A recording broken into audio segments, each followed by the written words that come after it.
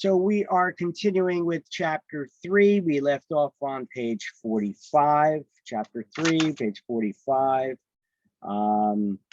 We were talking about different ways you could terminate an agency relationship.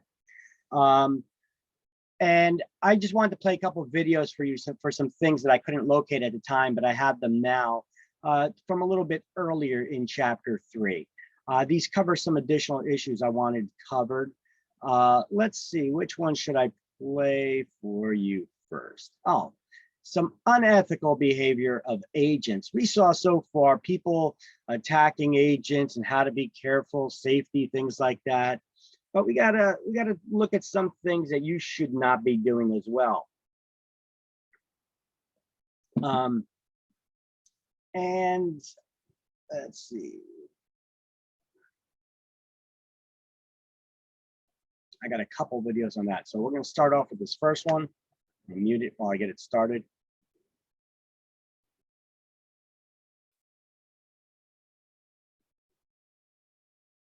All right, this is about a couple of New Jersey real estate agents who are doing what they should not have been doing. When you guys get a listing, that property is not your personal playground or hotel room. A pair of real estate agents accused of using a client's home to hide a steamy affair. Well, now the tables are turning in a counter lawsuit. The realtors claim the video was part of an extortion plot. CBS 2's Hazel Sanchez has more.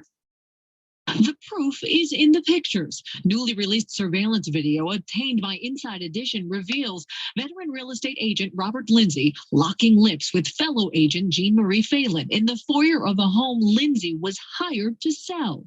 The homeowners, Richard and Sandra Weiner, are suing Lindsay, along with Phelan and Coldwell Banker Real Estate, for allegedly using their Wayne, New Jersey home as their play pad to have sexual relations while the couple was at work. The owners say a surveillance system captured the agents making repeated afternoon visits to the home. Video from inside the master bedroom shows Lindsay and Phelan getting dressed after an alleged lovemaking session inside the Weiners' home. The Weiners say Lindsay intentionally listed the house at above market value so that there would be little traffic in the home. This still picture from one surveillance camera shows when Lindsay and Phelan realized their acts were caught on video. Now realtor Robert Lindsay is countersuing the Weiners, claiming they attempted to extort money from him in exchange for not releasing the telling surveillance tapes. Oh, the web Robert Lindsay alleges the Weiners asked for $990,000 in exchange for keeping the surveillance tape secret. The Weiners could not be reached for comment this afternoon. So those are two New Jersey real estate agents. Figure it's related, you know. Wow. I don't know if they're still in the business or not. I don't know. I never checked. So sorry if they sent you here, you know. But, Oh my God. you know, don't be doing that. You don't be using people's. That's If the home is vacant, even if the home is vacant, it's not your private hotel room. Don't be doing that. And you know, they got caught on camera. They got busted. And then his reply was, you know, a pretty smart move. They try to say, oh, you're just trying to extort me, you know. And so there was counter lawsuits in there. But either way, that does not negate the fact, even if they were being extorted, it does not negate the fact that you were using someone else's house to have sex in, you know. You should not have been doing that. This is your business, you know. So agents can do things wrong too. And there's a perfect example of it when they think that nobody's watching. So let's see what else we have queued up here for you guys. Let's see. Here's one about real estate agents violating their ethical obligations, I guess. Remember when we talk about working as a dual agent? Some agents sometimes could use that to their advantage if they have no ethics. If they get a buyer, and this is what a lot of people from the public think, that if they have the buyer, if they are the buyer, if they go directly to the listing agent, do they have a better chance of getting their offer accepted than getting their own agent who's going to be representing their interests? Well, actually, they shouldn't. Actually, having your own agent should give you a little more power, because that person can report back to you any information that they learn. And we know that agents who represent both parties in the transaction are supposed to remain neutral and not place one party's interest above that or over another. Now, here's a video I found of, this is of agents in Canada, okay? So terminology is a little bit different. Their oversight of their licenses is a bit different. This is about the country of Canada, pretty much, on how they oversight their real estate's licenses and such. So the oversight's different, but the basic principles are still the same of what you should not do. So let me cue up this video and play that for you. So I'm going to go back and I'm going to put it to that screen, and let me cue up the video, and here you go. This is Marketplace. Real estate agents caught on camera. 10 agents, 10 hot neighborhoods. Bidding wars spark secret deals. I think he purposely blocked our offer. In this hot market, is your agent rigging the deal? I use my cover in order to get us. And wait until you see how homes get sold down under. This is your Marketplace. It's a really nice house here. We're out house hunting, There's not much that comes up on the street, so it goes really quickly. but we're not actually looking for our dream home. The offer date is not listed up here. We're gonna have to ask the agent. We're undercover, hidden cameras rolling, on the lookout to see if real estate agents are breaking the rules. Thank you. Oh, thank you so much. When you're fighting for the perfect house, Wait, what did she just say? We're undercover looking to see if real estate agents are breaking the rules. So take note of that. You never know who's watching you. You never know who you're dealing with, someone who you think is a client or a potential client or customer. Those people could be undercover, trying to do a sting on you, working for HUD, working as on their own, or maybe for a news agency. So because of that, you should always be doing the right thing, because you never know with whom you're dealing. So for those who have propensity to do the wrong thing, straighten up and fly right, because you never know who you're dealing with and you may get busted. it's up to agents to do what's right for buyers and sellers.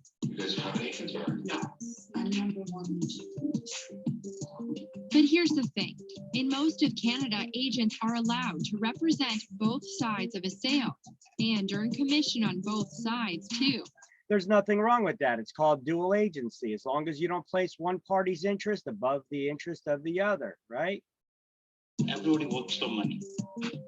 In Canada's hottest markets, that can be as high as $78,000 on the average sale. A huge incentive for agents to do what's called double-ended deal and sell to a buyer of their own. But exactly how common double-ending is, that's an industry secret.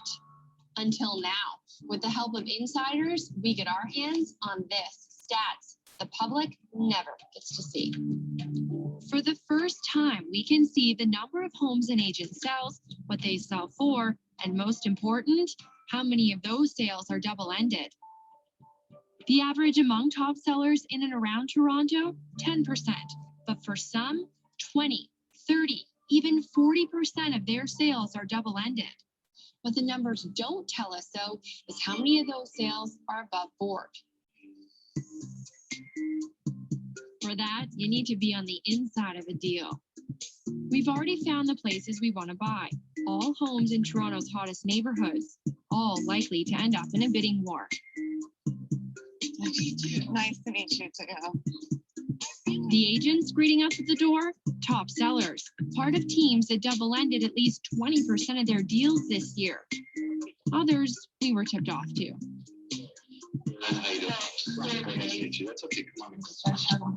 Will they agree to double end a sale for us? I don't have a realtor. Yeah. Would that be a problem? We tell each one we're not working with an agent of our own. 2 of the 10 say that's not a good idea. Is there anything wrong with representing both parties in the transaction? No. No, there's not. The problem comes into play if you start putting one party's interest above that of the other.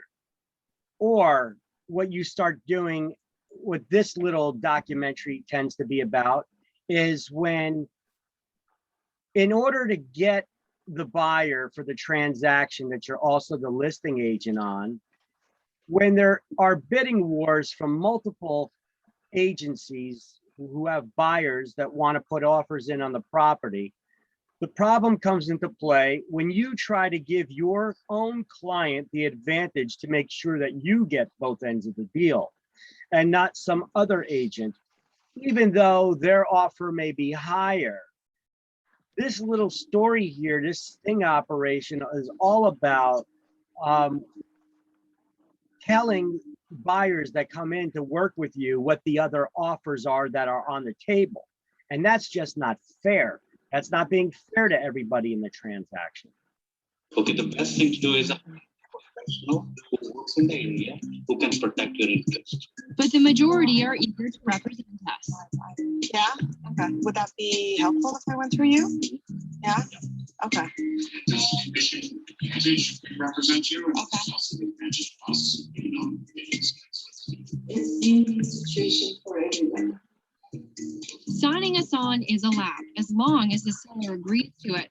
And it looks like they often do. When we check some of Toronto's hottest neighborhoods, we find 1 in 10 sales are double-ended. What's not allowed, sharing the amount of competing bids with your own buyer. Well, hold on one second. You have an obligation to tell anybody who makes an offer if there are other offers on it. The problem comes into play, you can't tell them how much those offers are, to be clear, okay?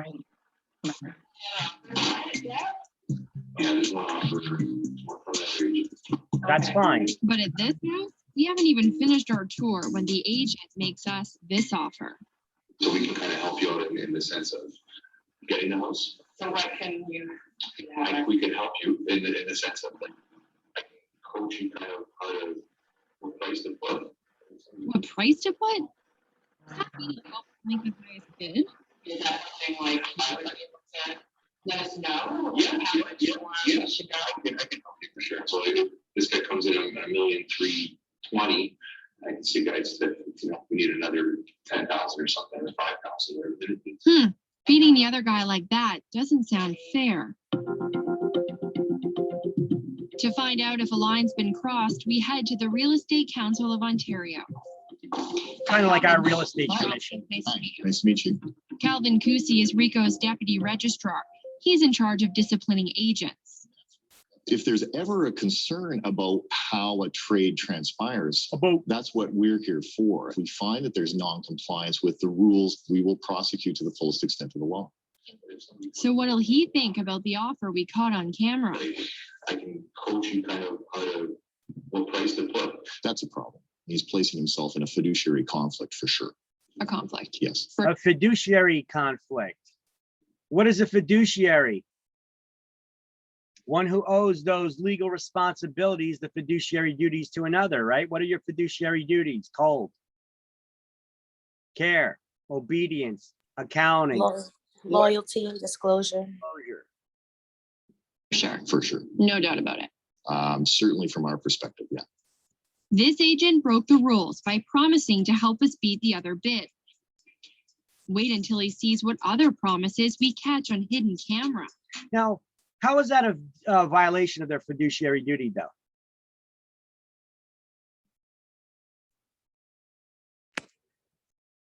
They aren't supposed to disclose what their other client is willing to pay. Well, the thing is, if they got the listing and they're trying to get the buyer by telling them that we can tell you what other offers are from other agents to make sure that you, because you're working with me, am going to get the deal. You know, that's not putting one of his clients' interest above the other. That's putting his client's interest above any other agents from other agencies. So how is that a violation of his fiduciary duty, though, to either the buyer or the seller, since they're both getting the deal?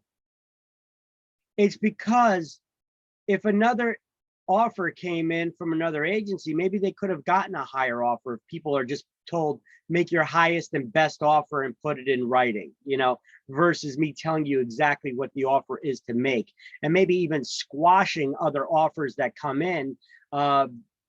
You know, we're supposed to present offers how soon?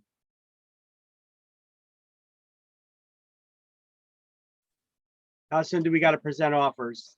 24 hours. Within 24 hours, we got to present or forward those offers to the other party, right? Yes.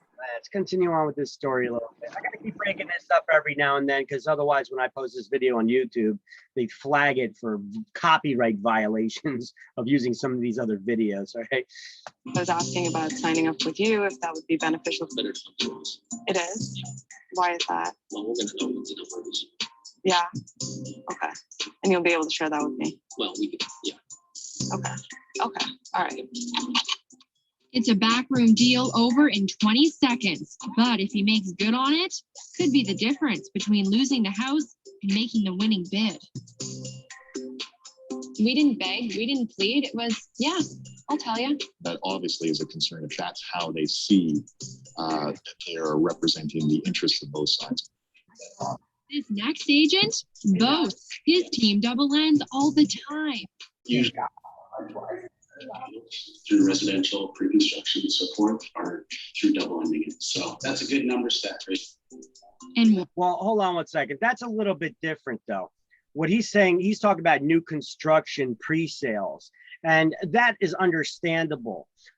When you're the listing agency and you're selling new construction that's not even built yet, often those homes are sold off of the blueprints before the house is even built. So usually you're going to go to that listing agency to make that offer. Not always necessarily, but usually. why might that be a good stat to know?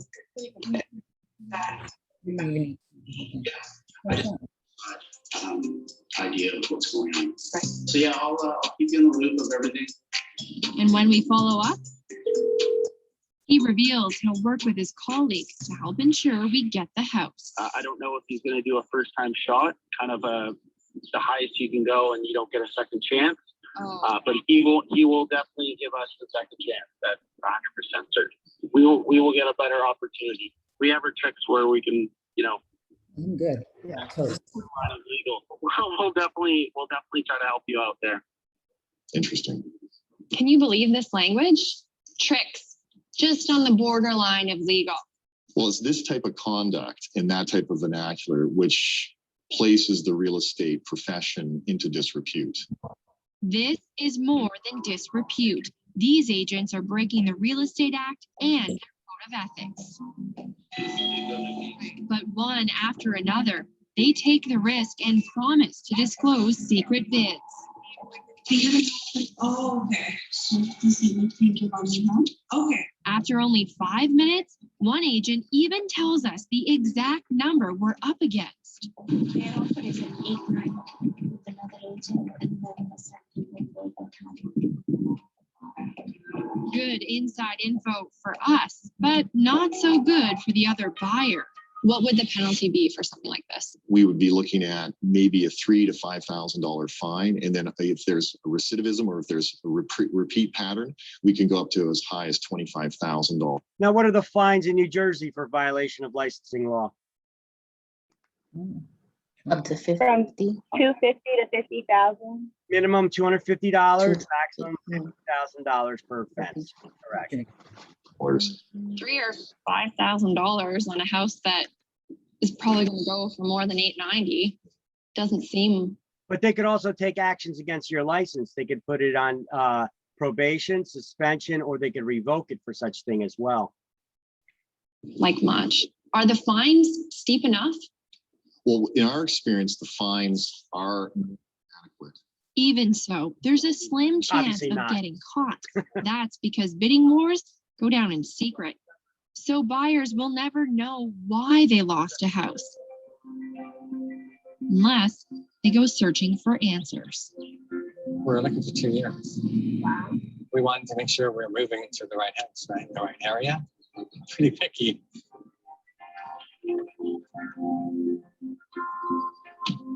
This is it. This is the one. What a property. It's beautiful, eh? It's better than the realtor. Kevin Whalen's forever home. By the way, that's a cute dress. What's that? So basically, this guy was a buyer who got screwed out of the home because of real estate agents telling someone else what his offer was so that they can get the property instead of him. Lost this one. Yeah. He was devastated when he discovered it sold to another buyer for $30,000 less than he tried to offer. The listing agent himself had also brought the buyer forward. And that's when we thought, that's why our offer wasn't accepted. What do you mean? Okay, so I stand corrected. It's not even that he got screwed out of the property because their agent disclosed what the other offer was. You see what happened here? The real estate agent never even presented his offer so that they could get theirs accepted. Wow. You guys want to get fined heavily and lose your licenses? If you get caught doing this, even after the fact you closed, you think you got away with it. You get all you need is somebody like this that they follow up. You're gonna get busted. Look at that. I think he purposely blocked our offer so that he would get double. Suspicious, Kevin tracks down the owners that sold the house. I told him that, we were offering 30,000 over, and he's like, what? I said, yeah, we tried to get our offer through, and your agent wouldn't respond to our pages. Was he the only one that got screwed in a transaction as the buyer? No, the seller lost out on $30,000 more that they received. He even said himself, said, well, that's ridiculous because my agent was in the office, so there's no reason that you shouldn't have pages. So you lose the house, the sellers lose out on the money, and The listing agent walks away with a big smile and a big bankroll. the owners who sold this house aren't the only ones losing out. Studies show when the same agency represents both buyer and seller, properties sell for 1.4% less. On the average home in Toronto, that can add up to $11,000. Remember, on our undercover house hunt, these agents were hired by sellers to get them the highest price. But that doesn't stop this agent from offering to help us save. To ensure that you're not paying like a ridiculous price over what the next person is paying. Right? We've seen hundreds of thousands of dollars. What's the listing agent's job? To get the most money they can for their client. This guy's like, I want to make sure you're not paying a ridiculously a higher amount over asking price. Well, you know what? If there's a bidding war and somebody's willing to pay a ridiculously higher price, then you should be getting that ridiculously higher price because one, that's your job for the representing the sellers to get them the most money possible. And two, who sets the market value of a property, what the selling price is, whatever a buyer's willing to pay. And if somebody's willing to pay more for it, what does that do to the price of other homes in the neighborhood? It brings it up. It brings it up because then that brings it up as a comparative. When you're trying to price homes, you're looking up recently sold homes and what they sold for. So this guy's not only hurting that homeowner of not getting all the money that they deserve, he's also hurting other people who live in the area from their property values from rising. Right. Spread between one offer and the next. And we can, we can kind of nudge, whatever. Nudge, So wink, he'll wink. make sure we don't overpay. Wow. The seller, but it could mean double commission for him. It's not in the best interest in the seller who's trying to get the most for their property. The seller is entitled to get as much as they possibly can for the property. And there's the inherent conflict that we spoke about. Okay, come on in. At this house, we expose another way agents break the rules to score double commission, shut other buyers out, and rush our offer through. I have control on both sides, you and me. Okay, and before any other offer comes to make it multiple offer situation, I try to close the deal for you. Do you understand? I use my power in order you get the house. Okay, wait a minute. If the house is not available for other people to show, it should not be available for you to show either. We have to put the listings in the MLS within 48 hours. But by the time we get the listing, however, we're not supposed to be showing the listing if it's not available yet for other agents to show either. So she's trying to rush people through while it's new and get it under contract before anybody else ever gets to do so. Use your what? Power. This agent double-ended close to 40% of her deals this year. I have control on both sides. I have a problem with this. She sounds like an evil, you know, one of those like Dr. Evil people. I've got the power. I've got the power. I've got the power. You know, it's like if she knew that she was on tape and this lady's like coaxing her. Wait, what was that again that she said? Wait, what was that? Power? Yes, I've got the power. The power of the consumer. And clearly on the basis of that, we have people out there who think otherwise. And certainly that would be a cause for grave concern. And this would be, if this took place, we would be prosecuted and we'd be looking for maximum penalties. Really, maximum penalty. Yes. She wasn't the only one. 6 out of the 10 top agents broke the rules. So why allow agents to double end at all? The way it works now is effective as long as everybody's being honest and working with integrity. And So those what we who just aren't, showed you is that everyone's not working with honesty well, and and you're going to give integrity. me a list of those names, aren't you? Actually, we're not sharing names or showing faces. You know, what's the point of these hard-hitting journalists when they're like, well, we're not going to share that information with you. We just want to make a name for ourselves and show our pretty faces on TV and show how hard-hitting we are, but we're not going to do anything about it. So where the hell is their journalistic integrity, right? The investigation. We want to show you how evil people are, but we're not going to do nothing about it. That's because we've been told behavior like this is industry-wide. Who knows how many? Oh, we're not going to share that information because behaviors like this is industry-wide. So whatever. You know, what kind of attitude is that? This is just an example of media inflating it too. Because I tell you what, the majority of agents out there are not acting like this.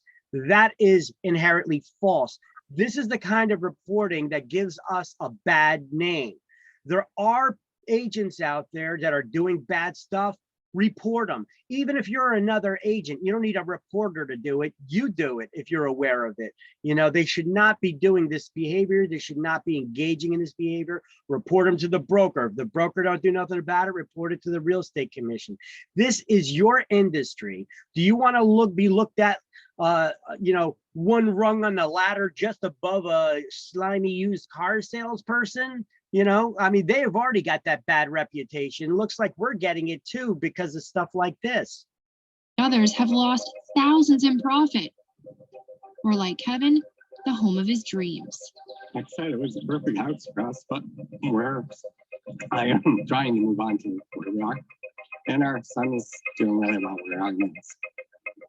It's just, that was the house. That was it. To find a better way, we're going down under. Real estate deals like you. All right, that's basically what I want to show you. I don't want to care about how it's working in other places of the world where there are auctions and such like that. All right, but I do have another video to show you guys. A little bit something different. Like this video here that you've seen with this undercover video from this news agency or whatever they are, What about video cameras in houses or hidden cameras where people are using it on you? I want to go over the legality of that. Hold on 1 second. Oh, wrong folder. Let me get to the right one. Here we go, video cameras. And okay, so I got two videos here. I got one from NAR attorney that explains it to you, and then I have one from like one of these news programs that explains it to you. They're both about the same length. They're all both about 4.5 minutes. I'll pick this news one, see what they do. Okay, ready? Here we go. Listen to this one. Over the past week, we've reported in depth on the local housing market, and we found out about a real estate warning regarding home cameras. Now, this doesn't just affect people who are buying or even selling a house. It could very well change how you protect your home. Our Michael Wooten talks with the experts tonight in this Two on Your Side original. All right, so this is going to be talking about some of the legalities of having cameras, and we as real estate agents, when we're showing properties, or if we have a listing and we got other people coming into properties, about listening in on conversations that are going on between agents and their clients when they're in your house or at the front door. We got these Ring doorbells with video cameras. Okay, so there's some legalities there. Are federal wiretapping laws being broken? We'll see. Whether it's driving down the street, buying something in a store, or just walking through a neighborhood, so much of what we do is now captured on camera. It's a whole new world. Oh, there's no doubt about that. And somebody's listening always, and somebody is watching always. There are about Cameras are everywhere. 770 million surveillance cameras worldwide. By the end of next year, that will pass 1 billion. And a lot of the new ones are going inside homes, with this type of technology becoming more and more mainstream. That's prompted a relatively new warning for house hunters. We're telling buyers, be cautious. Because your reaction could be recorded. Local real estate agent Barry Chubb now advises his clients to keep quiet while perusing a property. That's a pretty good advice. And you guys should not forget that either. Don't probe people while you're in the home, asking them what do they think about the house. Before you ever walk into the house, when you're outside, remind your clients every time. Listen, when we go in the house, some houses, they could have security systems and hidden cameras, nanny cams, and all kinds of stuff. It may not be very apparent. They may not have a sign there. Now, there's nothing wrong with having video surveillance in the house. The key comes into place is when you have audio recording going on. Federal wiretapping laws could be violated when you're not part of that conversation. You're not supposed to be listening in on other people's conversations. And if you're going through the house and you're showing your excitement of how much you love it and you want to put an offer in on it, or you're talking about your strategies of negotiation and making an offer, if the homeowner is listening in on that, well, there goes your negotiations, right? So always tell them that don't talk, ask questions about the house, but don't talk about putting in offers. Don't show your excitement or anything until you get out of the house, and not at the front door, not until you get back to the car, because even at the front door, they could have one of them Ring doorbells with the video camera, right? So you want to make sure that you're well away from the house before you start talking about it. Don't show all of your emotions, because that's one of the hurdles now with modern technology in real estate that we got to be aware of. A smart agent would know that, but not all agents are thinking about these things all the time. you might lose some leverage. You might lose some leverage, and they may see these guys want it. A nationwide Harris poll commissioned for NerdWallet found among people who had sold a home, 15% said they used security cameras. That's a pretty high number. That is a high number, and I expect it to keep going up as home security cameras become more mainstream. Not everyone uses the footage to spy on potential buyers, but some do. Eavesdropping one. And noted constitutional expert Paul Cambria says that raises serious legal questions. For video, it all comes down to the expectation of privacy, meaning someone installing a camera in a living room would be very different than recording in a restroom. I can video you without your consent as long as it's not a restroom or a changing room. And that's not a violation of the law. But that's just for the video. Audio is very different. Just like with a phone call, here in New York State, you can only secretly record someone if you're part of the conversation. It's known as one-party consent. Any way that you overhear someone's conversation without their knowledge in a private setting is against the law. If you violate the law in terms of recording someone's audio, it's a serious crime. It's a felony. It's a 4-year felony, felony. See, some states have two-party consent. That means that both parties in the conversation have to give approval that they're aware that their conversation is being recorded. But a lot of states, New Jersey, New York, they have one-party consent, that one of the parties that have to be aware that one of the parties to the conversation have to be aware that the conversation is being recorded in order for it to be legal and not a violation of federal wiretapping laws or state wiretapping laws.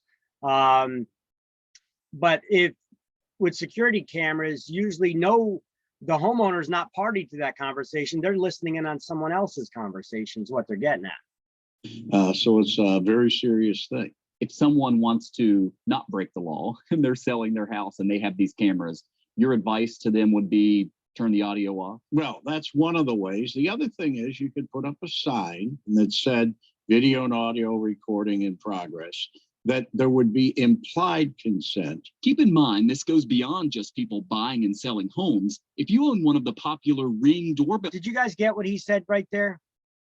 If you're a listing agent, that's not a bad idea for you to have that homeowner while that property's for sale right by the front door or even on the front door, showing that video and audio recording is taking progress on the premises. And then it shows implied consent, so that by coming into this house, you know that not only video, but the audio is being recorded.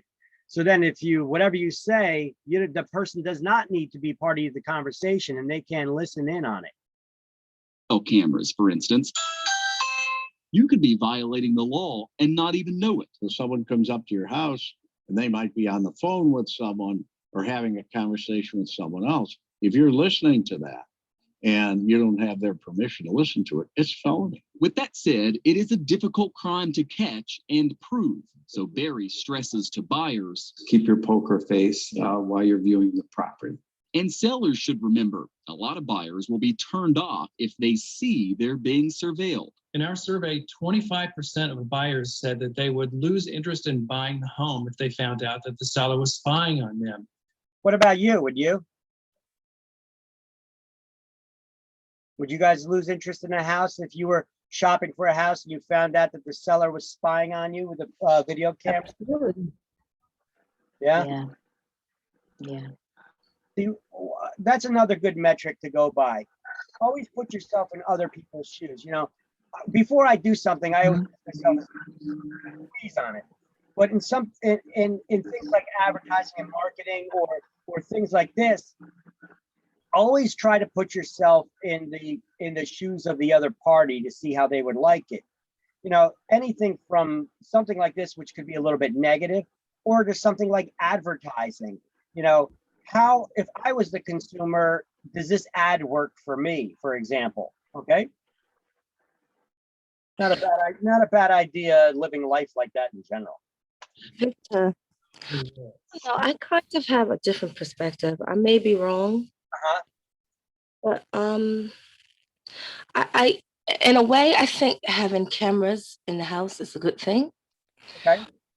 Especially, it depends on what area it's in. Well, we're not saying whether it's good or bad to have the cameras in the house.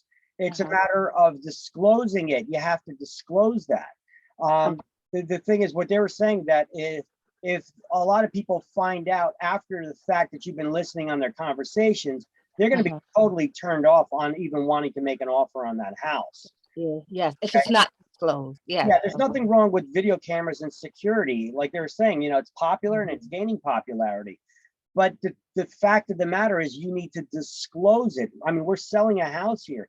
The people may not be aware that you have a hidden camera, or even if it's out in the open, they may not have seen it, you have to disclose that video recording, you really don't need to disclose is one thing that they said. The audio part is where the legal hoops we start jumping through. Listening in on other people's conversations without their knowledge, that's illegal. Okay, it's a felony. So it's important to disclose that. You don't necessarily have to disclose that you're video recording. Like they said, the only time that video becomes a problem is when somebody has an expectation of privacy. And that wouldn't be walking in your living room like they showed, but if you're in their bathroom, would you have an expectation of privacy being in the bathroom? Absolutely. Yes. So their video recording would be illegal in the bathroom, but not in the living room or in the front of the house or anywhere in a public area. But audio recording, even whether it's in the bathroom or the living room, you don't want somebody who's not party to that conversation to be listening to that conversation. If they are, they're violating the law, state law or federal law. That's where the issue comes into play, okay? Okay, understood. Thank you. Sure. So we as the real estate agent should give that guidance to that property owner. If you're going to be doing this, first of all, we don't suggest listening to the audio, because if you're not part of that conversation, it's a felony. Once again, it's hard to prove because they would have to prove that you were listening in on the conversation somehow. But a way to try to avoid creating a felony anyway, put signs around the house, right at the front door, and maybe even in other places. Video and audio surveillance or recording in progress. Then they got no excuse. Breaking the law in the process.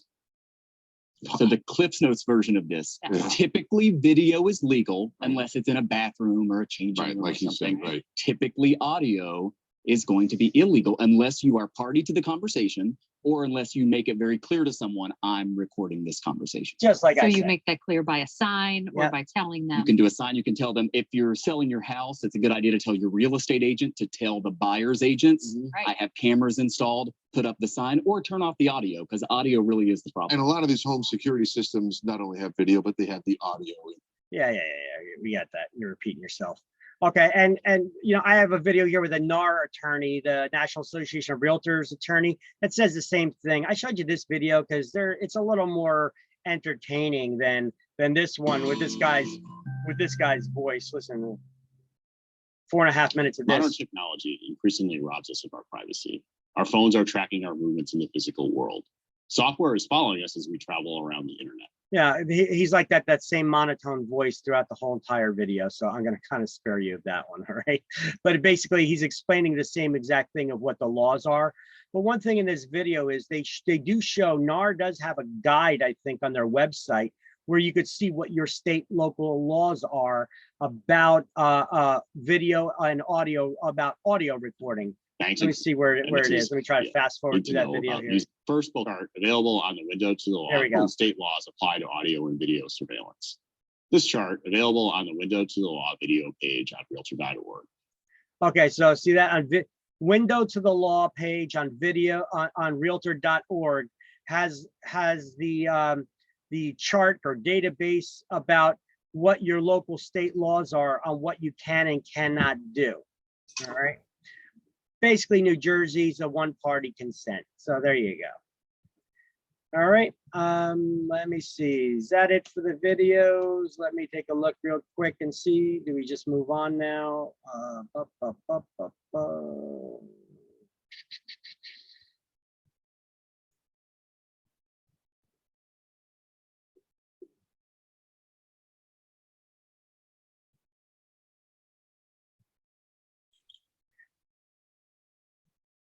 I think there was one more video I had for you somewhere here. Oh.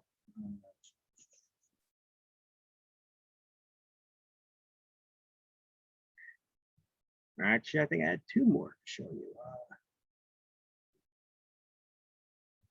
What's that second one? Oh, that's why it's in the wrong place.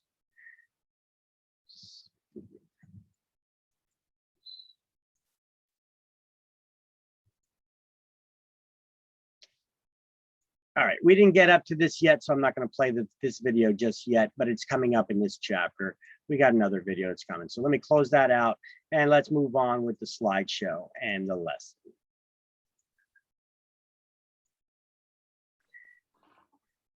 All right, so we're on page 45.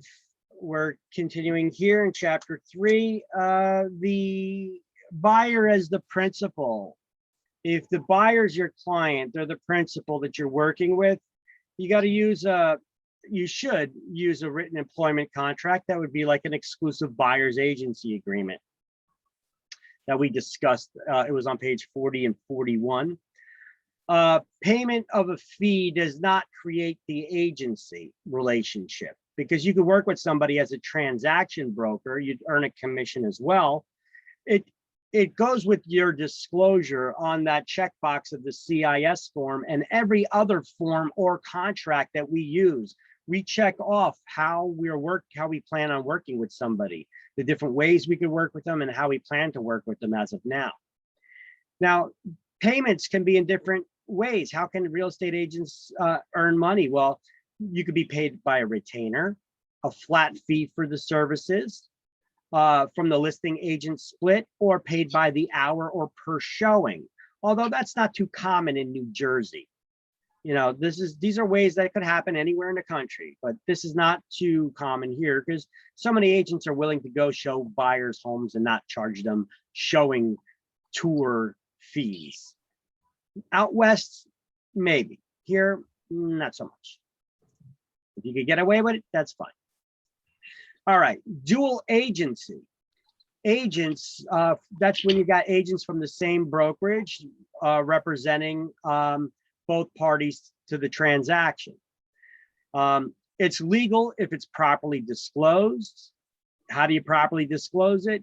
You have both parties sign an informed consent to dual agency. They're not both signing the same paper. Each one gets their own.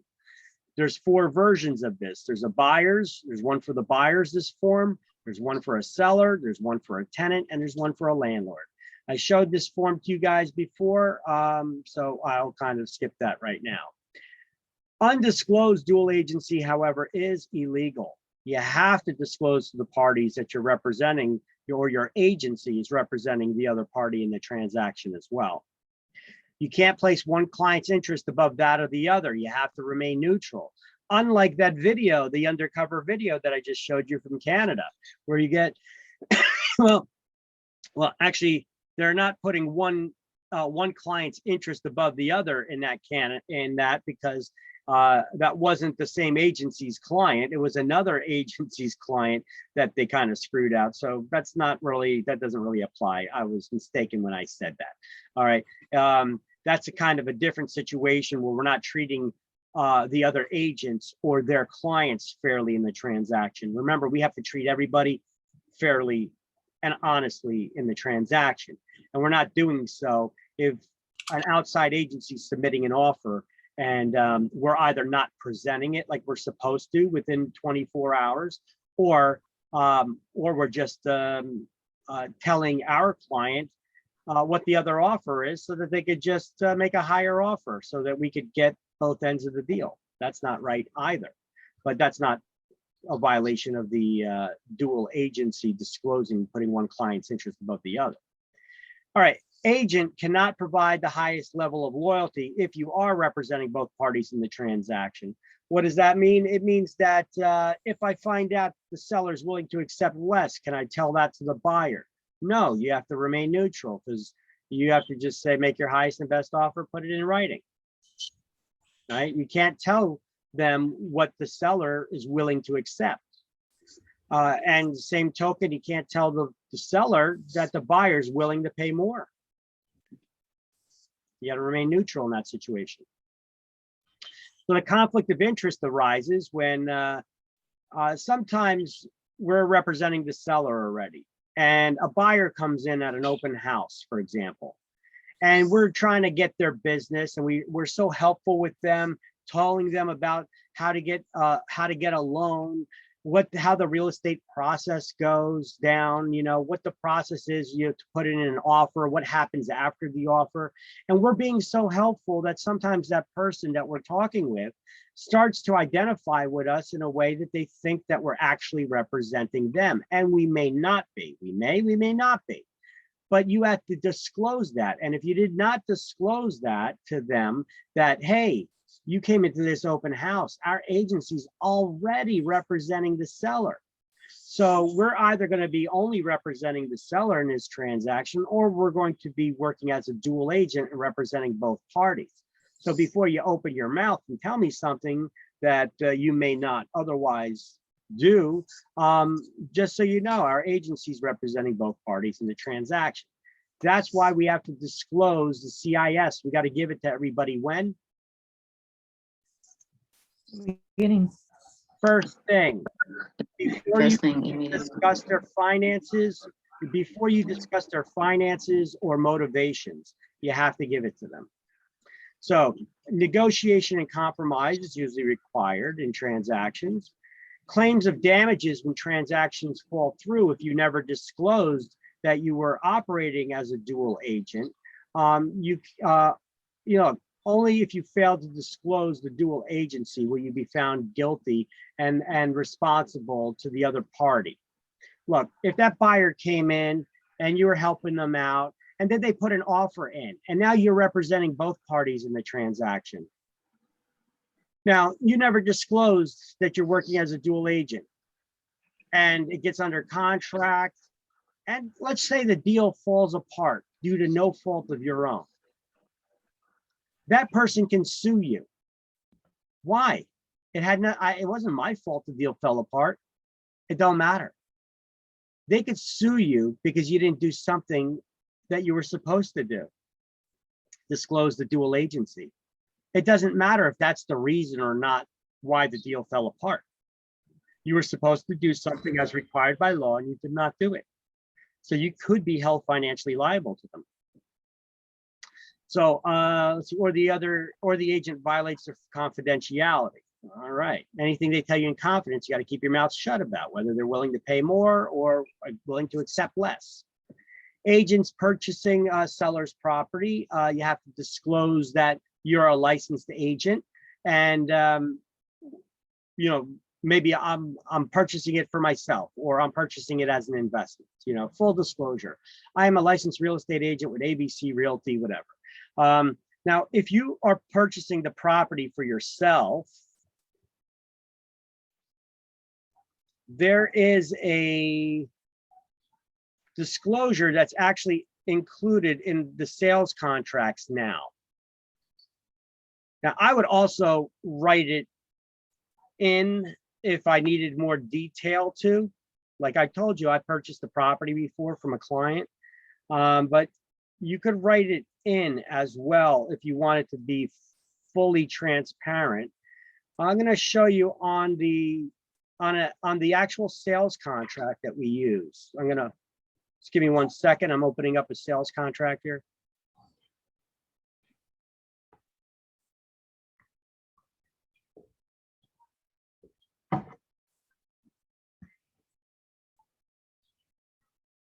Okay, so here's a typical sales contract that we have. Here's the opinion 26 notice. That's the cover page of that contract. We go through this contract, and here we could look. By the way, look at the top of this contract. There's a table of contents that shows you the different sections within the contract. I'm looking at the one for the one that shows that whether I'm a licensee or not. Disclosure that buyer or seller is a real estate licensee. You see that right here? That's section 32 of the contract. So I'm going to scroll down to try to find section 32 of the contract. You see the section numbers over here on the left? 31, 32. Disclosure that the buyer or seller is, see, that's the way to navigate these contracts. So you either check off whether it's applicable or not applicable to this transaction. A real estate licensee in New Jersey who has an interest in a buyer or seller of real property is required to disclose in the sales contract that the person is a licensee. Victor Kaminsky, therefore, discloses that she is licensed as a New Jersey real estate, and in my case, I'll check off broker. You check off your license type. Boom. Now you're compliant with the law. All right.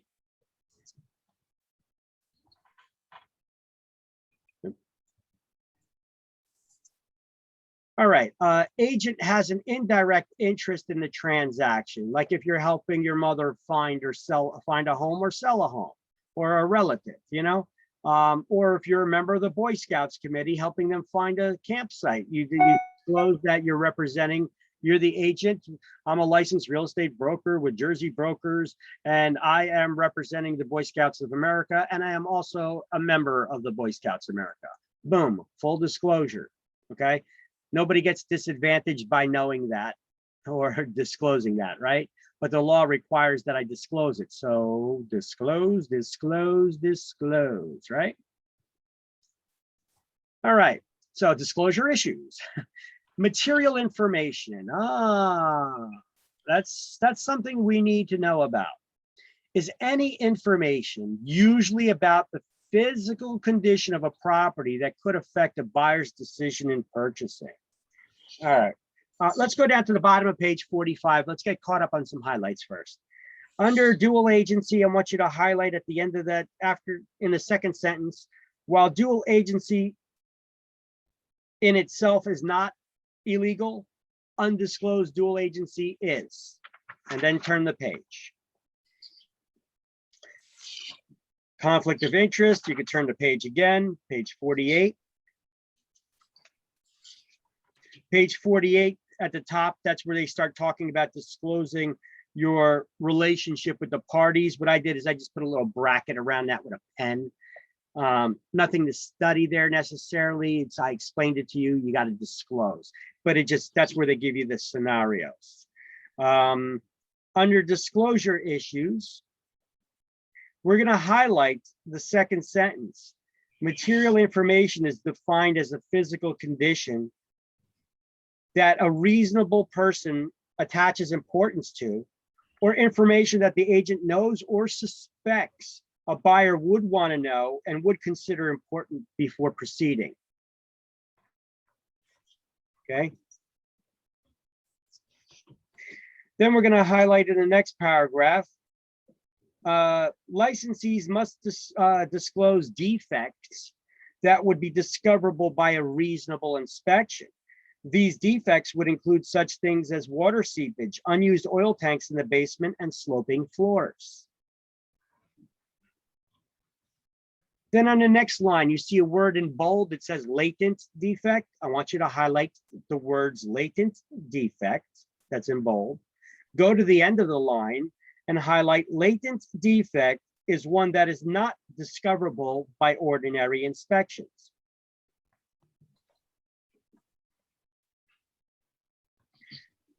Now, the first line in that second paragraph, that first two sentences that you highlighted in that second paragraph, licensees must disclose defects. You see that? Yeah. I want you to write next to it in the margin, material defect. That's called a material defect. Whereas the first paragraph was describing what material information is.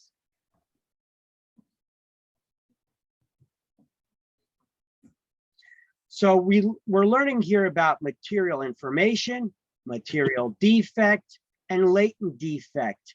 3 terms that you need to know. So what is material information? Let's go to the slide now, and I'll teach you from the slides now. So material information is any information. My definition is a lot clearer than the books here on this one. Material information is any information about the physical condition about the property that could affect the buyer's decision in purchasing. Boom. It's not necessarily something negative. It could be like the number of bedrooms or baths or garage. Does it have a garage or not? Is it attached or detached? Is it one car or two car? The architectural style of the house, the heating systems and cooling systems and types of fuel that's used for them. Could any of these factors affect the buyer's decision in purchasing? Absolutely. Well, then it's material information. Real estate licensees are required by law to investigate and disclose all material information that can be found about a property. All right. So the seller must disclose material information too. Improvements or defects that have been done to the property. So it's not just the negative stuff, which are defects, the problems. They also need to disclose if they did any improvements, because then we're going to also want to follow up. Did you get the permits for it? Right?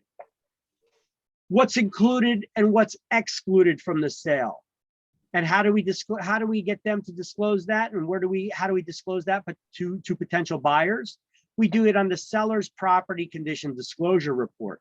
Is that required by law though to have to use that special seller property condition disclosure report?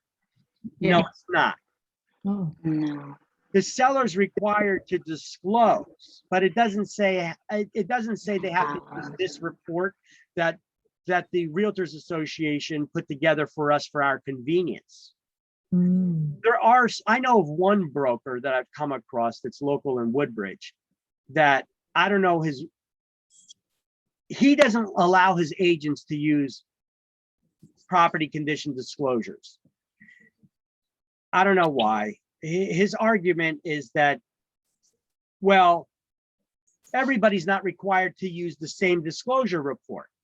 So some people may be disclosing more information than others. And until they make a law that requires everybody to use the same one, we're not disclosing anything.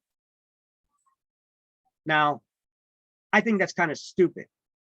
I think that's just having a little chip on your shoulder. Maybe you got screwed in a transaction or something one time, and now you got a chip on your shoulder. I think it's stupid because this reason. Your broker can actually tell you what disclosures you can present. If they're optional, they can restrict you in that way if you think that it's going to be beneficial to you. If it's an optional disclosure there, you're not required by law to use that particular disclosure form. You know, he could come up with his own disclosure, or you could just ask the seller if they have anything to disclose, and then you disclose it. That's what the law requires. The law doesn't require you to use this specific disclosure form.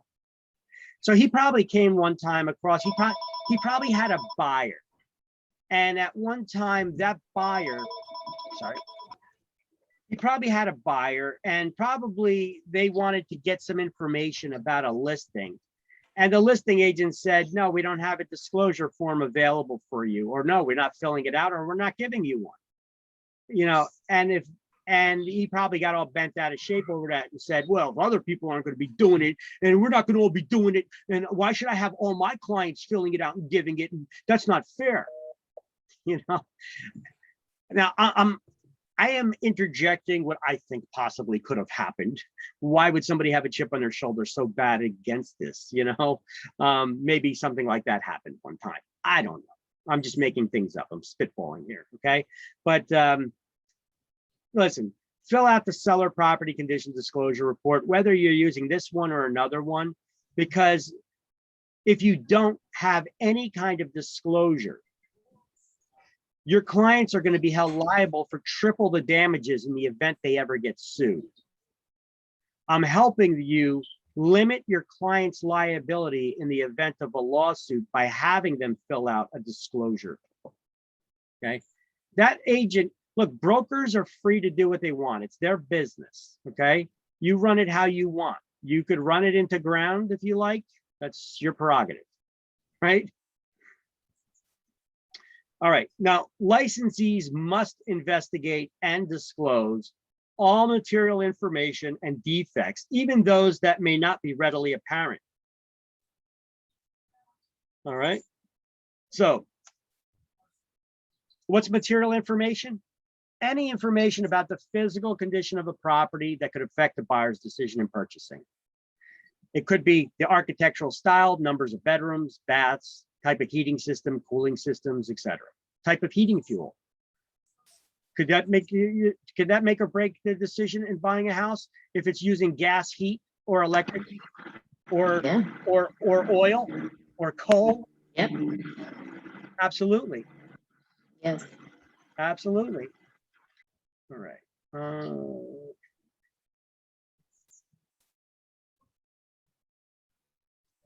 Wait, disclosure issue. Or what about here? I got even a couple more things I could add here. What about if it's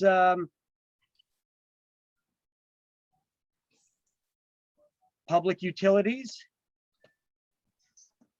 or well water and septic systems? Right? That could be another issue, right?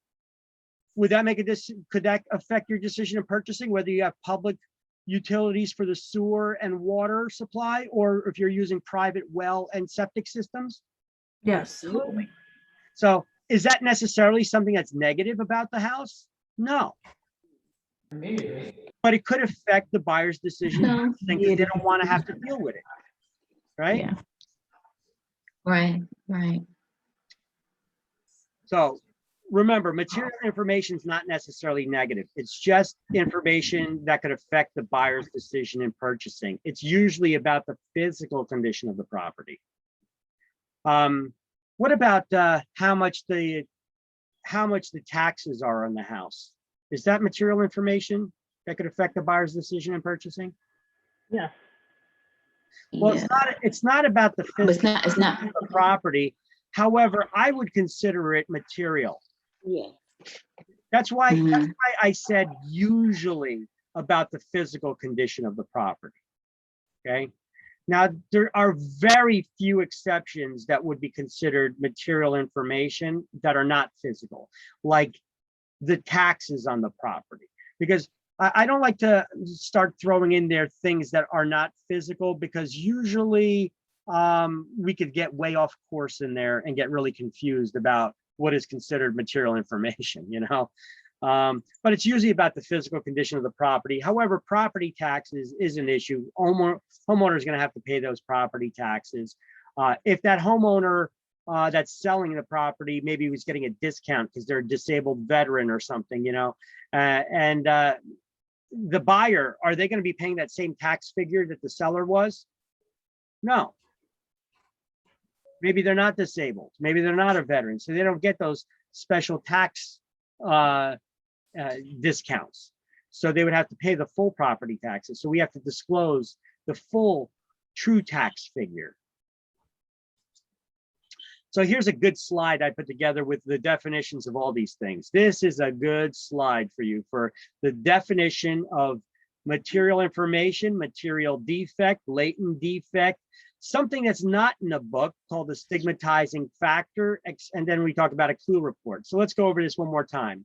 Material information is any information about the physical condition of the property that could affect the buyer's decision in purchasing. It could be defects, but could also be things that are not. For example, how many beds and baths, type of heating fuel systems used in the house, gas, oil, propane, wood, coal, etc. Type of roof, lot size, architectural style. Is there a garage or basement? And once again, I'm going to add in there public utilities versus private. Victor, what about like a flood area? Would that be considered material information? Yes. Okay. Like septic systems or well water. So material defects now. What is a material defect? Is any problem that can be discovered by ordinary visual inspection, if you bother to look around. like cracked foundation or beams, cracked foundations or beams, water sitting on the floor in the basement. I mean, or anywhere. There's water sitting on the floor. You're going to want to, how did that water get there? You know, mold or mold on walls. Is that a problem? Yeah, absolutely. Water stains on a ceiling. Would that be an issue or a concern to you if you see water stains on the ceiling? Absolutely. Why? What are you thinking? What are you worried about? Yeah. A bad roof. A lot. An old roof. Is the roof leaking? Did a pipe break? Where did The that pipe. come from, right? Mm-hmm.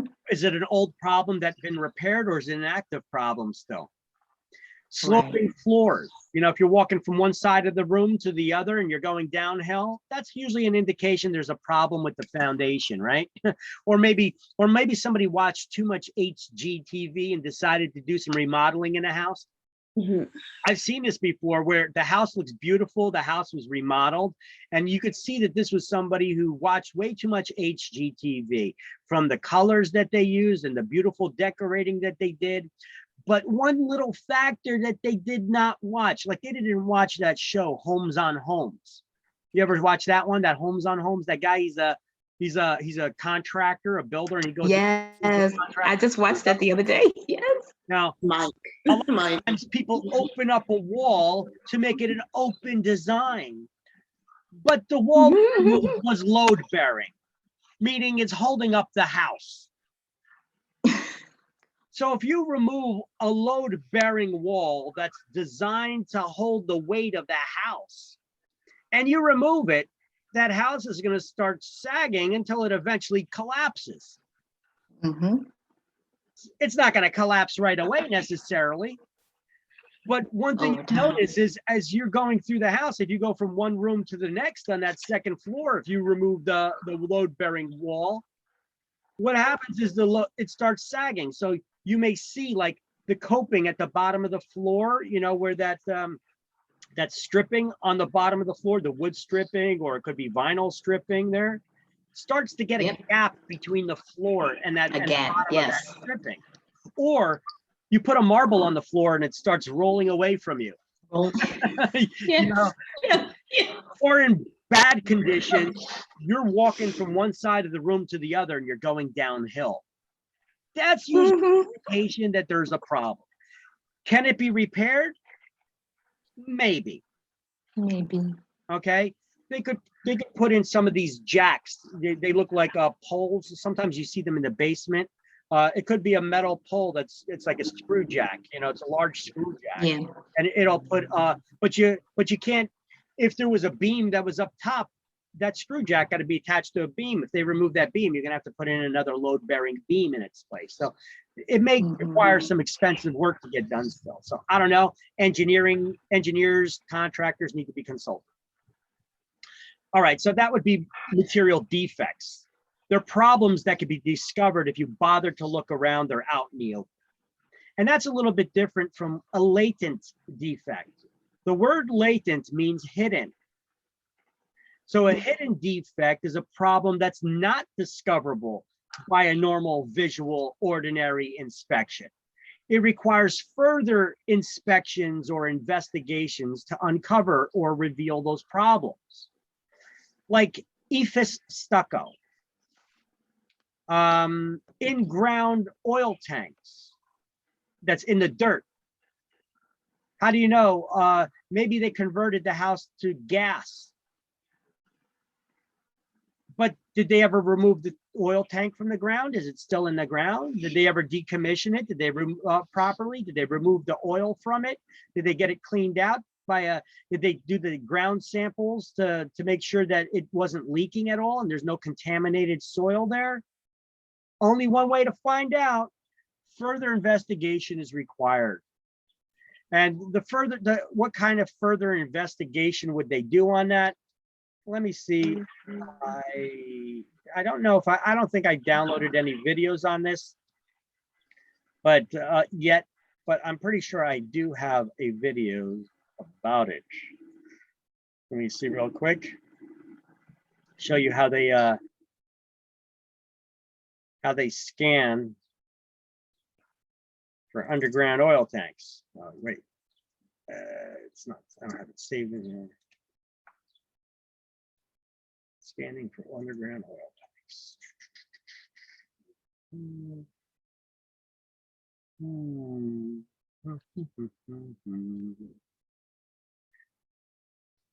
Yeah, I gotta open up my notes. I have it in my notes. Give me 1 second.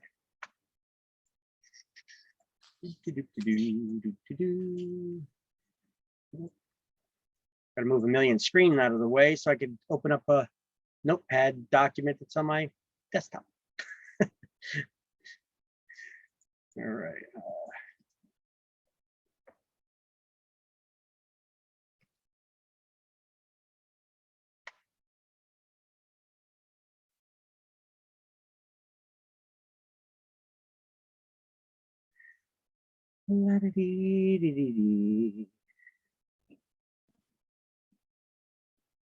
All right, so here's one I got from an environmental company. Maybe it's a video here shows you how they do sweeps for oil tanks. Let me pull it up, make sure it's the right one. Now, this one is actually full of photos, but that's okay. I could show it to you. So in this, here's a current environmental. They show you how do they find if there's an underground oil tank, whether it's under a concrete ground or whether it's just under the grass. They have a tool here. You see, it looks kind of like a lawnmower, right? Let's see if I could, I don't really click on them, but this thing actually scans the ground. It's got a ground penetrating sonar and they walk it across the ground and it's got a screen.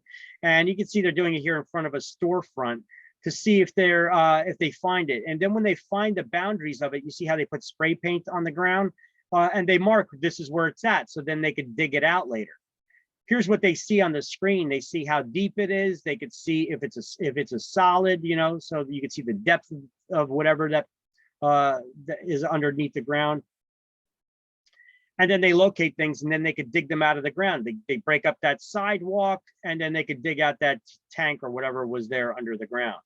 See this oil tank, it's partially underneath the concrete here and partially under the grass. And they found out through that sweeper.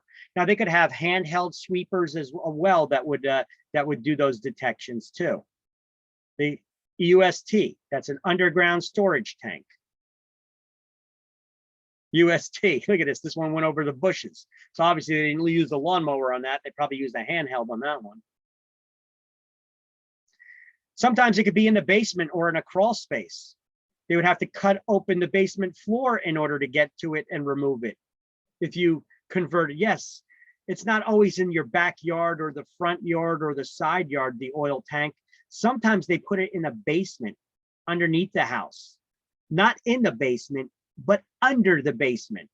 And if that's the case, they would have to break out the concrete floor, cut open the oil tank, drain the oil that's in the tank, clean the tank out, and then fill it with an approved aggregate or cut the tank out and remove the tank. Then they need to test the soil to make sure the tank never leaked in order to be compliant. Here's one, oil tank. See, they scan the whole place to find where the tank actually is. Interesting, huh? You see, I got another one. Maybe I have a video of it. I'm not sure. Here's one in crawl spaces from the same company, I think.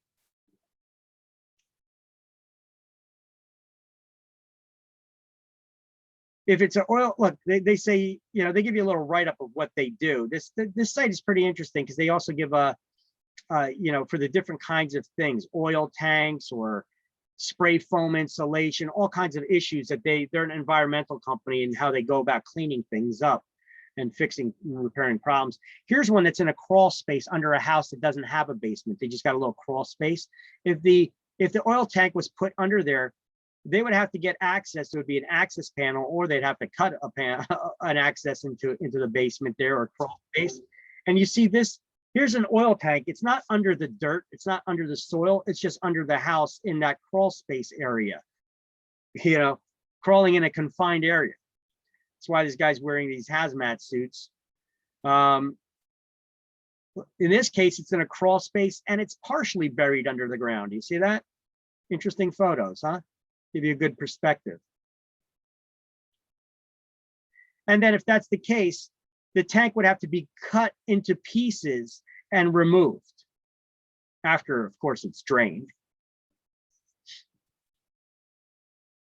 So just giving you a little perspective of how they do their thing. All right, so latent defects means hidden defect. EVA stucco, in-ground oil tank, water leaks that may not be readily apparent, rotted sheathing behind walls, termites and mud tubes. They may not be readily visible. You have to do an inspection for them. Things like radon gas. Radon gas is an invisible, odorless, tasteless gas that causes cancer.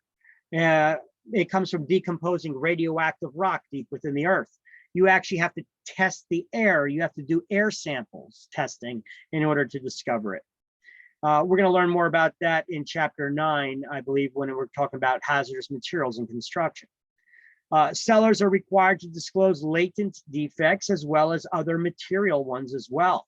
So even if it's a hidden defect and the seller is aware of the problem, they're required to disclose not only the ones that are visible, but also the hidden defects that they may have knowledge about. Now, a stigmatizing factor is something that you will get on exams, but is mentioned nowhere in this book by name. They talk about a stigmatizing factor a little bit, but they don't mention it by name. So let's go over this and then we'll go and we're going to highlight some stuff and get caught up. Stigmatizing factor could affect the saleability and the value of the property.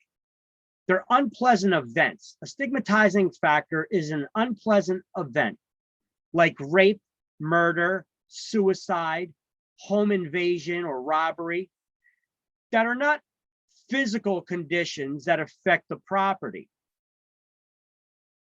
If asked and the agent has knowledge about it, they must be honest and disclose any information they have about stigmatizing factors, but that agent should not volunteer any information about a stigmatizing factor.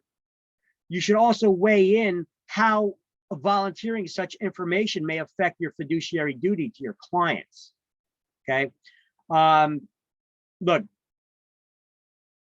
do you have to disclose, or wait, before I start asking those questions, let's get caught up with some highlighting and then we're going to continue that conversation. So last thing you highlighted on page 48, go to the next paragraph underneath that and put a bracket around the paragraph, just around the side with your pen, and write clue reports in a margin next to it. Clue reports, just like at the bottom of the slide here, clue report. What is a clue report? Insurance companies keep a database of any time there was a payout from an insurance claim. And this is a database that insurance companies can search. So when you're trying to go get homeowners insurance on a property, you know, when you get car insurance, they're going to want to do a record search on your driving record.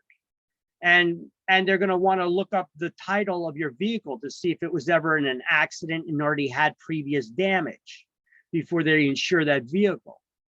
Well, they're going to want to do the same to your house.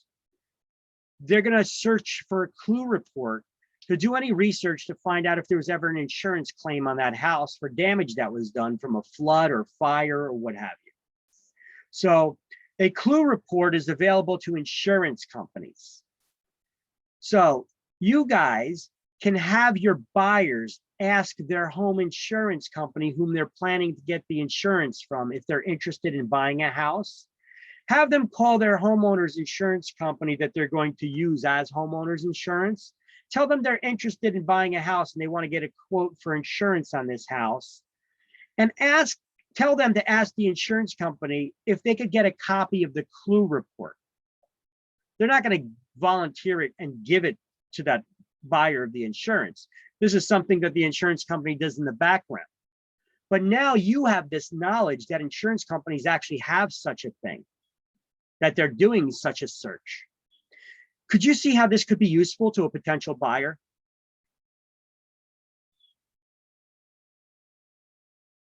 Would you, as a buyer, want to know if there was ever an insurance claim on a property before? Absolutely.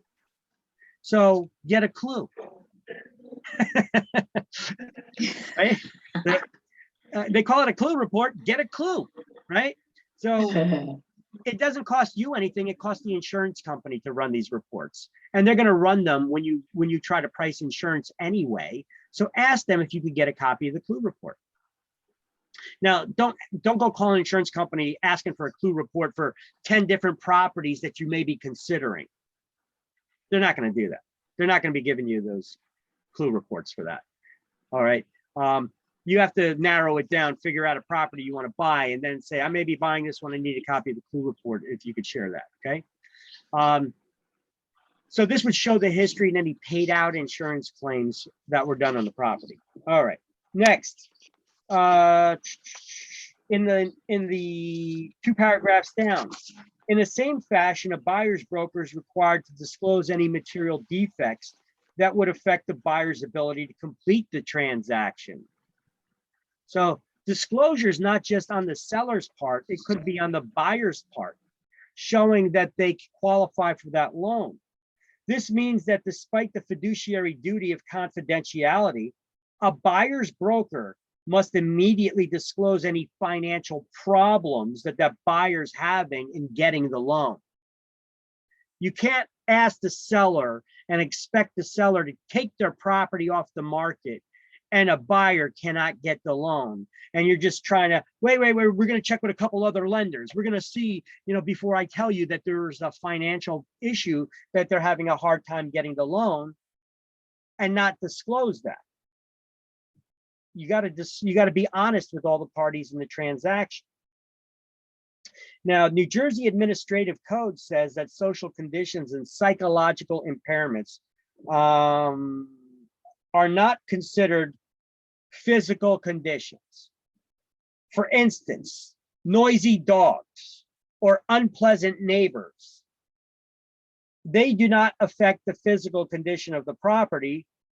So we're not required to investigate or disclose those problems. Why are they selling? Maybe they're selling because their neighbor's an asshole. Well, that's your opinion.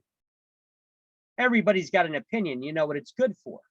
Maybe I'll get along with that neighbor because we're cool. Maybe you're the jerk, right?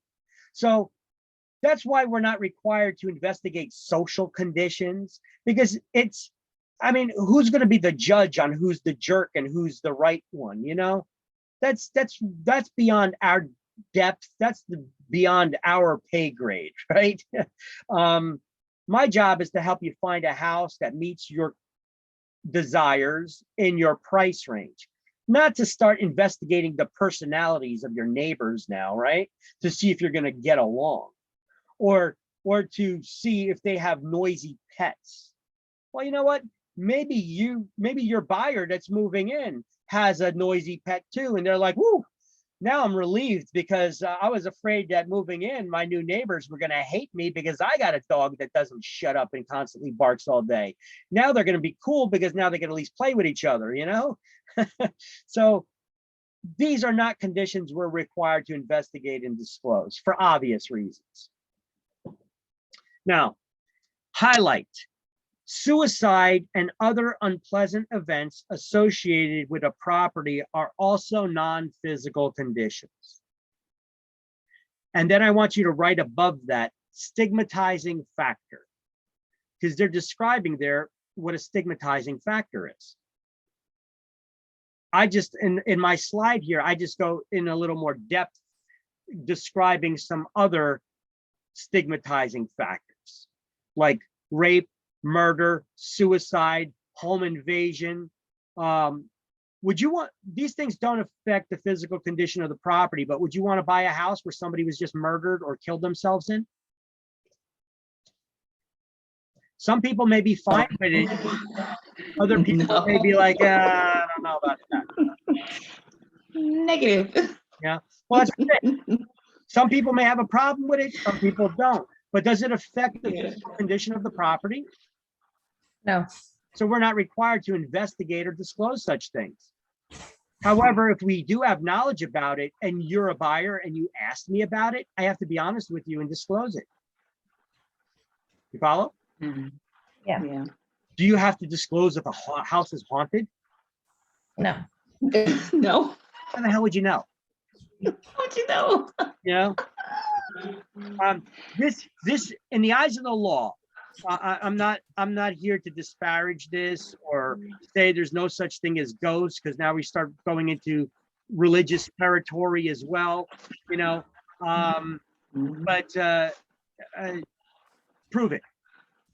You know, that's the thing. In a court of law, this is considered a psychological condition, and we're not required to investigate and disclose those things. Okay. So if asked, any agent must, any information they possess has to be passed along to potential buyers, but you gotta watch how it could affect your fiduciary duties to your client. So stigmatizing factors, they don't affect the physical condition of the property. So neither do the noisy neighbors or dogs, you know, so we're not required to investigate or disclose social or psychological conditions. Before an agent decides to pass along any of this kind of information, they should carefully consider the communication and how it may impact their fiduciary duties to their client. All right. Actually, I got a couple more videos for you to bring up right now, which I totally forgot about, because it deals with this. So,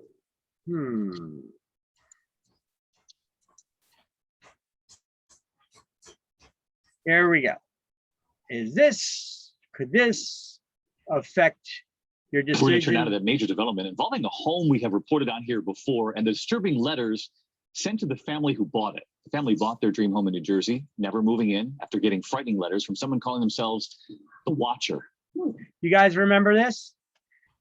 And we're going to major development involving a home we have reported on here before, and the disturbing letters sent to the family who bought it. The family bought their dream home in New Jersey, never moving in after getting frightening letters from someone calling themselves the Watcher. This was in Westfield. Now the family is finally coming. I got everyone's attention here. Someone's going to buy that house. Gio Benitez is here with more. Hey, Gio. Hey, David, good morning. Yeah, for years, so many thought nobody would buy this house because of all that negative publicity with those threatening letters. But this morning, we know the family has finally gotten rid of it by taking a major financial loss. This morning, ABC News has learned the New Jersey family, allegedly terrorized by creepy letters from someone named the Watcher, has finally sold the house that started their nightmare. Derek and Maria Broadus bought this idyllic home in Westfield, New Jersey for $1.3 million back in 2014. But they say a stranger kept them from moving in by sending letters like this. I watch and wait for the day the young blood will be mine again. And I passed by many times a day. You know I will be watching. I've lived here my whole life, so yeah, it was a pretty big shocker. Now, 5 years later, the family's selling the property that they've never lived in, that has haunted them for years, taking a loss, selling it for $400,000 less than they paid for it. So could a stigmatizing factor affect the value of your property? Yeah. In this instance, $400,000 difference, it does. Yeah. We spoke with their attorney in the midst of their ordeal. It's a great house. This is a total tragedy and nightmare for my clients. The Watcher's letters describing anger about renovations to the home and detailing the movements of the family and their kids. One letter saying, all of the windows and doors allow me to watch you and track you as you move through the house. From day one, they've been They hired a forensic linguist to take a look at the letters and see if there were any patterns. They scoured the internet looking for clues. But despite years of investigations, and while authorities did discover some DNA evidence, they never found enough to charge a suspect. Our police department conducted an exhaustive investigation. Such efforts have not, however, yielded information leading to charges being filed. In an interview with New York Magazine last year, Derek comparing the ordeal to cancer, saying, "We think about it every day." They wanted to get rid of the house because they knew it was going to be this burden. They knew they weren't going to move in. From there, the next thing they want more than anything is to know who did this. And we're told the family still lives in Westfield after staying with family a few blocks away from the Watcher house. Now they've bought a new home and they hope this one brings them peace of mind. But what an ordeal. We don't know anything about the new owners. No, not yet. Hopefully they're not watching. Yeah. We want to keep them in that home. Well, hold on a second. I'm pretty sure that they would be aware of this national news story about the Watcher. But let me ask you a question. Would the real estate agent have an obligation to disclose it? No.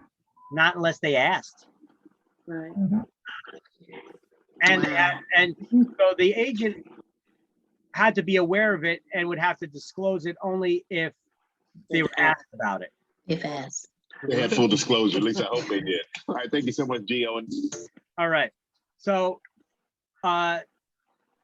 one thing about that, as a little follow-up, they lost $400,000 in that house. So stigmatizing factor definitely can affect value, but don't feel too sorry for them. They signed a deal with Netflix to make a movie about it. So nice. They're gonna get their money. They're gonna get paid. Wow. Follow up. I found out. You can't find much information about it, but I found it. That they signed a deal with Netflix. They're gonna make a movie about the Watcher. Good for them. Good for them. Yeah, so that'll be interesting. All right, Victor. Yeah. Do you know if they? Do you know if they sued the?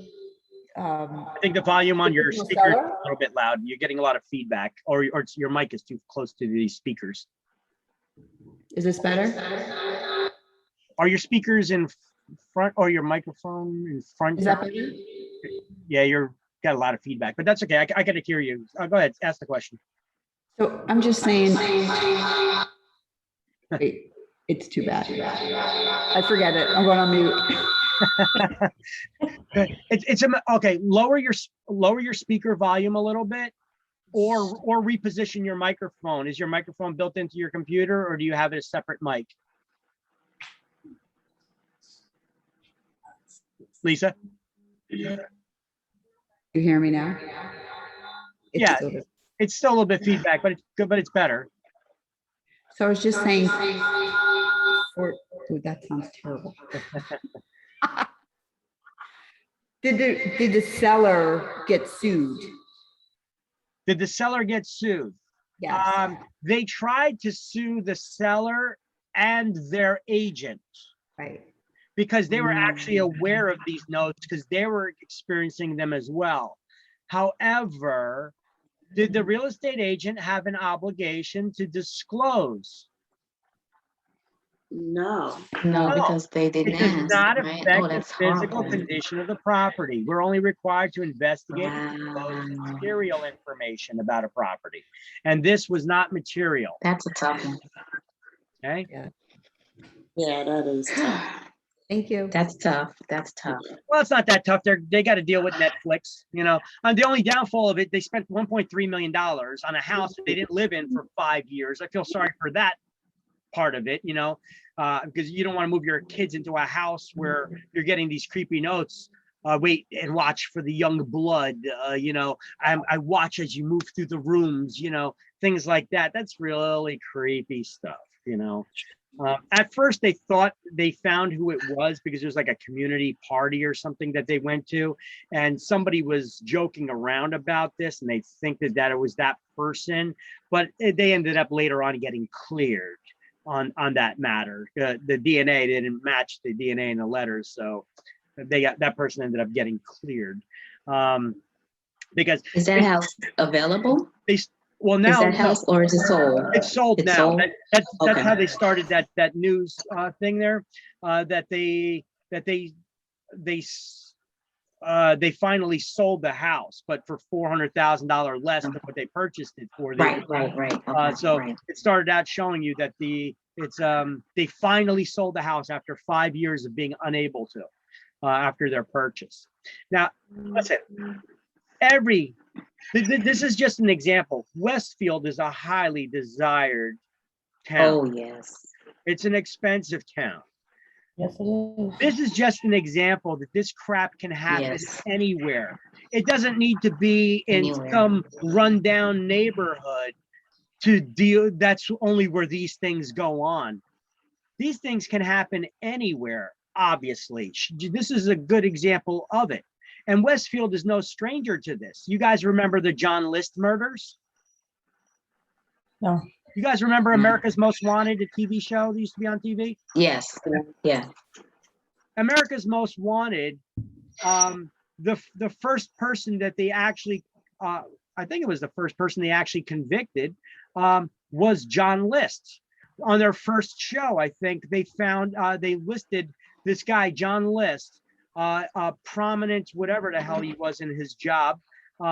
He had one of these houses, kind of looked just like that one, actually, in Westfield, New Jersey as well. And the guy, I'm not going to get into the whole story because it's too much to talk about, but I know the details. I'm going to put a video together about it. The guy murdered his wife and 3 children in the house, and he laid them all out side by side on the living room floor. And then he went upstairs and he murdered his mother. And then he disappeared. He took off.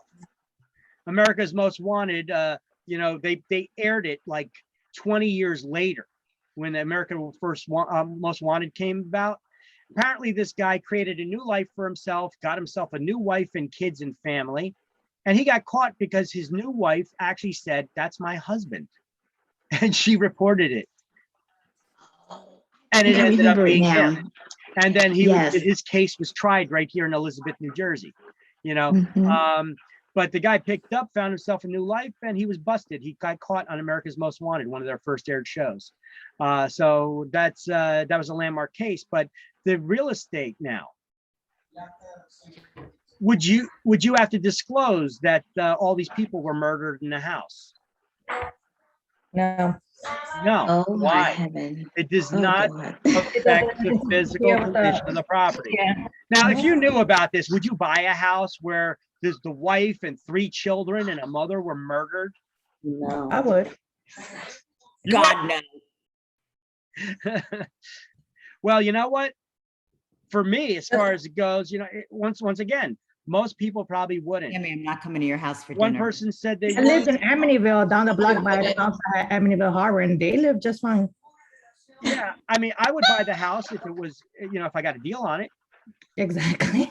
You know, if the price was right. Not even for free. Yeah, and then you get other people not even for free, you know. See, that's the thing. Stigmatizing factors can affect the audience, the sellability of that house as well as the value. Now, somebody mentioned Amityville, New York, that Amityville Horror. Remember the movie? Yes. Now, when that movie came out, yeah, that movie was frightening. That house could not be sold. Nobody would touch that. No, it took them years, decades to sell. They had to remodel and everything. But eventually now you get these people that society changes a bit too. You get shows, look at shows on TV. We got Ghost Hunters and, you know, all these kinds of shows like that. It becomes a novelty. People love ghosts and zombies and the dead, and they're fascinated with these things, you know. So they actually would pay a premium for that Amityville house today because of its fame. They want to get to the ghosts, right? It's just, you know, at the time, it did definitely affect it. Let's see.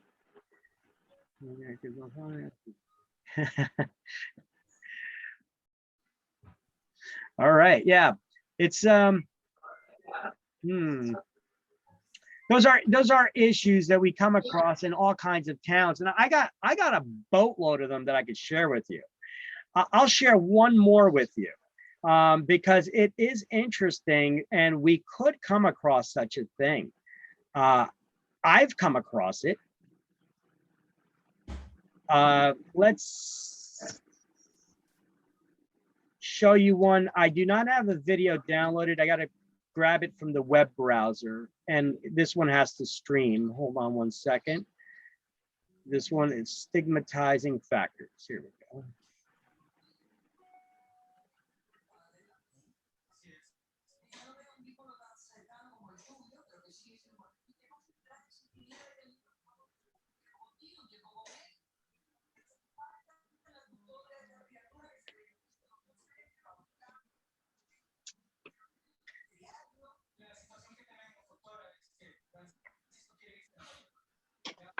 All right, let me pull this one up here now.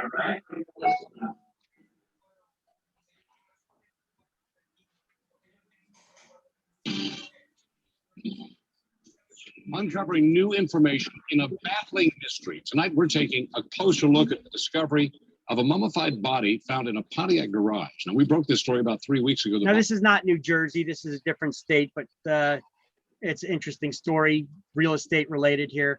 I'm gonna chime in every now and then and tell you how. Body believed to be that of the homeowner who may have died 6 long years ago. But so far, it just can't be confirmed, and there are still so many unanswered questions. 7 Action News investigator Jim Kurtzner on the case tonight. The shocking case still does not add up. Is it death by natural causes, murder, or suicide? We may never have the kind of forensics or the kind of information that can say for 100% sure this is what happened. It's not just a who done it, but also a who is it?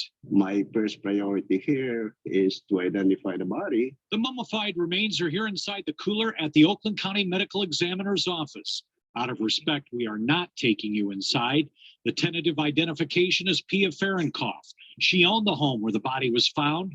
More on her isolated life in a minute. An insurance history search and even a recent public plea for dental records found none.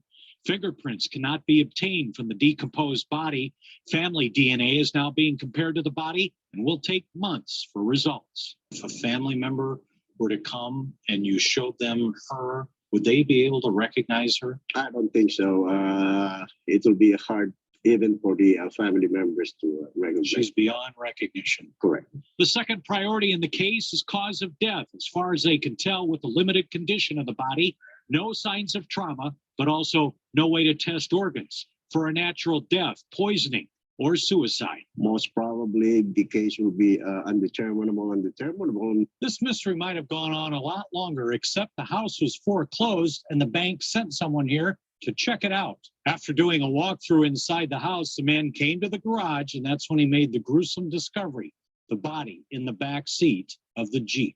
The family said, all right, you see what happened here? The house got foreclosed on. The car was parked in the garage, and her body was found in the back seat of the car. Now, they keep saying it's a mummified body. Mummification, we're used to, ancient Egypt and mummification process. This, sometimes there's a process that under the right conditions, the human body can be naturally mummified, where it kind of preserves it. But if you ever seen a mummy, the face, you're probably not going to see what that person really looked like. That's what they're talking about with her. The skin is preserved and all that, but you can't take fingerprints. You could see the face, the skin, but you can't really tell the person. Okay, that's what they're talking about. What happened with this lady, and that's how the body was found. It was naturally preserved instead of just rotting off the bones and falling apart.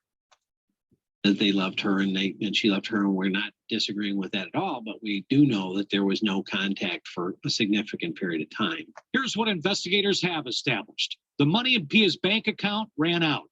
It automatically paid all of her bills.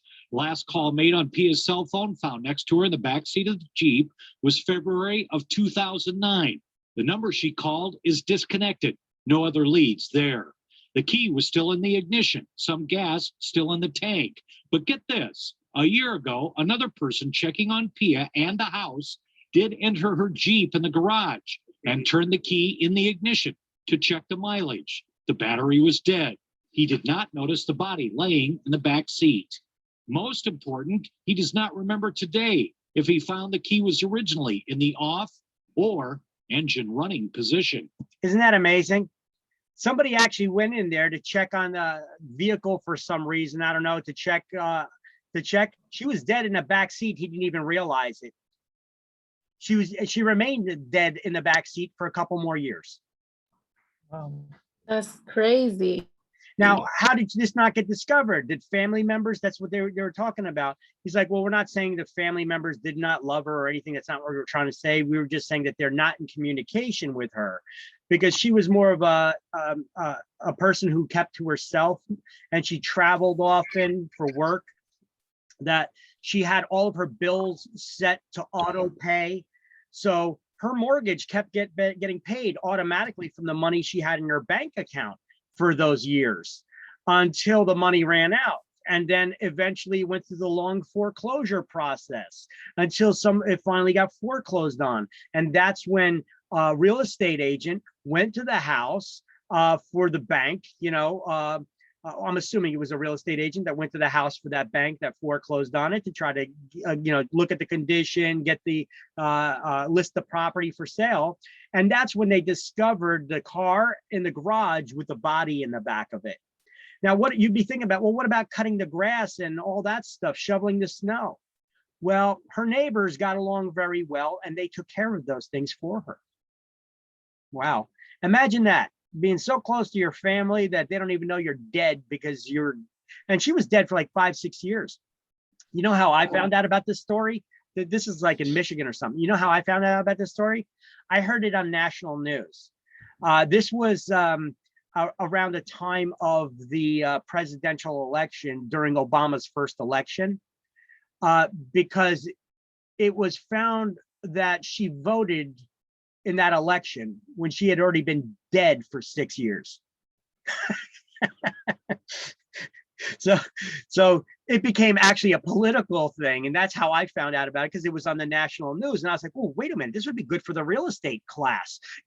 This example like this. Imagine being dead in a house for so long, nobody knows about it until it gets foreclosed on. The realtor goes to the house to inspect.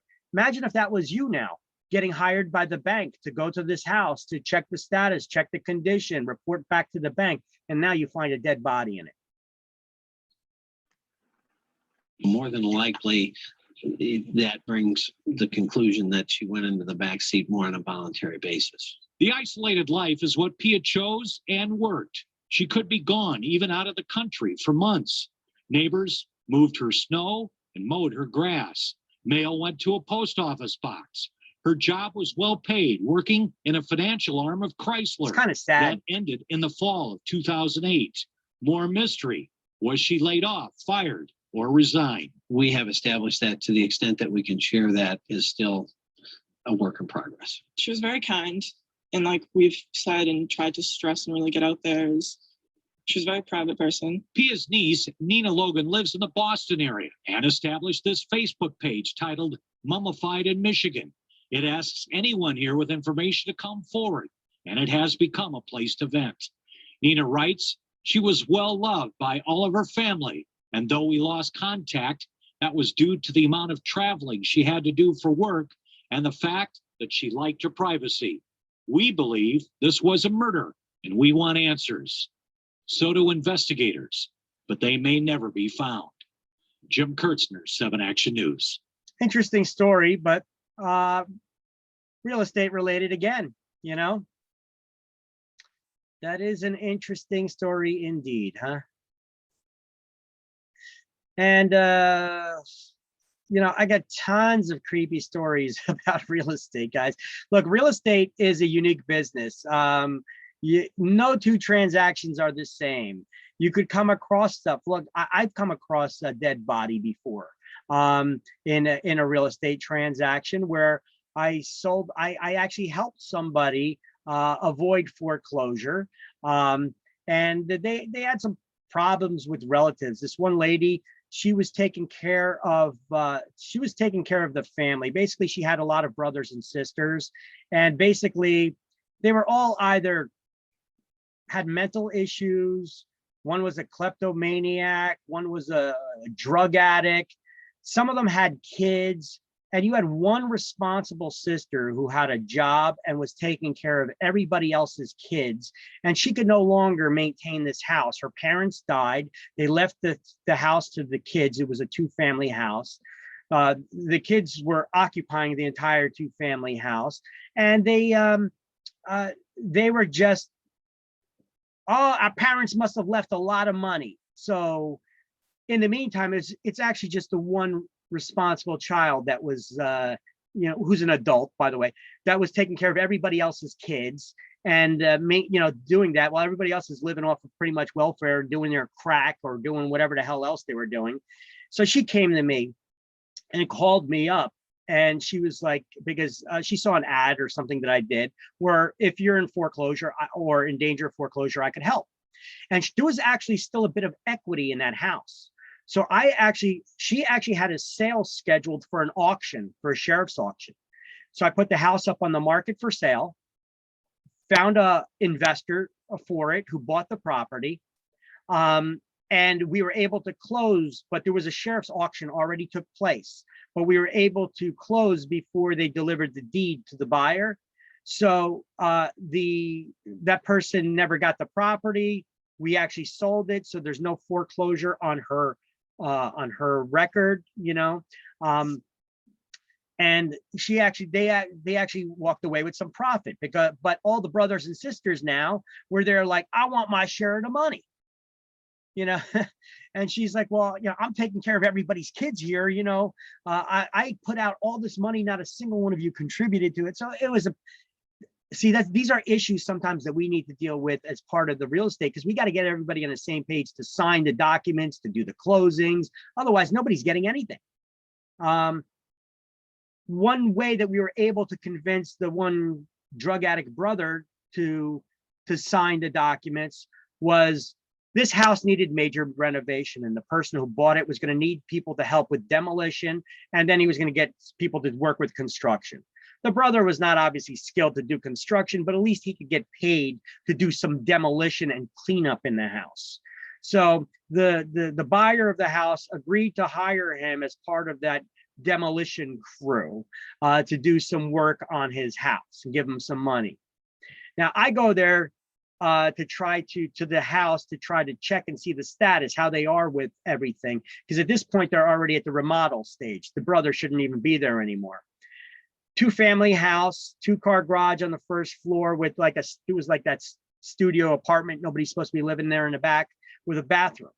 So I go down there, I'm looking, I'm like, everything looks beautiful in this house. It's remodeled nice. And in that basement bathroom, I was going in there to go to the bathroom, and I go in there and the door won't open. It's like opening a crack, but it won't open more. And I knock on the door. Hello, somebody in there?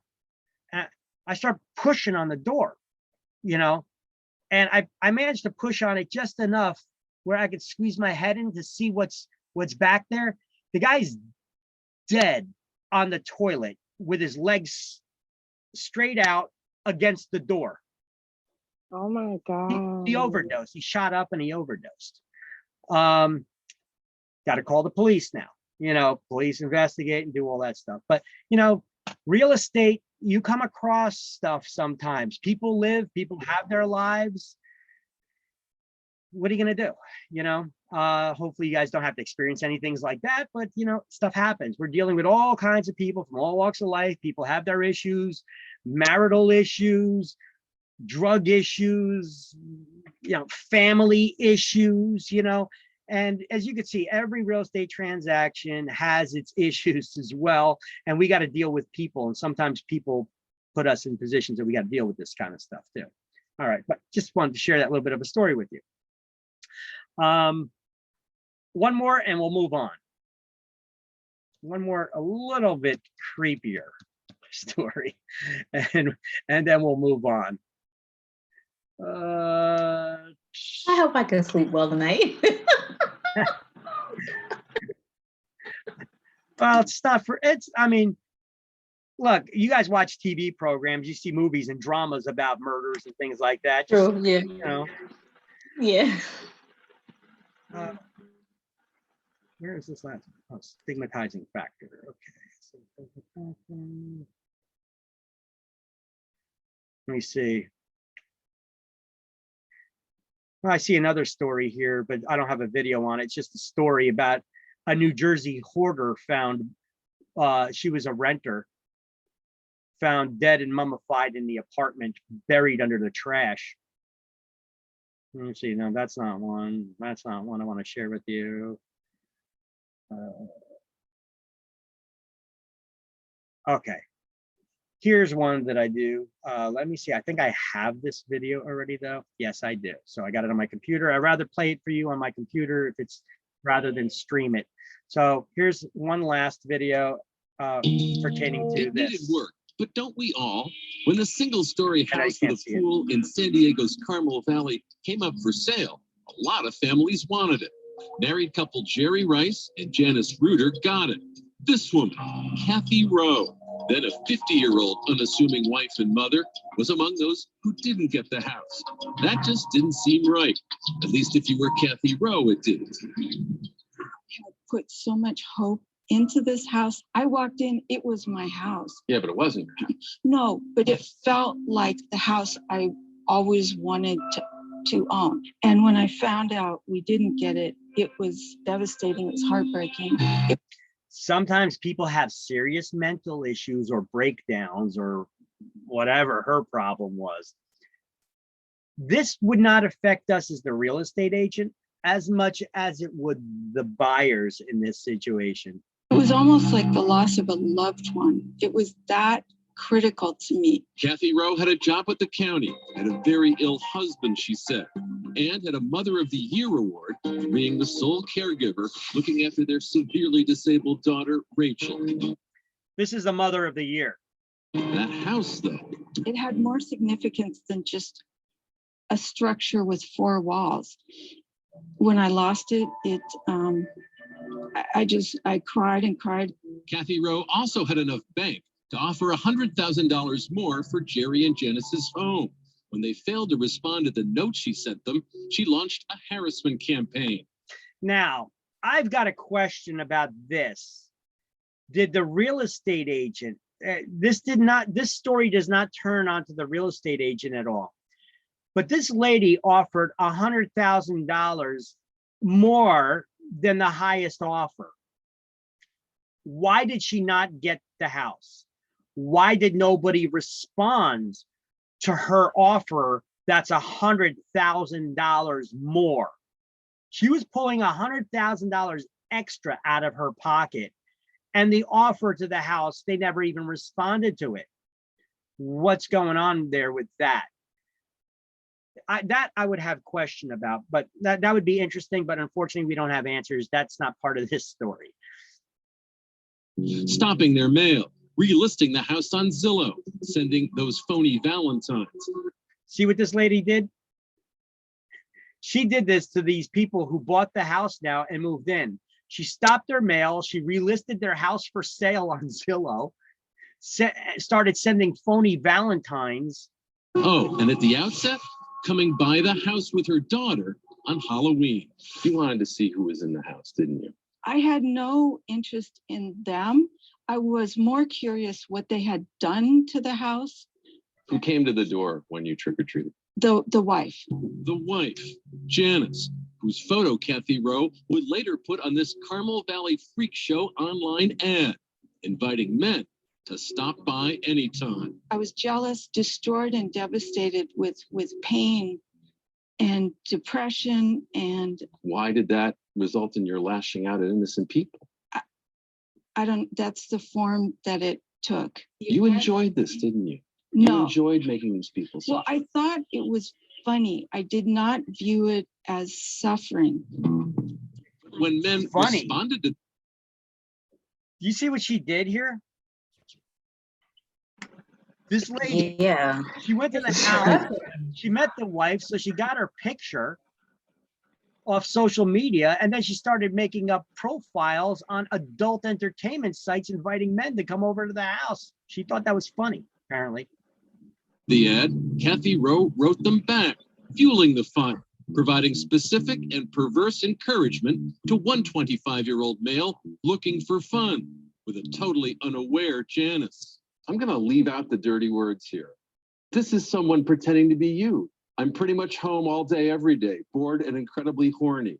I love to be surprised and have a man just show up at the door and force his way in the door and on me, totally taking me while I say no. Janice, what is the person who is writing this trying to do to you? She wanted me raped. This is my wife they're talking about. There's no mistaking the intent there. Then, for the Rices, the ultimate nightmare. Another man did show up at the house, only Janice wasn't home. Jerry met him at the front door. He thought he was going to walk in and have his way with your wife. Yeah, I knew something was off with the guy. Flummoxed, the man fled and emailed Kathy Rowe. A guy was there. Had to make up an excuse why I was there. But Kathy Rowe wouldn't let it go and urged him to return to the house with another sordid scenario. I remember what you said. It's like, I hope it's okay with you. I see other guys. Right. And you ask about threesomes. Well, he had no interest in being involved if there was any other man involved. You're the luckiest person in the world because of that, aren't you? It never even crossed my mind that a man could go to the house and hurt her. But a man did go to the house, and then he contacted her, and then she encouraged him to come back. Probably should have. Oh, absolutely. I normally am more concerned about other people's safety and Yeah, I could welfare tell. than my own. Yeah, not so much this time. Absolutely not this time. Look at his It's just reaction. how impaired my thinking was. Kathy insisted we also speak to her psychologist, Sage Breslin, PhD, who largely attributes Kathy's actions and state of mind Yeah, you to can't fix excessive crazies, sleep right? deprivation, brought on in part by her round-the-clock care for her daughter. It isn't one of those things where Okay, here's a psychologist that goes and tries to excuse her behavior as a mental breakdown because of everything now. you sleep for a couple of And you were in, Mhm. you know, and I think we can understand a family. People, their support network, kinda skip by over their a little bit of family, Scarby. by the Roulette with my family, you know. There's no question in my mind she would get the right person at the right moment to come to the house and things would have happened. Things happened all right. Catch, the high-tech law enforcement task force, connected the dots between those sexed-up online solicitations in Janice's name and Kathy Rowe's computer. We identified Ms. Rowe through search warrants to Yahoo. And then that led to the identification of the residents. The Heat paid Kathy Rowe a visit. Eventually, she admitted to it all. Initially, she faced the possibility of 9 years in prison after many months of legal wrangling and a new life as a media sensation. Kathy Rowe tried. Kathy Rowe seemed A major fall from grace, she copped a plea to felony stalking and apologized to the Rices. all the things that I put them through. It is a scary the story, right? stress, the lack of privacy, just, I'm just very sorry. I think that you said that you didn't want to hurt them. I think that's exactly what you wanted to do, was to hurt them for buying the house that you wanted. I was sentenced to 1 year of confinement on a home ankle monitor and 5 years of probation. She actually is going to be watched a lot longer than she would have if she served some jail time. Kathy continues to She should be not allowed to own a computer or any electronic device. You know? have the responsibility for her daughter. Her daughter has maybe 100 to 150 medical appointments on an annual basis. Kathy has lost her job. She is the only person. Whatever. Scary stuff right there. That's enough of that. I had enough. You know, that is some cray. Like people were saying, that's some crazy stuff right there, right? This is all over real estate. This is all over a real estate transaction.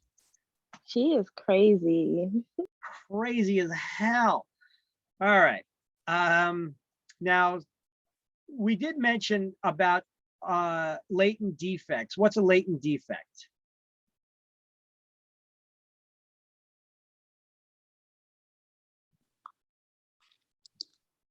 Something that's A hidden defect.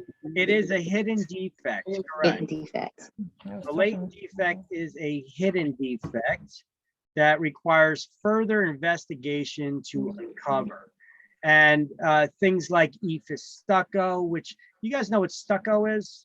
It's a finishing system on the external of a house. It kind of looks like a stone finish that can look like brick, made to look like boulders, or just a flat wall. Most Dunkin' Donuts probably have it on the external of strip malls and such like that, that external of the building. Well, behind it, sometimes that you could get mold and stuff growing back there if it gets water penetration going through it. So do those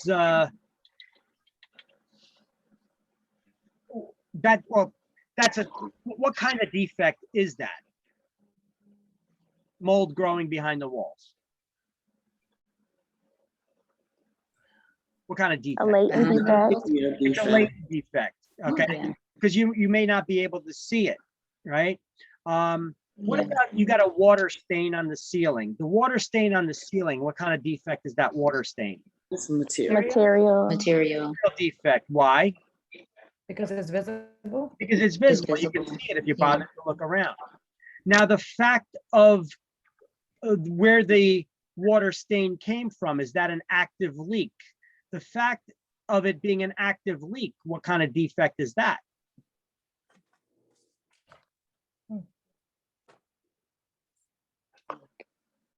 It's still a material, no? The fact of it being an active leak or not would be latent, unless it's dripping with water right now. Then you could see that that's an active leak. But if it's just a water stain on the ceiling, the fact of whether that's still a problem or not requires further investigation to uncover. We'd have to either open up the ceiling or get a ladder and go up there and look around in the attic or check the roof to find out if it's currently still a problem or not. Okay, so being able to identify whether something is a material defect or a latent hidden defect are some things that we need to be able to understand. All right, well, let's move on. What the hell was I looking for here? Oh, the latent.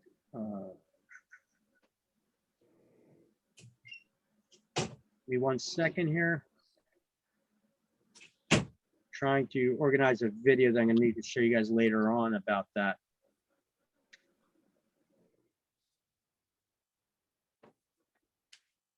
House hazards, yes, asbestos, CO.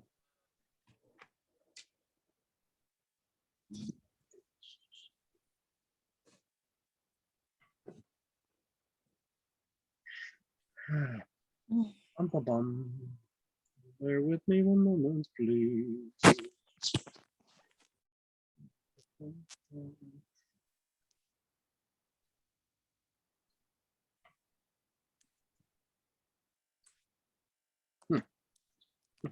I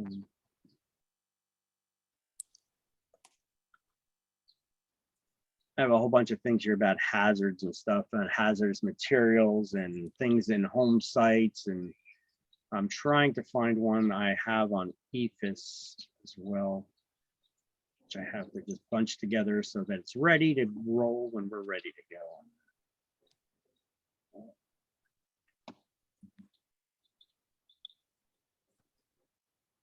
Put in the word EFIS.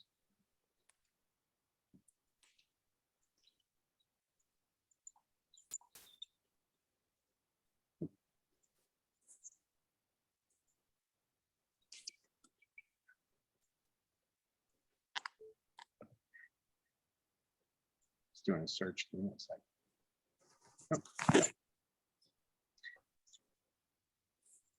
All right, I'll get that video later. Let me just make a note.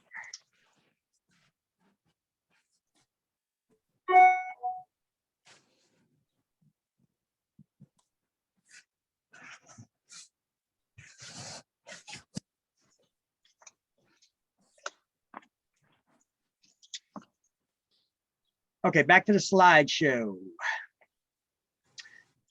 So understanding what material information is, a material defect, a latent defect, a stigmatizing factor, and this is not for exams, but just for your own edification, clue report.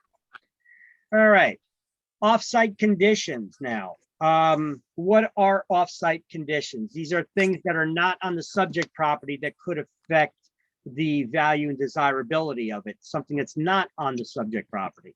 So off-site conditions are factors not on the subject property that affect its value or desirability.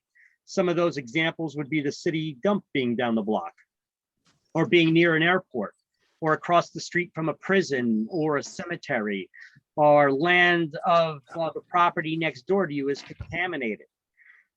Licensees must give people the opportunity to investigate any local conditions not on the subject property. There is a new construction, only applies to new construction disclosure that's added to our sales contracts that gives buyers a 5-day right of rescission. What does that mean? The right to cancel the contract within 5 days after signing it for the discovery of off-site conditions. Existing properties that are not new construction do not have a similar right of rescission. Buyers must do their own due diligence before they make an offer on that property. So here they give an example here of how that came about. They say in 1995, several families sued a developer and a broker, alleging that both had known that there was a development located a half-mile away from a hazardous waste dump site, and they failed to disclose that fact to those buyers. It's a half a mile away. Would you expect the real estate agent to be disclosing to you where a dump site is a half a mile away? I mean, I can understand if it was down the block, you know, around the corner, but a half a mile away? At what point does it end? What are we supposed to disclose? So the trial court ruled in favor of the developer and broker, stating that there was no duty to disclose to potential purchasers the condition of what's on someone else's property. That makes sense. On appeal, however, oh boy, because not all judges rule the same, the decision was reversed.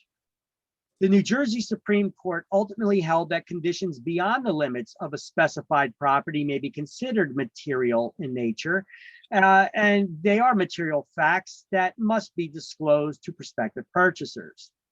So as a result of this decision, 2 disclosures for off-site conditions, highlight off-site conditions, just the words off-site conditions, are now included in all contracts. Or actually, you know what? Highlight disclosures for off-site conditions are included in all contracts. One refers to new construction, the other to the resale of existing properties. Then highlight the last sentence. The new construction notice includes a 5-day period in which the purchaser may cancel the contract. The resale notice does not include a similar right of rescission. So what's the right of What rescission? page is that in? That's page 49. Okay. Under off-site conditions. Second paragraph. 2 disclosures for off-site conditions are now included in all contracts. And then we highlighted the last sentence there as well. Thank you. You're welcome. Got it. Megan's Law. Anybody ever hear of this before? Megan's Law? Yeah. Yes. Oh, well, actually, before we do that, see, I got the slide again. Does this slide look familiar? You've probably seen it in other chapters where I brought it up about all the different rights of rescissions, right? 7-day right of rescission for out-of-state properties marketed to New Jersey residents. 7-day right of rescission for new construction as well for in-state properties where there's at least 100 lots or common area elements are involved. A 5-day right of rescission for off-site conditions for new construction only. And for any property, there's that 3-day right of rescission for the attorney review. And then you also have a 3-day right of rescission for mortgage loans, not contracts to purchase, but mortgage loans for the financing of or refinancing of property that you already own. And there is no right of rescission for properties for mortgage loans to purchase and acquire real estate to begin with. So once again, all the rescission periods you need to know. This is probably going to be in another chapter yet too. So I put this slide in quite a few chapters. Megan's Law alerts the community to the presence of convicted sex offenders. It's only people who live in the area can make inquiries about where the sex offenders live, and only after they close on the sale or lease. County prosecutors, the county prosecutor's office maintains a list of all the known convicted sex offenders, because every time they move, they have to report in. Real estate agents can refer a concerned buyer or renter to the Megan's Law registry on the state police website, which I conveniently made a link here for you. Licensees, however, are not permitted to inquire about or give any information regarding the presence of convicted sex offenders in the neighborhood. You cannot print out a list of who all the sex offenders are and where they are in the neighborhood. That would be against the law for you to do. Okay? We're not law enforcement. That's not our job. Our job is, if somebody's concerned about where the sex offenders are, to give them that information of where they could get the information that they want. Our job is not to gather that information for them. If you were to take it upon yourself trying to be a super helpful agent and doing that, no good deed goes unpunished. I'll have you know that. No good deed goes unpunished. So your likelihood is that you're going to print out the list of where all the sex offenders are in the neighborhood, and you're going to supply it to your client. And the next day, somebody else pops up on that sex offender list that moved across the street. I bet you're going to get sued by your client because you conveniently left that person off the list. See what I mean? You're opening up yourself for liability. So don't provide that information. Your job is to provide them where they could get that information themselves. Why? To avoid liability. That's why. And because it's illegal, because you're not supposed to be gathering it anyway. If you go to the Megan's Law registry on the state police website, before you could get access to do the search, it gives all kinds of disclosures that it's illegal to be stalking or harassing these people on the sex offenders list. It's illegal to be copying and disseminating information from it. Like, you can't print out the person's a sex offender and start putting the signs all over the neighborhood. And they're tracking your IP address. So as you're searching on that website, they're making a log of your computer's location. They call it an IP address. And they're tracking every individual that you looked at. So if one of them turns up with a broken neck or something, investigators will show up at your door. Okay. So anyway, this is the Megan's Law registry to alert the community to where the presence of sex offenders are. I put the link there for your convenience, and it is included in our sales contracts that they could go to the NJSP. What is it? The link that they have here, njsp.org.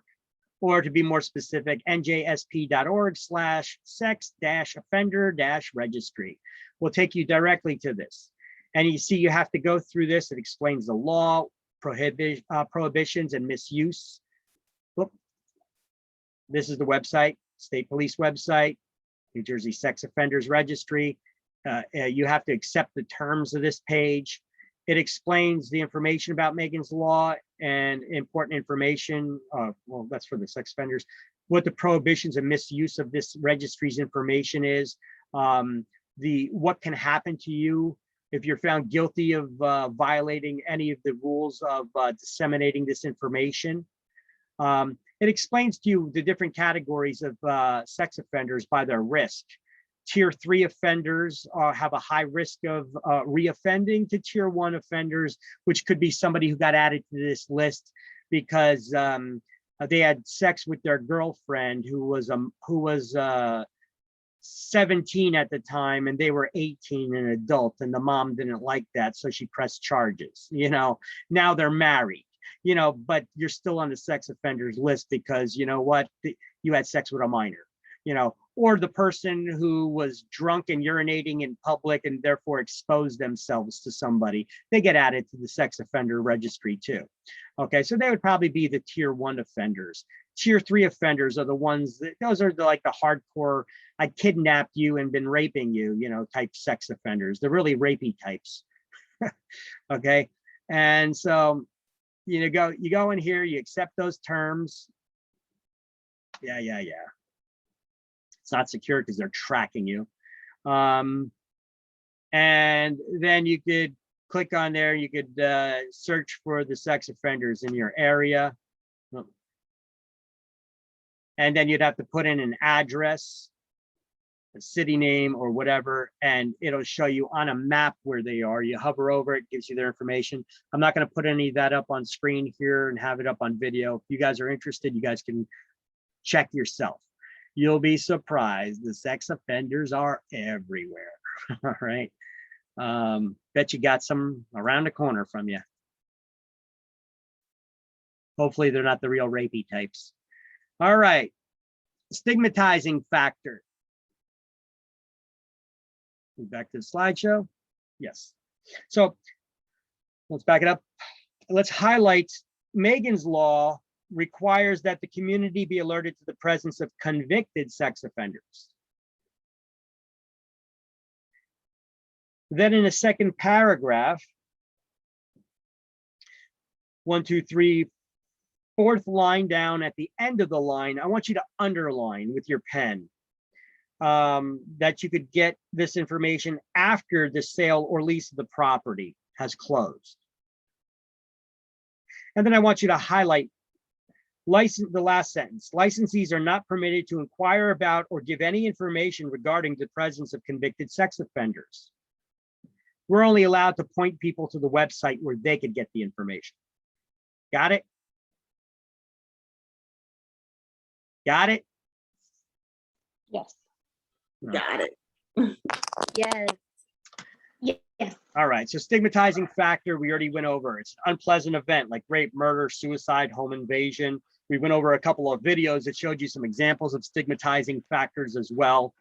Finding bodies in homes, people being murdered in homes, suicide, natural death in a home, but home invasion, all kinds of things like this. These are factors that could fall into that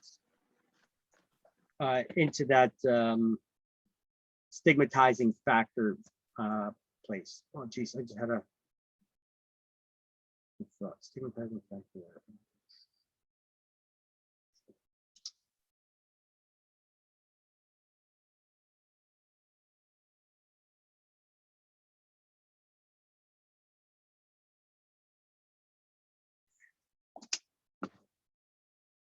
Go down to the bottom, misrepresentation. We're going to, let's go over the slide first and then we'll do the highlights in the book. This is a good slide to study from, has everything nicely, neatly buttoned up for you on stuff that's across 2 pages here. Puffing, you need to know this word for exams. Puffing is exaggeration of opinion. It's an exaggeration of opinion as salesmanship. It's a part of salesmanship. There's nothing wrong with puffing as long as you're not doing it to mislead or deceive somebody. Statements of fact must be accurate. If you're talking about square footage, that has to be accurate. If you're talking about the price, that has to be accurate.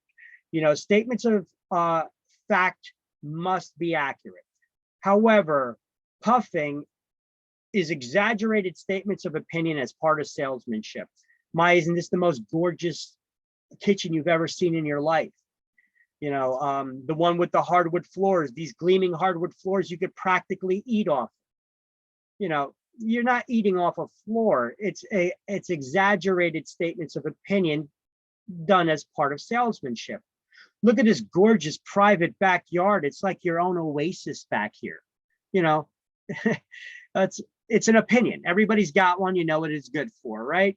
But as salespeople, you should be puffing. Your job, you should learn how to puff and puff well, right? It's part of salesmanship. Just don't misuse it. So you need to know that what is puffing? Is it allowed? Yes, it is allowed. It's a part of salesmanship. It's an exaggerated statement of opinion. Actually, that's the way I should probably reword it there in the slide.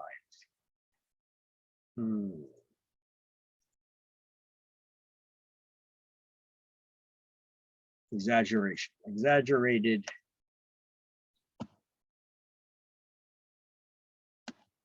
statements of opinion.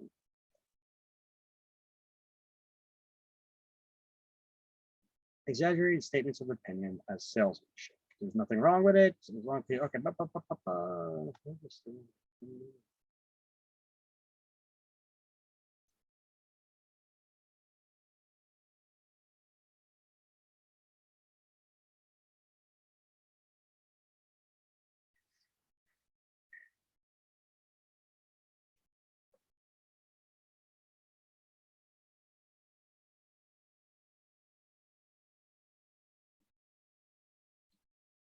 It's allowable as long as it isn't used to mislead or deceive. There we go. That'll fit it in there. All right. There's 3 types of misrepresentation we need to be aware of. What is misrepresentation? We're talking about statements that are false or misleading statements that harm somebody or somebody's negatively affected by them in some way. Now, these can be done intentionally. If that was done intentional, it's called fraud. Fraud is an intentional misrepresentation intended to harm or deceive and take advantage of somebody. Negligence, on the other hand, is unintentional misrepresentation by someone who should have known better, like you, the real estate licensee. That's like when you pass along information that the roof is only 1 year old. In fact, it's 5 years old, okay? Because you only passed along the information the seller gave you. I told you to do what? Trust but verify. If you just passed along false information, well, you still passed along incorrect, false information. And if that information should cost somebody in some way or be harmful to them or misrepresent the facts, you could be found guilty of negligence. Innocent misrepresentation would be the statement from the homeowner who told you, oh yeah, the roof's only a year old. Oh yeah, no, it's 5 years. Oh, slipped my mind that it was that long ago already, you know? So these are false or misleading statements made by somebody who's not expected to have expertise in the subject matter anyway. So they're false or misleading statements. They're also unintentional false or misleading statements by someone who's not an expert, okay? So we should always try to avoid misrepresentation. And how do we do that? Well, the easiest way is, first of all, never present your opinion as facts and don't lie, right? Always refer people to the experts. Legal questions should be referred to their attorneys. Property condition questions should be referred to their New Jersey licensed home inspector or surveyor or appraiser or title company or pest control company. How is this going to affect my taxes? We should really talk to your accountant, your CPA or tax attorney about that. Let me throw in there your accountants. Your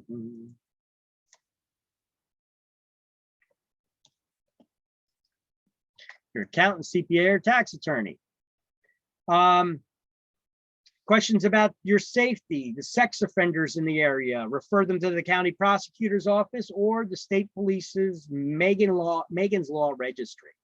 All right, now let's do some highlighting. Let's highlight on the second sentence under misrepresentation. Extravagant statements of opinion, like this house is the most gorgeous view in the world, has the most gorgeous view in the world, are permissible as long as they're offered as opinion without any intent to deceive. And then highlight at the end of the line the word puffing.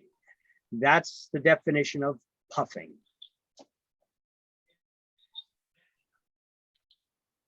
Then go down 3 lines in the next paragraph to where it says fraud in bold, and we're going to highlight fraud encompasses all deceitful and dishonest practices intended to harm or take advantage of another person. And then let's turn the page. And on page 50, at the top of the page, we're going to put pretty much a highlighted box around the entire paragraph there. And we're going to highlight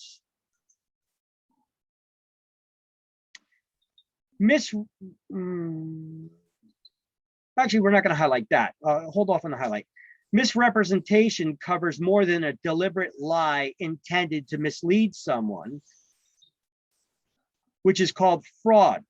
Okay, so we're going to highlight deliberate lie intended to mislead someone is called fraudulent or intentional misrepresentation. Now, there's 2 other classifications we're going to highlight. Negligence is unintentional misrepresentation that covers false or misleading statements by someone who should have known better.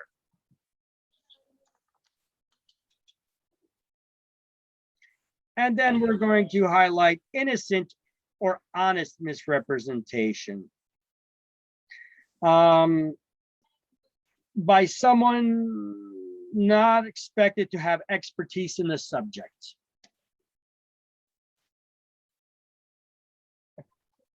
Okay. So underneath here, they talk about liability. In order to be liable for fraud, negligence, or whatever, what has to go down? But before we go into it, because they give some examples, one of those examples would be a septic system. So let me first describe to you what a septic system is. In your house, a septic system is your own private sewer. It's not connected to public utilities where you just where the pipes go out to the sewer and a sewer treatment plant somewhere that the city takes all of that, all your waste, when you flush the toilet, when you run the sink, when you take a shower, when you run the washing machine, that water, where does it go? It goes into the pipes, never to be seen again, and you never give it a second thought. But do you know in your house, is it connected to city utilities that stuff just keeps getting carried away? You never have to worry about it again? Or does that pipe take it to a tank that's buried in your yard close to your house? And then you need to maintain that tank. The way septic systems work is when you flush the toilet, the water and solid waste go into this tank that's close to the house. It's usually a 2-chambered tank, as you can see here, separated by a concrete wall. Now, this first chamber, all the solid waste sink to the bottom. And then you've got the liquid waste will rise to the top as it fills, and they will carry over into the next chamber, which if any solid waste overflows into it, it'll go into there and sink to the bottom as well.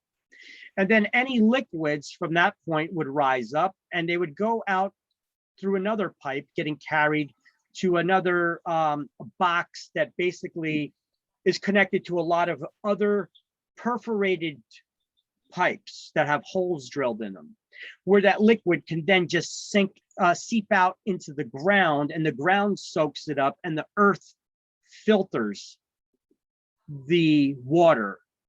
Okay.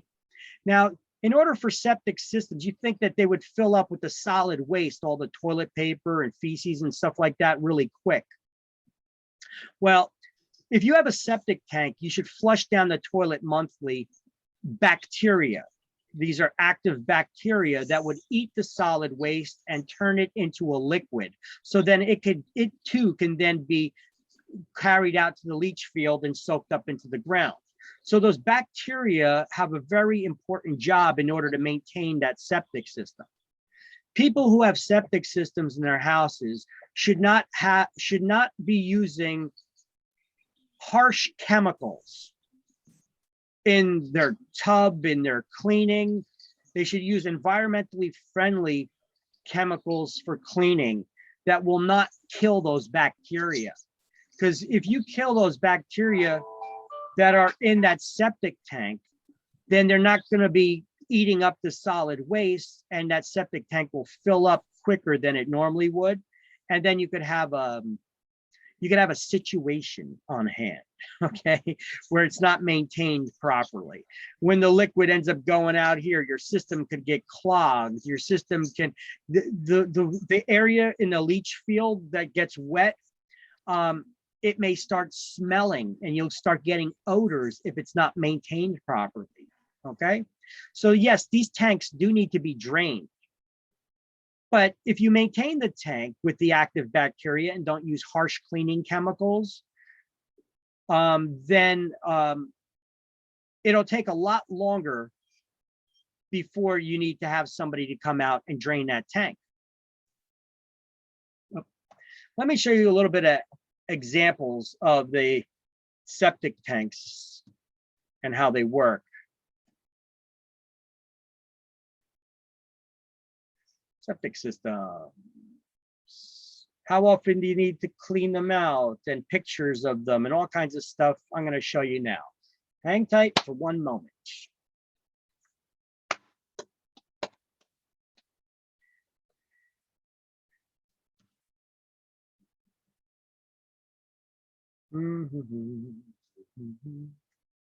I think we also go over this in chapter 9 again, but we're mentioning it now, so I want you to understand what it is.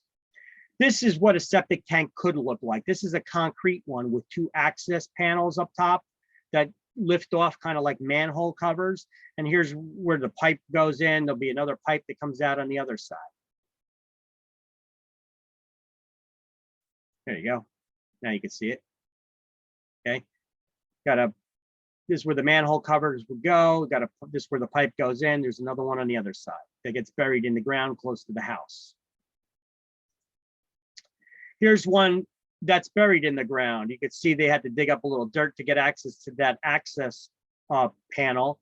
Here's one where an example where they're emptying it out. They stick a hose in there and it vacuums it out and sucks it all out. So yes, periodically that homeowner needs to get a service that comes in and drains their septic tank. It looks like a big oil tanker truck, you know, that you know how oil trucks look like when they deliver heating oil to the homes? It looks like that, except it's got a big vacuum and it's sucking in all the waste that's in there. Here's an example of one that is full to the max.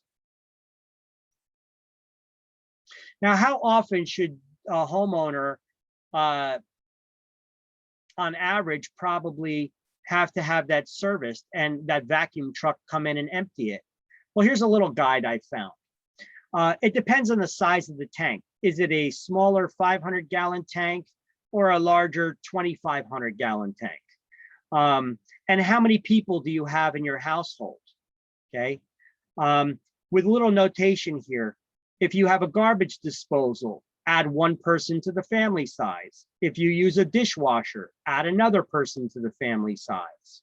So if you have 3 people in the family and you have a garbage disposal and dishwasher, you got to go by the 5 guide here. So if you have a small 500-gallon tank, it's less than a year. If you have a 1,000-gallon tank, you need to get it vacuumed out about every 2 years and cleaned out every 2 years. So there's a little chart and guide for you there. You're not going to sleep or eat tonight. All right. That's not my intention. All right, there's that image that I just used.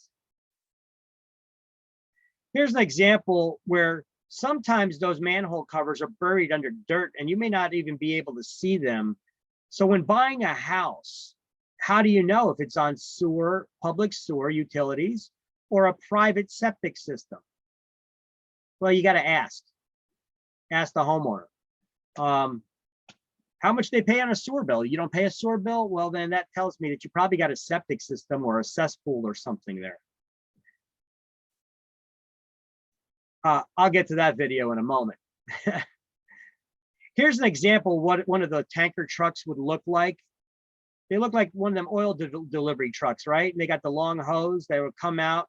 They take the manhole cover off. They stick it in the ground, and it sucks out all the stuff. Another picture of that. Another picture of that. Okay. See, they usually have two access covers because remember I told you there's two separate chambers and they got to drain out both of those chambers separately. And yeah, you should have a face mask, right? Well, one chamber and then a second chamber. The second chamber shouldn't really have any solid material in it. If it does, there may be a problem with the rest of the leach field system when that could then be an expensive repair for that. So it's important that any home buyer who's buying a house that has a septic system, get the system inspected. Here's one, you may think that it's supposed to be far from the house, but here's one, it's actually kind of under the back porch, the access panel to it, because it's buried in the ground. I told you it's usually buried in the ground close to the house.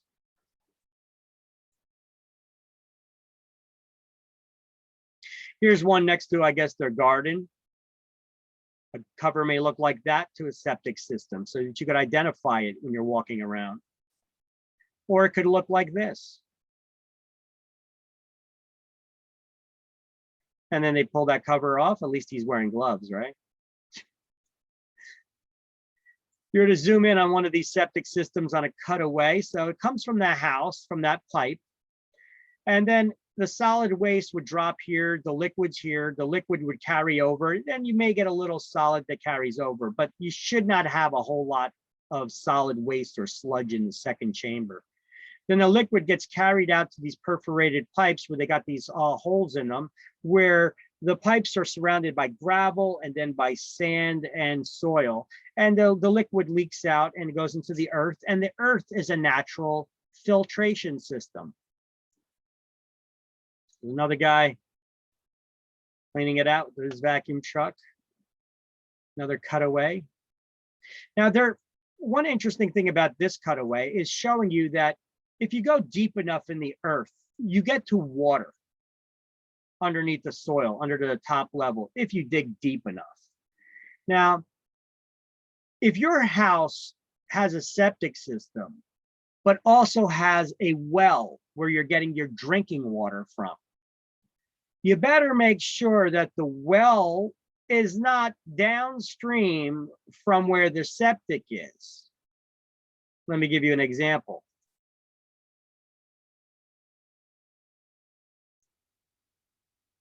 Hold on.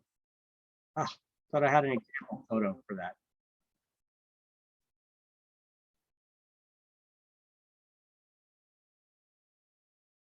No, I think that's under the well. Oh, hold on one second. That's well water. Under the well water section, I think I have a cutaway photo for you for that. Yes.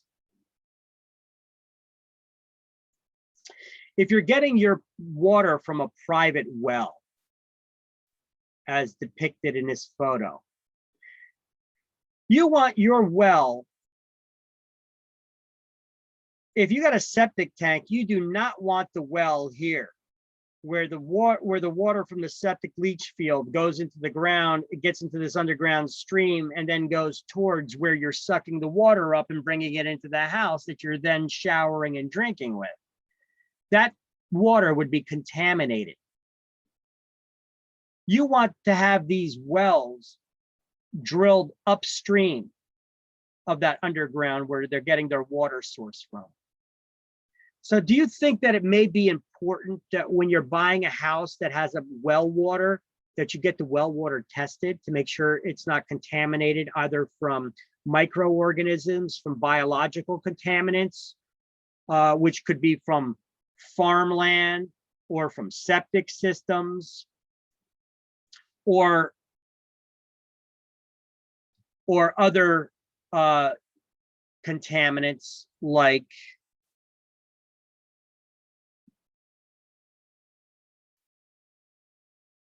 this.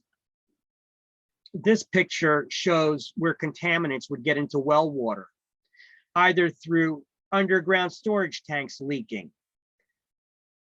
industry pollution, landfills like the city dump, pesticides and fertilizers from farmland or gardens or livestock which is not necessarily a farm. Do you have a dog?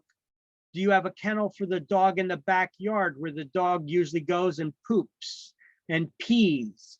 And is that area above where your well water is coming from? Because that eventually will sink into the ground, especially when it rains, right? It'll eventually, when they pee, it gets absorbed by the ground. Is it going in deep enough that then it gets into the water that you're then going to suck back up and pull into the house and then be consuming? Okay. Unless you want to drink poop, yeah. So these are some considerations to think about. That's why you want to have that well water tested. I've got some videos about this to show how well water comes about, where you get it from. You know, this is what a well would look like. If you want to know if a house is on well water, look for something that looks like this, a pipe sticking out of the ground like this. And basically, there'll be a pump in there that pumps the water out, and then it goes to and then it delivers it back to the house. So they dig a hole deep within the earth like this, and then they put a pipe down there so the ground don't collapse in on itself. And then they'll put a tube in there with a pump. So that pump will pump up the water with electric pump will pump up that water through pressure, get it back into the house. So now you have pressurized water in your home. Here's an example in this photo of that pressurized water. There's a pump down in the well. It pumps up the water here, that then it goes into the house, probably in your basement. You could have a pressurized tank so that in case maybe you lose electricity or something, at least you have some water that will run even if your power goes out. And then it goes to the plumbing within your house. All right, close that. Close that. A bunch of photo things here, graphics open.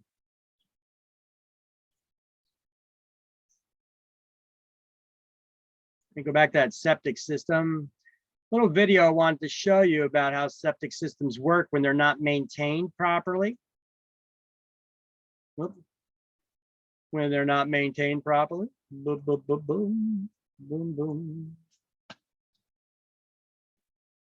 Hey, Jack, I don't quite know what happened back at the tuck shop. But look, if I've given you the wrong impression regarding Pam in any way, I'm sorry, okay? I have nothing but the best intentions with Pam. And I just, actually, there's something in the suitcase here that I'm planning on giving her that I think. This is a clip from a movie you guys may have seen called Meet the Parents. It's a comedy. And this scene here, I pulled it out because it's real estate related to the conversation that we're talking about right now. If you would recall this. By the way, their cat is very smart and trained. I think symbolizes level of my commitment to her. And I wouldn't feel right asking her to wear it without her father's permission. Jack. Did you flush this toilet? Maybe, you know what? Maybe Jinx flushed it. That's their I cat. saw little Jinxie come in last night, and he took a little, squatted, relieved himself. Jinx knows not to use that toilet. And even if he did, he'd never flush it. What does it matter? The matter, Greg, RN, is that when this toilet is flushed, it runs. And when you have a septic tank that's nearly full and a toilet that's been running all night, then you could have a hell of a problem. Mr. Burns. Nice stench. You're really on a roll there, bud.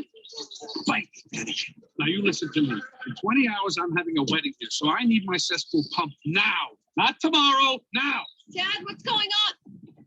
Oh my God. What's that smell? That smell, Bob, is our shit. Fokker flushed the toilet in the den, so the septic tank is overflowing. Jack, I told you, it wasn't me. It was Jinx. Fokker, I'm not going to tell you again. Jinx cannot flush the toilet. He's a cat, for Christ's sakes. The animal doesn't even have thumbs, Fokker. Hey, look at this. Kevo, over by the tree, right?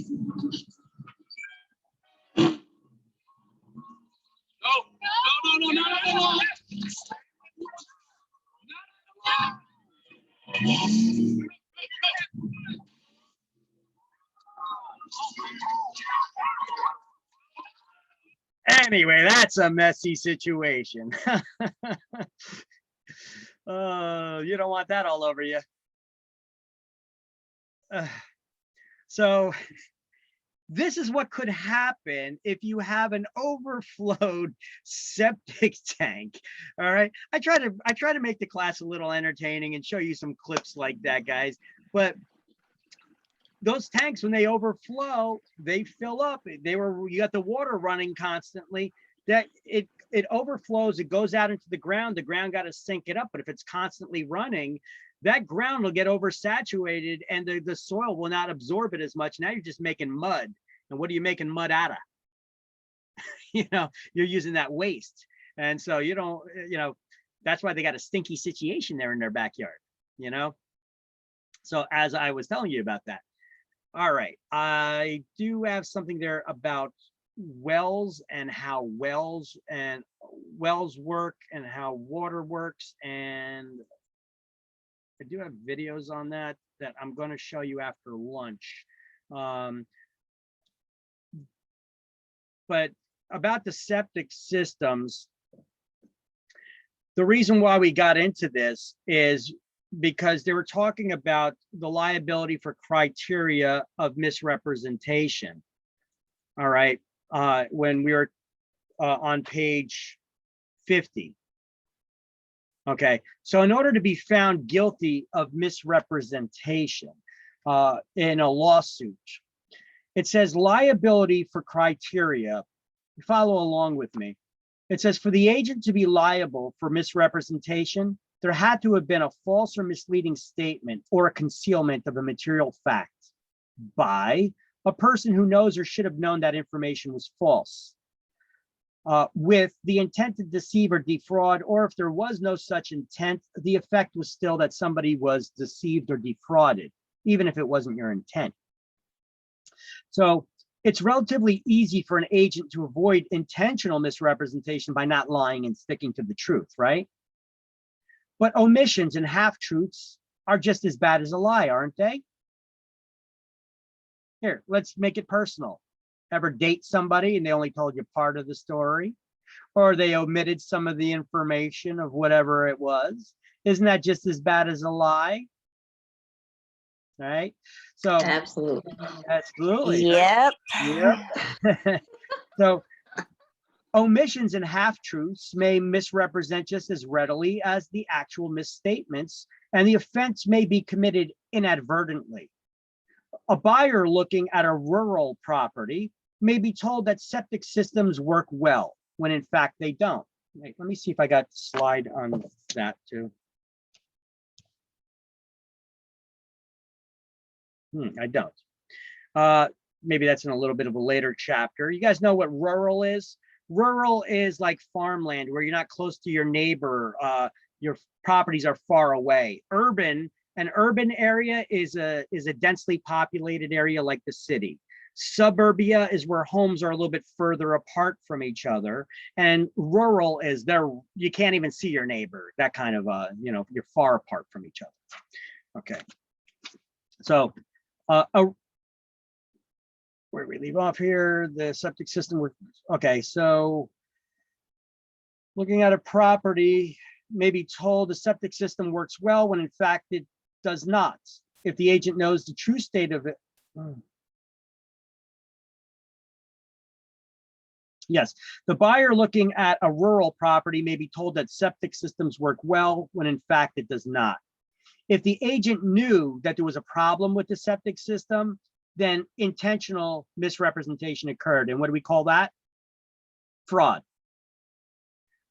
If the agent does not know the condition of the system, the potential buyer still being misled by negligent misrepresentation.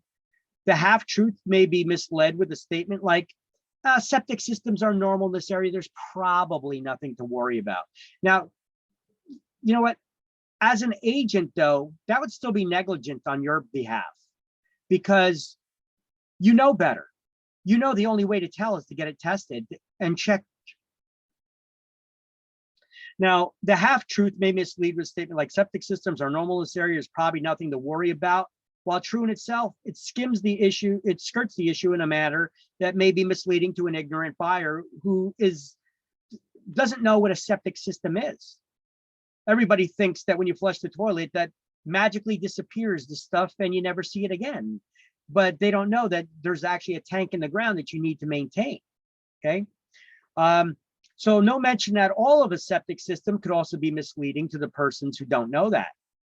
Now, the broker, the fact that the broker knew nothing of the condition is of little defense to the buyer who was still affected by what they told them, right?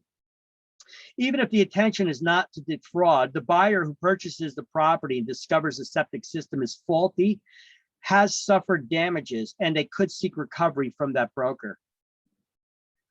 In recent years, buyers and sellers have been increasingly aware of the possible dangers of other conditions like radon, lead paint, asbestos in building materials, toxic pollutants, urea formaldehyde from foam insulation, and other environmental hazards. Among other areas where problems frequently arise are statements about the value of the property, where you could get an agent that's like, yeah, property values are sure to go up 10% in this area in the next year, easy. How would you know that? Unless you have a crystal ball, there's no way for you to tell, right? Now, the judgments have been statements like the judgments have all been cleared up, or no problem looking into the sewers. What does that mean? Boundaries, looking, zoning and lot sizes. In a recent case in another state, the buyer of a house that contained 100 square foot fewer than stated in the listing data was awarded the current construction cost of that 100 square feet. Now you wonder why you come to New Jersey, and New Jersey agents do not post square footage of houses in their listings. And agents that do, they're risking getting sued because of something like that. People are sue crazy, sue happy, right? Remember I showed you the example of, I showed you a room I drew, and I said, well, what if there was a chimney that goes through there and that wall was notched around it? So that subtracts from the usable square footage of the house. And if the agent didn't account for that, you get somebody who's sue crazy, sue happy. They may want to sue you because you misrepresented the actual square footage, and they could get awarded money for that. So this is why real estate agents do not quote square footage in New Jersey unless they have a blueprint from an architect's drawing that shows the square footage. The buyer could also may prefer to sue the broker who still has an office in town and vulnerable reputation, rather than the seller who may have already moved out of town. So they'll come after you for that instead of the seller. So what's the best way to avoid misrepresentation, guys, other than sticking to the truth and not lying? Well, never represent opinions as facts, okay? Like we could definitely get you $300,000 for this house, without a doubt.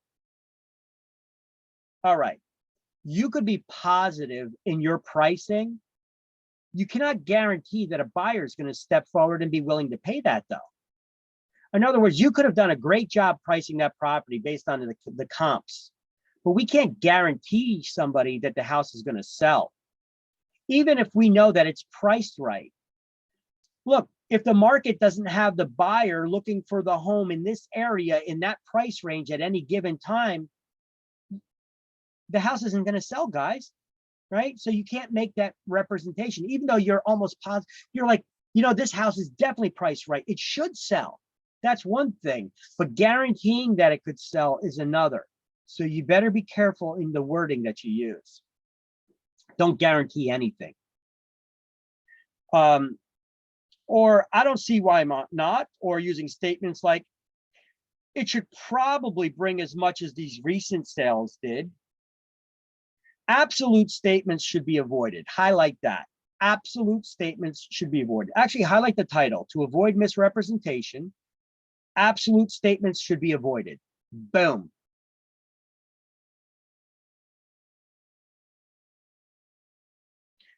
Saying things like, it's not all copper plumbing, but it looks from here as if. I believe, or I was told by the seller. Well, do sellers ever pass along false information, whether it was on purpose or by mistake? Oh, I forget. It was 5 years ago already they replaced the roof. Remember? On the next page, we're going to highlight requests for information should be met by referring the questioner directly to an expert source, just like the slide that I showed you had on it. Where was that? Let me back it up a little bit. Oh, this is the slide. That's not it. That is. To avoid misrepresentation, never present opinions as facts, don't lie, always refer questions to the expert source. See, this is a good slide to study from. It has everything you need on there. All right. And there's the septic systems. We'll talk about public water and where that comes from. And in the meantime, we're going to break for lunch. All right, so we left off, we went over the 3 forms of misrepresentation, how to avoid misrepresentation. We went over septic systems and how they work. And I usually have this thing that shows you about how water works and how you get it to how it becomes pressurized to your house. And I found a couple little things, I'm trying to put together something for you, but I haven't gone through all these videos yet. I went through some of them during the lunch hour, but how do water wells work? How do water treatment plants work? How do sewer systems work and things like that? These are things that I'm going to put videos together and eventually include in this course. I do have some of these videos here now that show you how that stuff works, how the water recovery works, how water treatment plants work. Where does your water come from? Where does well water come from? We will have some stuff with this about the well and well water in the class here. So let's see.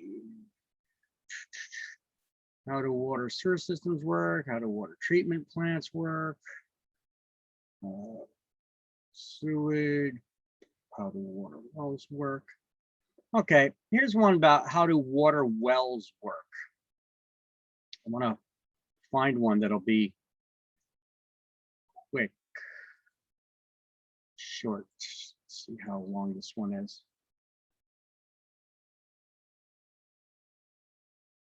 For many people in the world, they get their water supplied to them through a central supply system that feeds to their pipes in their house or apartment.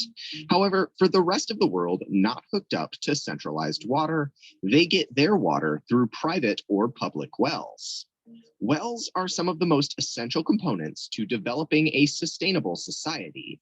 They provide a clean and reliable supply of water for drinking, bathing, and irrigation, even in locations where water on the surface is scarce. Wells are essentially just holes in the ground filled with water, but they have more complexities than meets the eye. Let's take a closer look at how wells work. Wells historically have been dug by hand. They essentially are just holes in the ground whose depth goes below the water table. The water table is the level of groundwater below the surface. Nearly everywhere on Earth has a water table below the surface, but in some places it's a few feet, and in others it's a few hundred or even thousands of feet. The water table isn't just an underground open lake, though. It's dirt and rock like everywhere else, except the groundwater fills the space in between the particles. In days of old, workers would just dig a hole until the hole started filling up with water. As long as the hole depth stayed below the water table depth, the hole would continuously fill with water.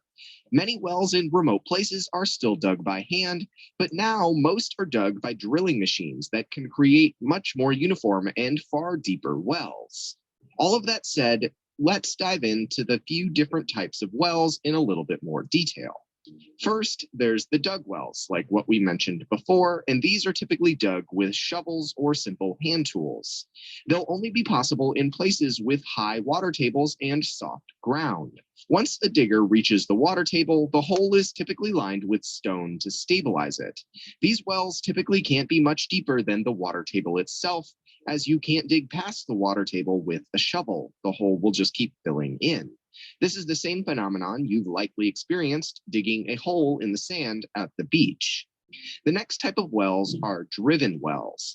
These are wells made from small diameter pipes which are driven into soft ground. These pipes typically have screens at their bottom to filter out sand and particulate matter, and can be effective, quick, and simple ways to make a well. However, they do have some drawbacks. They can really only reach shallow water, and contamination from the surface can easily occur. The last type of wells are drilled wells, which are likely the most common type of wells today, but they're also the most complicated and expensive to make. They are drilled using massive rigs, which can go through all types of earth. These wells are typically very deep, upwards of 1,000 feet, and are used to reach very deep water reserves. Now that we've gone through the different types of wells, let's learn a little bit more about how they actually function. Wells fill up based on the groundwater level, like we mentioned before. Once you take water from the well, water from the surrounding groundwater slowly starts to fill the well up again. The rate of this refilling has to do with how much groundwater surrounds the well and the size of the particles in the ground, among a few other factors.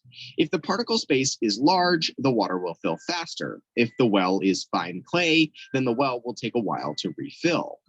For most wells, a pump is placed into the well to suck out the water. When water is pumped out and the surrounding water tries to refill the well, something called, and what is my favorite term in engineering, the cone of depression forms. The cone of depression is not what you wear when you're feeling a little bit sad. It's actually a conical depression in the water table that can extend far beyond the well itself. In fact, if a high flow rate well is installed too close to another well, the first well's cone of depression can draw the surrounding water table down so far that the neighboring well no longer works.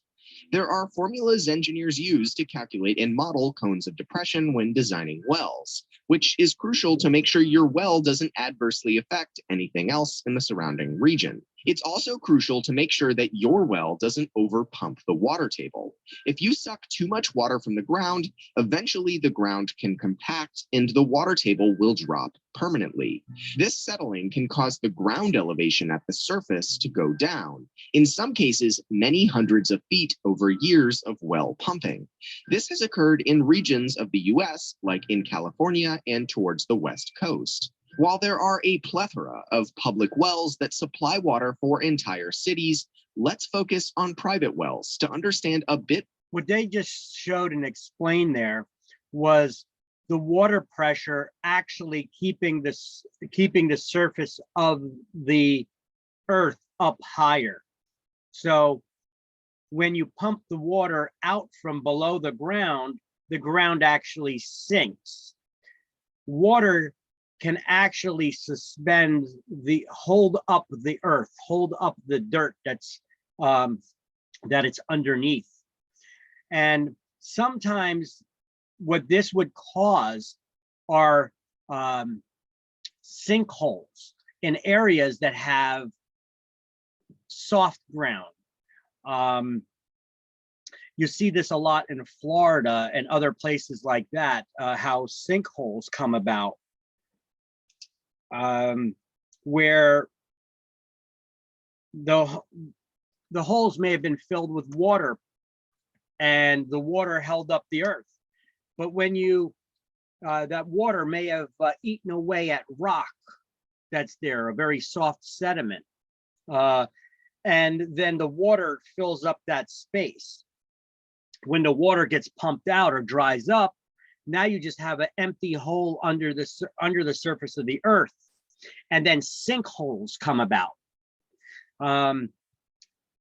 We have a lot of let's see, famous sinkholes, I guess. Here, let me pause this video for a moment to show you another. Now, sinkholes are not as prevalent in our areas as they are in other areas of the country. But let me try to find them here. Let's see. I might need this.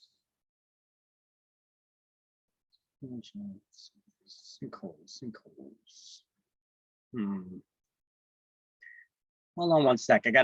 I got another little bit I want to show you of sinkholes here.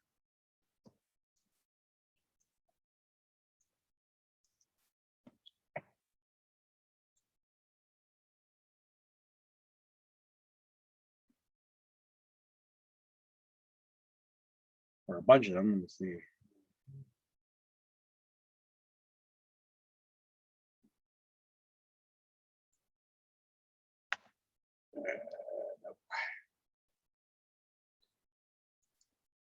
These are not the videos I'm looking for, but let me just take a look really quick. There's a little clip here about the sinkholes that I have. I'm not sure if this is the one I wanted to show you.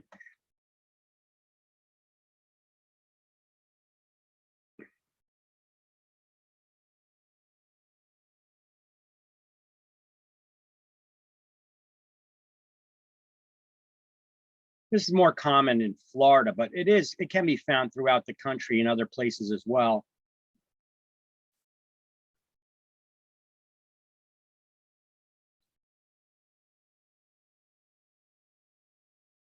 Meet your next pillow.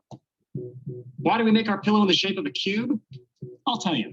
All right, so we got to wait for that commercial to be done, I guess.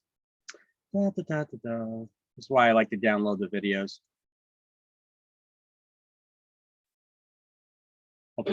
Welcome to Florida, the sinkhole capital of the world.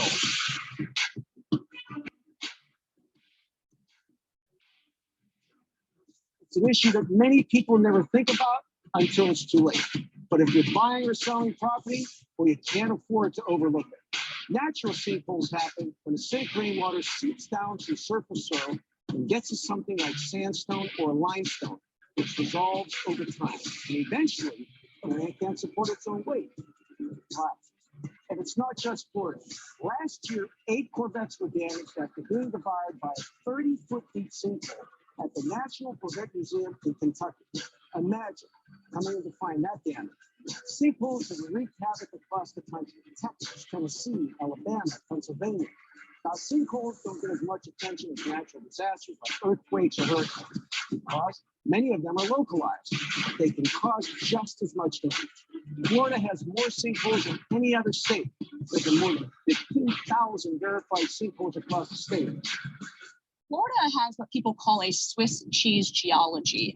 We have a limestone bedrock underneath the state, and there's an aquifer. Over time, the rock is dissolved by the acidity in groundwater. It creates caverns and voids that when the surface can't support it, they collapse.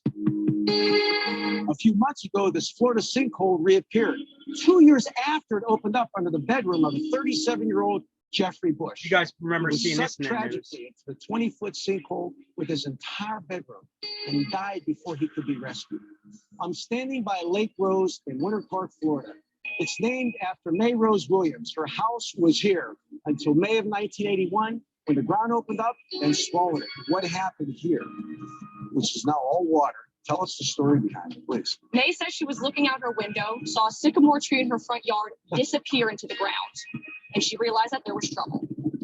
It took with it a 3-bedroom home, a luxury car dealership with about 5 Porsches and a truck, half of the city's Olympic-sized swimming pool, a portion of the street, and caused about $4 million worth of damage.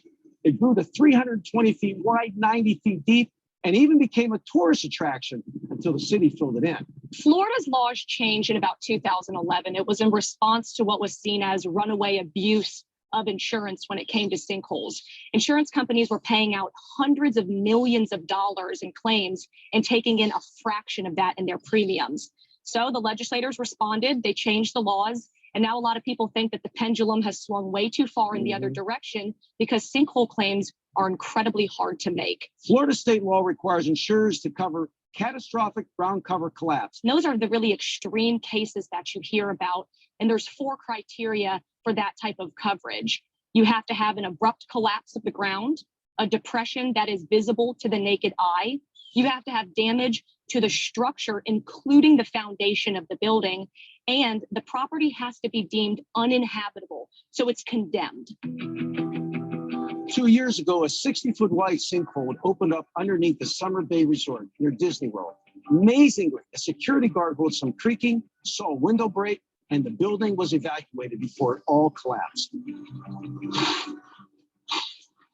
Outside of that, sinkhole damage is not covered unless your policy specifically includes it. They can offer it, but they don't have to provide it. And that typically comes at a higher premium, which is prohibitively expensive for a lot of property owners. A lot of states, you have a disclosure form. Is there a statement on there, has there been a sinkhole problem? Yes, so There on is. residential disclosure forms, you'll find this most typically. It will have whether you know of any sinkhole activity or whether there's any reported on your property. But Florida statutes require a certain level of disclosure from sellers as well. So if you've made a claim to your insurance company and your insurance company has paid that claim, you have to disclose that fact along with how much of that money you spent to actually repair the sinkhole damage. I always encourage people who are purchasing a piece of property to look for that specific disclosure. And if it's not provided on the forms you're given, to mandate that the seller tells you whether they know of or have reported any sinkhole activity to their insurance company. A federal grand jury recently convicted a Florida couple of wire fraud for pocketing a $153,000 settlement and then quietly selling their home. They made a claim, they were paid on that claim, and then they only made cosmetic repairs to the home, sold it, and didn't check the box that, yes, there has been sinkhole activity. So if you're representing a seller, what would you be telling us, their lawyers, to what they should do? During a due diligence or inspection period phase, anytime you're going to purchase a property, you want to first make sure that there are sinkhole disclosures in any of those closing documents that you're going to have. You want to also make sure that your property is even insurable. Make sure you can get coverage, especially when you're in those areas that have these high rates of sinkholes. Sometimes mortgage lenders will require that an inspection is done on the property, but that generally isn't performed by a licensed geologist. It's typically by contractors that they've hired. So you can have other types of testing done, but that can be prohibitively expensive. If you make a claim with your insurance company and they send out somebody to inspect the area, and if they find sinkhole activity, that engineer's report is going to be filed in the county clerk of courts. So you can find those on a title search or a public record search, whether there's been any filings against your property, because it is tied to the legal description and the owner's name, whether there are sinkhole claims that have been made and how much has been paid out on it. So a buyer, in their due diligence, should probably get either a capable lawyer like yourself or do some due diligence, get the title report done from an escrow company. Absolutely. Make sure you understand what's going on with the property, what the history is. So if you're going to go in and buy, correct, you have the knowledge and you have the risk. Yes, you want to get on top of property insurance, title insurance. That way you can find out what type of risks that you're going to undertake when you do own this property. All right. That guy is actually really good. If anybody's ever seen his show before, unfortunately, he died last year of cancer. His name is Bob Massey. He had this program. It was on Sunday on one of the Fox News channels. It was called Bob Massey, the Property Man. He's a real estate attorney in Florida and in Las Vegas, and the show was all about only real estate issues, and it was very interesting for real estate nerds like me. You know, he had some great clips there.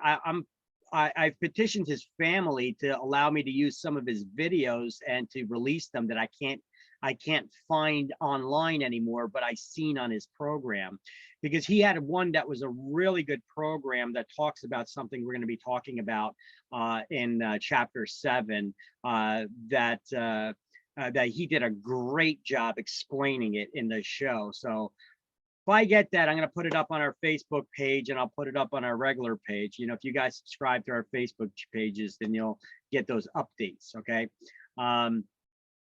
But as of now, I don't have it because I can't find that video. It's a great video. Anyway, so you see what sinkholes are? It's basically the softer sediment below the ground, you know. And we were talking about, they're not as common in New Jersey. There's a lot of them in Pennsylvania. You can find them in New Jersey, though. You can, and you can come across them. So it's worthy of a mention here of how they're developed. And plus, we do have well water.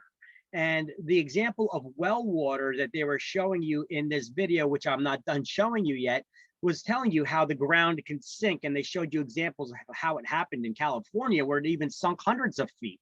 Okay, so sinking ground because of wells, because the water is no longer suspending the ground that the houses are sitting on and such, could cause problems for structures as well.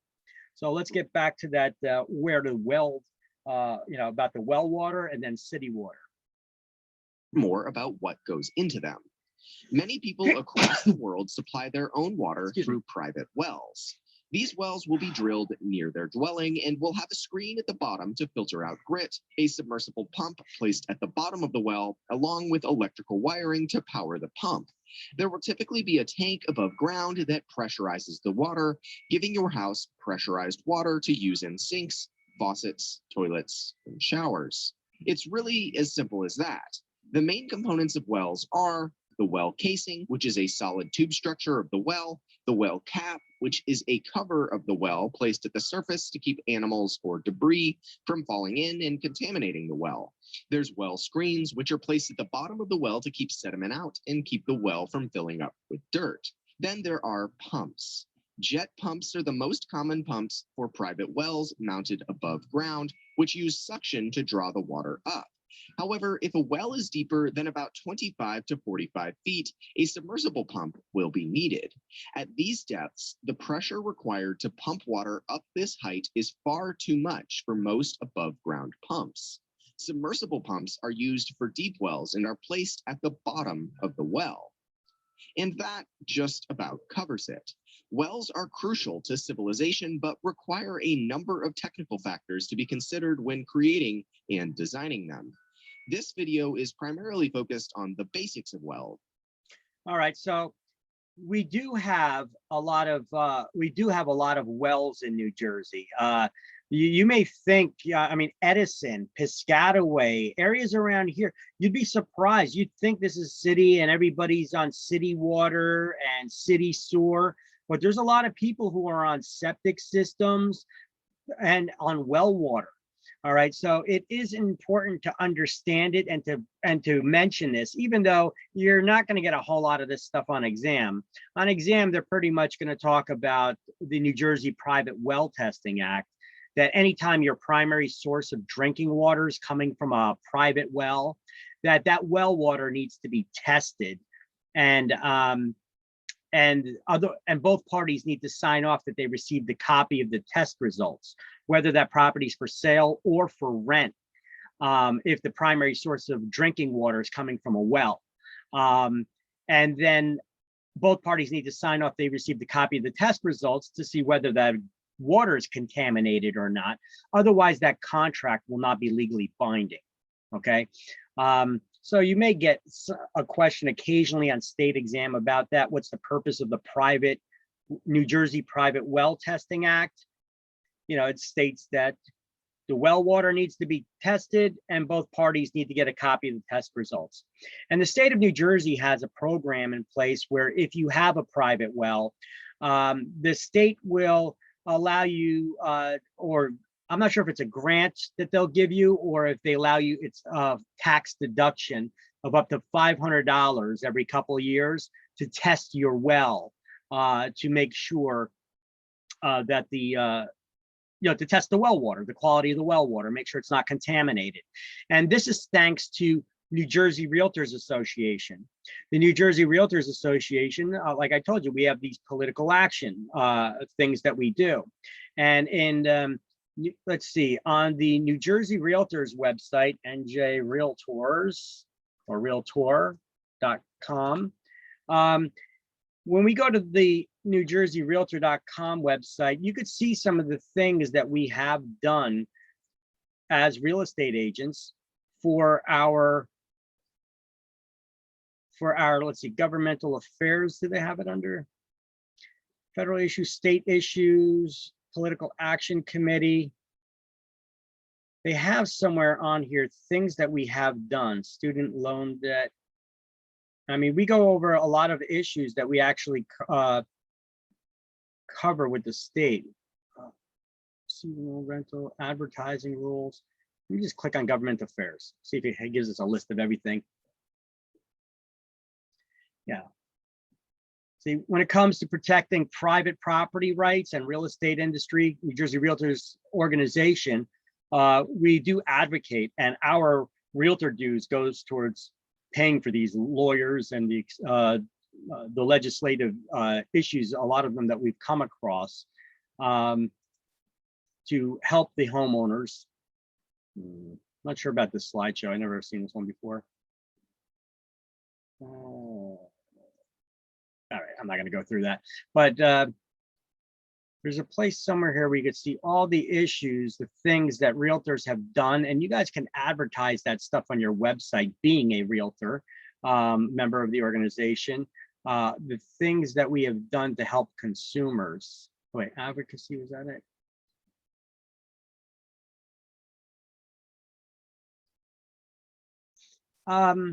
I think I have it posted already on our Facebook page. I'm going to get that link and I'm going to post it in our class links folder too. It's useful content for you guys as well to show what realtors do to help homeowners as well. All right.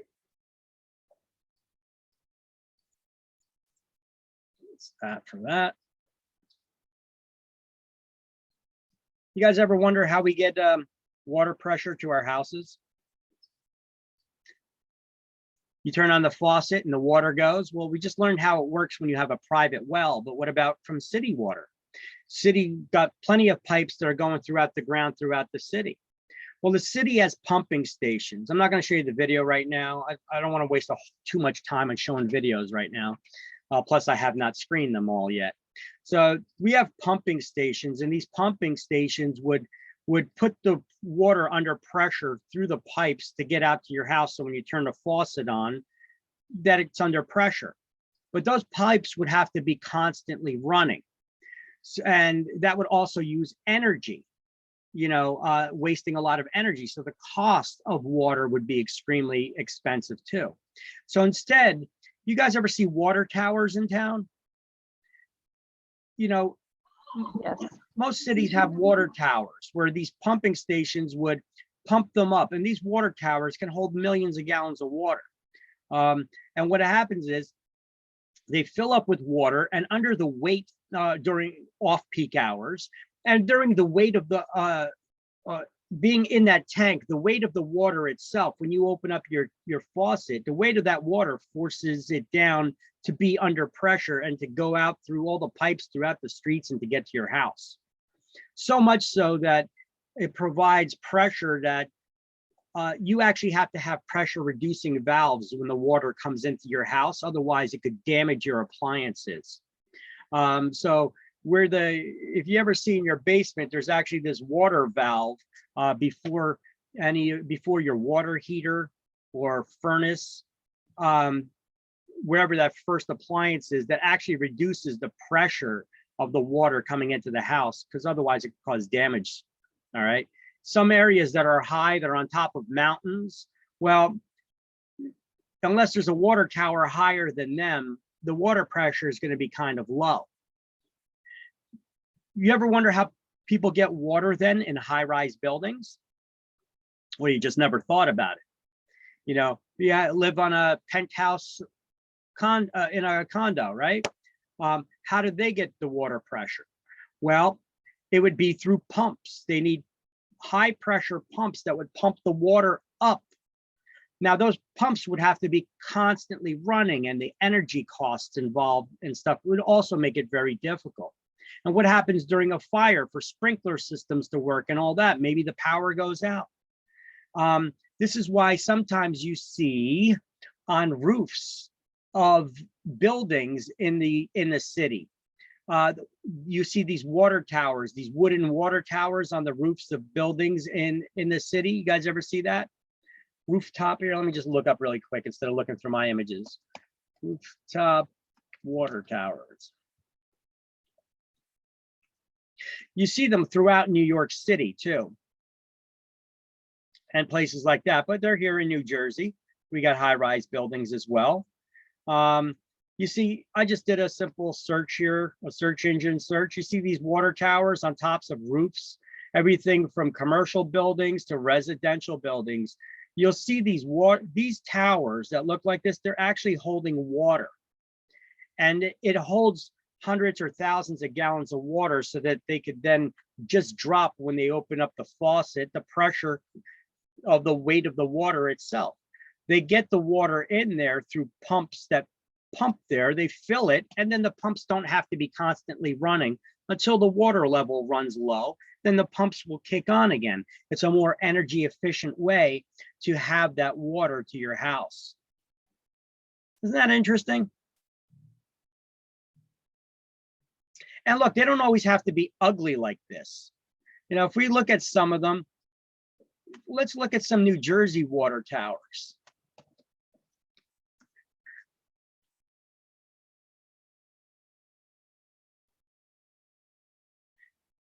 Look at them. Sometimes they put a little smiley face on them. You see this one? That's cute.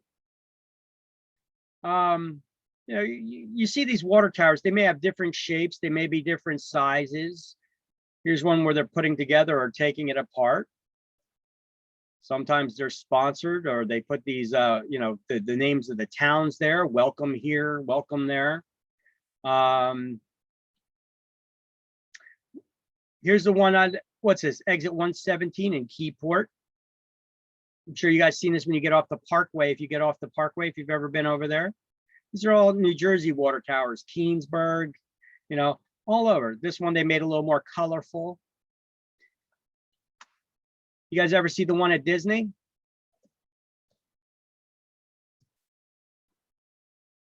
Check out some of these Disney water towers. They put the Mickey Mouse ears on it. Or there's some that they, where's a cute Disney tower? Here's this one. Look at it. Look at these Disney water. These are water towers. They make them look kind of like the environment. They got actually green growing on it, you know, kind of like a big chia pet. Isn't that neat? All right. Enough about that. That's how they get the water pressure to your houses. All right.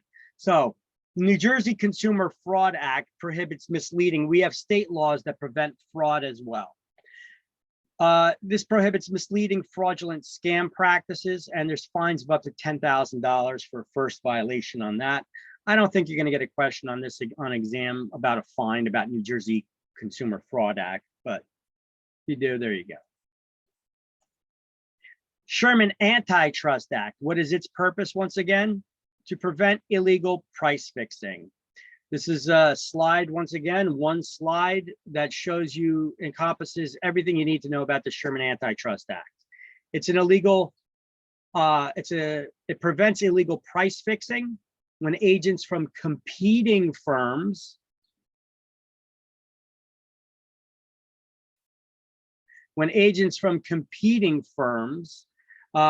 discuss with each other the fees they charge the public in an effort to try to set an industry standard on those commission rates or fees that they charge the public.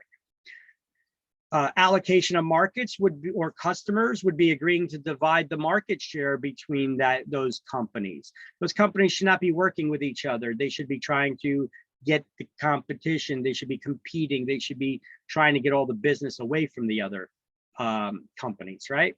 That drives down the price for the public, and it's good for the public. Penalties, it's considered a misdemeanor crime, punishable by up to a $1 million fine and up to 10 years in prison. All right. Ethics, liability, and disciplinary offenses. Okay, so let's see. You guys are on page 51 rather. So under antitrust laws, you guys should have Sherman Antitrust Act written next to the title, correct? Everybody have that?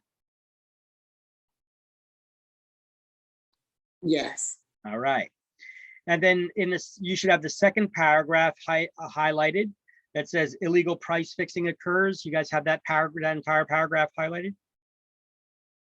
And the first sentence of the following paragraph that says real estate licensees must disassociate themselves immediately from the slightest discussion of with the competition about price fixing. See, Agents should immediately disassociate or separate themselves from the slightest discussion with the competition about commission fees or rates that they charge.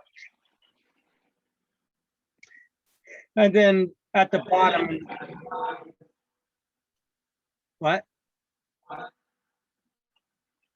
No, okay, in the bottom, in the last, let me mute that, somebody's got some feedback going on.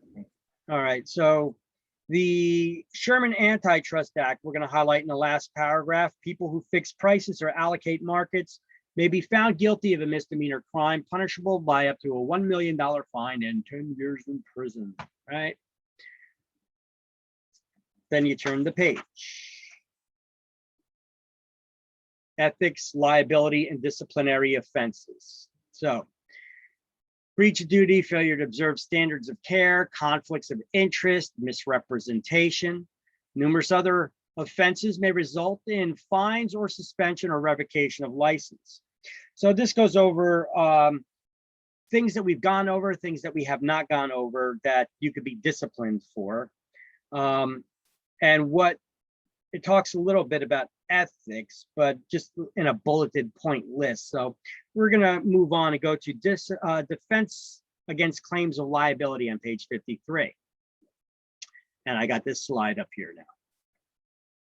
Errors and omissions insurance is our industry's equivalency to medical malpractice insurance that a doctor would carry.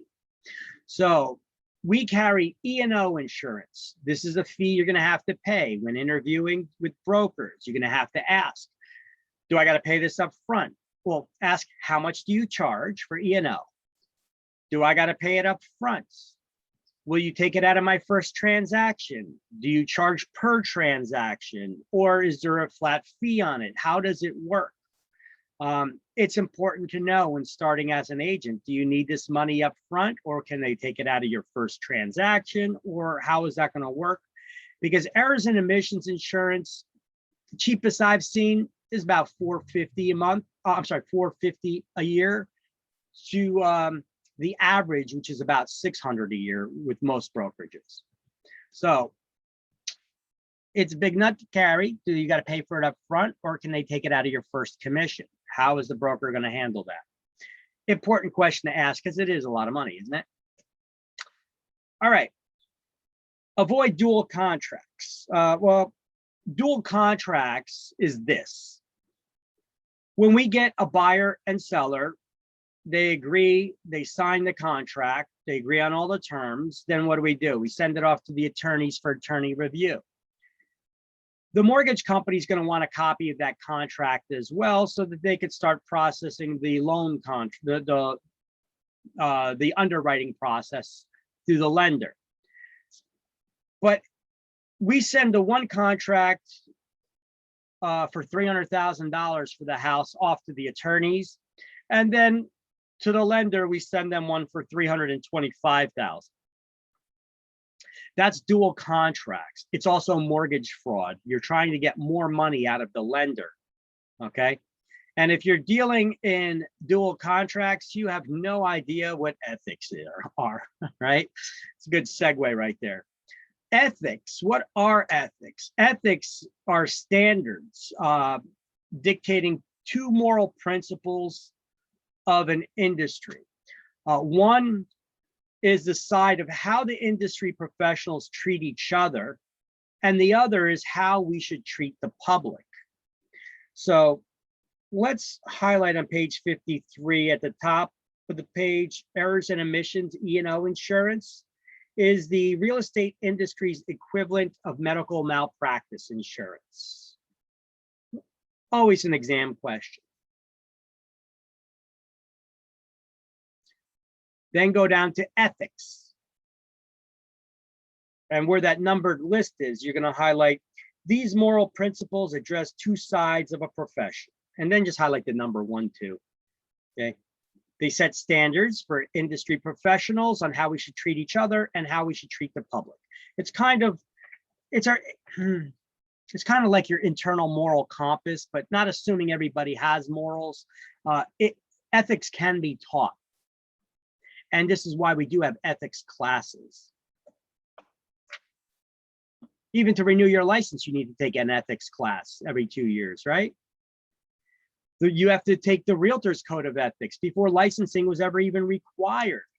We had the Realtors Association has the Realtors Code of Ethics that was created in 1913. So NAR, National Association of Realtors, created that Code of Ethics. I have a link to it here. We already went to the website and we showed that we could take that Code of Ethics training class on realtor.org website. Or you could take it in a local class. Your local association of realtors may hold it locally, but they'll probably charge you like 15, 20 bucks to take that class. Or you can take it online for free. It's about 2.5 hours. Here's some links to where you can get that info. National Association of Real Estate Brokers, that's that African American Association of Realtors. Its members are referred to as realtists. New Jersey Realtors website is njrealtor.com. Here are some tools for you guys. You may want to make note of these. These are very helpful, useful tools. Well, here's a link. This is a domain name I already told you about that I bought, and I'm pointing it to the New Jersey Realtors website for our contract form system. It's njrforms.com. It takes you directly to that contract form system that we use. So there's a good shortcut for you. I have it in the class links Word document, and I showed it to you already, and it's right here too on this slide. Here's a tool you guys should download on your cell phones. It's NAR RPR. Have I showed this to you yet? The RPR tool? No. No. Okay. RPR. You see the way it looks? That's the logo. Hold on a second. Let me try to. Oops. I don't know. Can't focus in too good there. Maybe it's shining too bright. I don't know.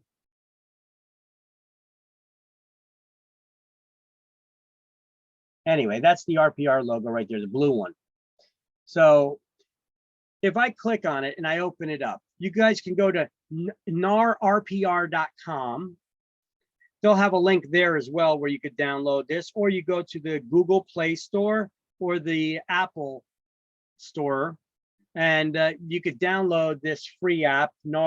It's called Realtor RPR, or I believe. That stands for Real Property Resource. And when you open it up, it's going to take you to a window that just looks like this. Okay. Nothing too, here, let me put full screen for you. To a window that looks like this. Where you could do searches, or up top, you got that, you got the search, you have a navigation, and you have a home screen. And you can search for listings either by MLS number or by address of the property or by other factors. You could create reports. Let me take a look on their website and see if they have an actual, so instead of me trying to show you on my cell phone, maybe they have a video or something that shows you how it works. I'm just going to take you to the website so we can take a look together. Okay, so this is NAR RPR. I'm a member of a bunch of MLSs, but Garden State MLS was the first one I was a member of, so that's why they have their logo up there listed top wise. You see, got my information here, my work, reports, reporting. You could create reports for clients. You could search using a map. You could create reports. You could do an investor analysis. You could create a CMA. You could do a lot of things with this website. Over here, it looks like I already have it focused on a zip code in Edison here. And you can get information about a property, its neighborhood. You hover over these, you can get more info. What's this open? Looks like there may be an open house somewhere. Showing you the property's information. which the same thing would pull up on your cell phone. So if you have the app open on your cell phone, so you could get access to this app on the website or on your cell phone, but you first need to be a member of the Realtors Association and a member of the MLSs. You plug in all your MLS memberships for all the MLSs you're a member of into the settings area. And now you could have one interface that you could search and run reports from all the MLS data from all the MLSs you're a member of, instead of having to go to each one to do it. And the cool thing is, if you open this app up, like it just noticed, I didn't put in any information. It already knows the street that I'm on, Sunnyfield in Union County. It pulls up my GPS information on my phone of where I am. And if I was standing in front of a house that was listed for sale, it would immediately just open up that property's information for me without me even having to search for it. Isn't that cool? Now it's telling me that where I am, there's 12 homes for sale in the area within, I got it set at a ½ mile range. You see that at the top, properties within a ½ mile of me. 12 for sale, 1 for lease, 10 new for sale, 1 for lease, 54 recently closed sales. I don't know what I have in the settings as far as how far back for recently closed. And you could pull up information. So I could just either have that, or I click on the map icon, which will then pull up the map where I am, where the GPS says that I am. And I could zoom in on that, you know, and say that I want to click on one of these properties.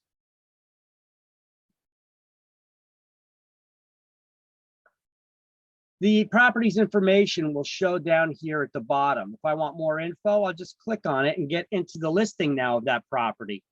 And I'll get all the details about that property, the photos, the asking price, the tax records, the RVM. That's like an automated valuation model, what they say that they think that it's worth in the area. You know, you get all kinds of information on this property. You can scroll up, find out information about the previous owners, the tax information. You got tax map here that shows up.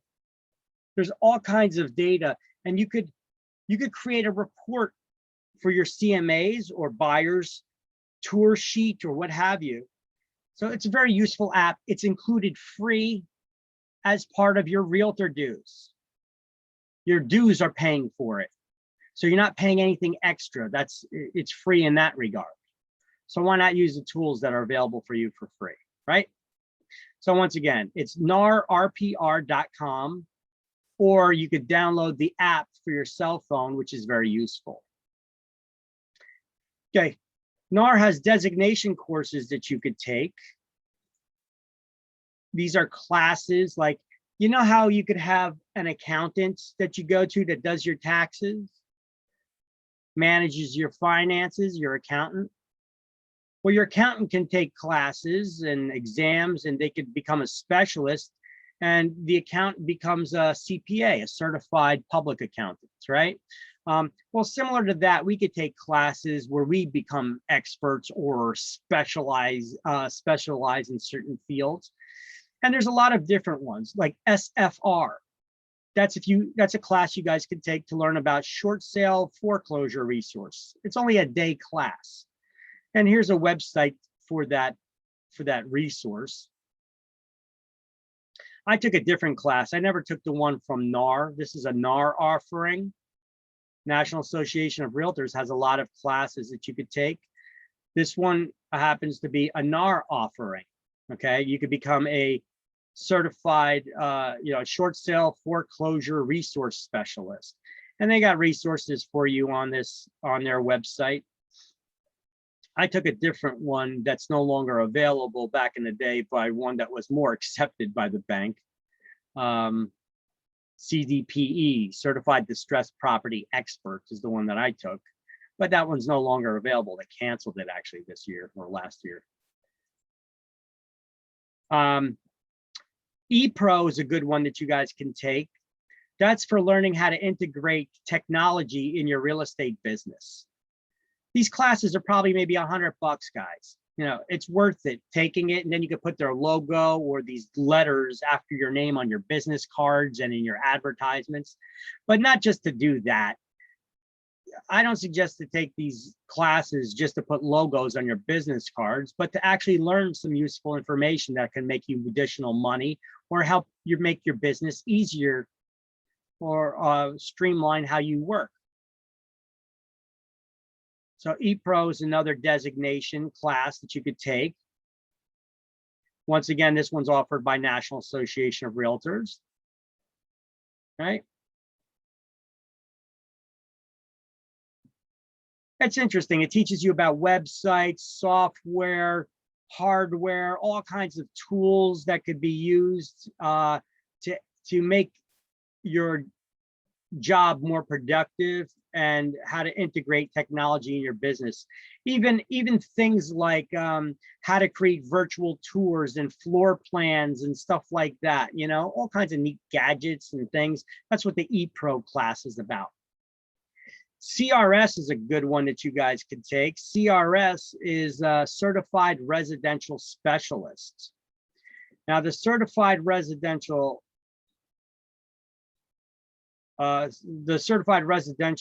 Specialist, let's see, that is one where you guys can, they're big on education. In order to keep that designation, you have to keep taking educational classes on a regular basis in order to keep up that designation. And then you actually become CRS agents. They have their own referral network. So anywhere in the world where there's another CRS agent, they only refer business to other CRS agents, but you have access to a database then where you could find a CRS agent, and then you could refer people to another agent in that area. So you'd have to log in. Oh wait, no, you could probably just search. You want to find where another CRS agent is. CRS agents have a better record of closing sales and converting leads. So if you guys have somebody that's your client that you help them sell the house, but they're moving to a different state, you could refer them to another agent in that state. Do you know any other agents in these other states? Probably not. So how do you find them to refer them? Either through your franchise, maybe. But then again, you're not guaranteeing that that person is a good agent and can close the deal and find them something. So you may be flushing a lead down the toilet, right? Just searching for an agent on Google or something, or realtor.com. I mean, is that a new agent? Is that an experienced agent? What's the likelihood of them closing on the transaction? CRS agents have a much higher record of closing the deal. So you're better off referring your business to another CRS agent, and they'll do the same thing back to you. So you become a CRS agent, you get added to this database and this referral network, and you guys could get business this way, and you could send business to other agents who are more likely to close your deals, and then you earn your commission still. Okay, so that's not a bad one to work towards. SRES, that stands for Senior Real Estate Specialists. And then we have, which seniors have their unique needs, you know, sometimes when they're older, the kids move out, they got the empty nest, they don't need that big house that's hard to maintain now. That's expensive as well. Maybe it's time for them to downsize to something a little bit smaller. Well, you could help them sell that house, but they got unique needs. I mean, how do they get all the stuff packed up? They may be older. It may be difficult for them to do. This class will teach you how to go over helping that senior pack the stuff up, maybe sell some stuff, how to get financing to purchase another property when you may be retired already. You know, they go over unique issues for the seniors, and that's a great source of business too for seniors. And then we have the CCIM, Certified Commercial Investment Member, which is a great certification if you want to get involved in commercial and industrial properties.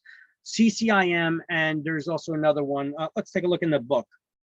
And SIOR, Society of Industrial and Office Realtors. That's another one. These are great designation courses that you could take to specialize in commercial real estate. Very few agents have the CCIM designation because it's difficult to get. And maybe they don't sign up for it because they don't want it for whatever reason. But it's about 7 course modules. Each one's probably about $1,200 a class. So it's not cheap either. And even after you take all them classes, you got to pass an exam. So you take all the classes, you pass an exam, you still cannot call yourself a CCIM agent because they have a performance requirement that you need to meet first as well.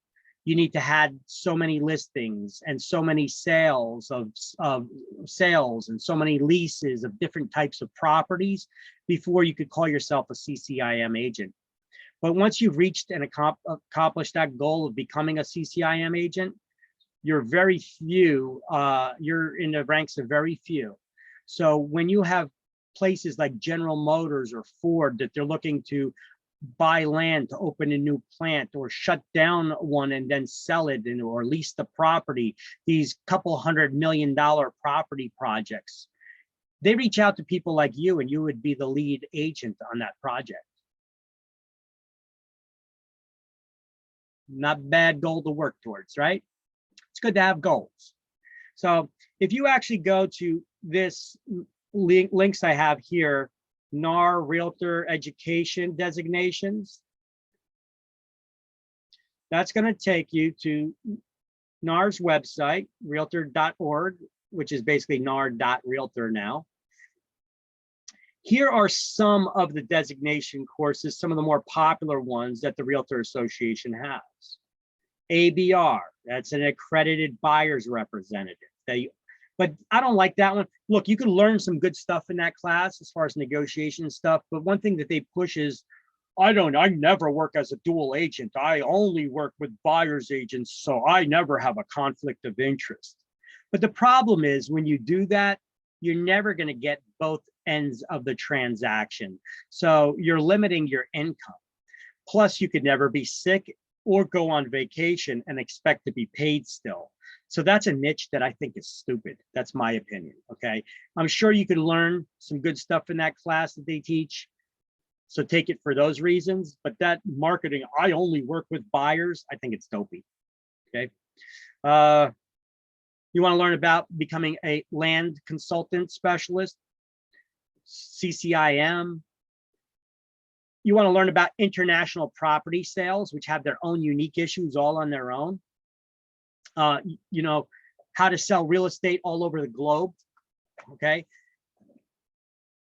It is a specialty, guys. And you can't just dabble in it.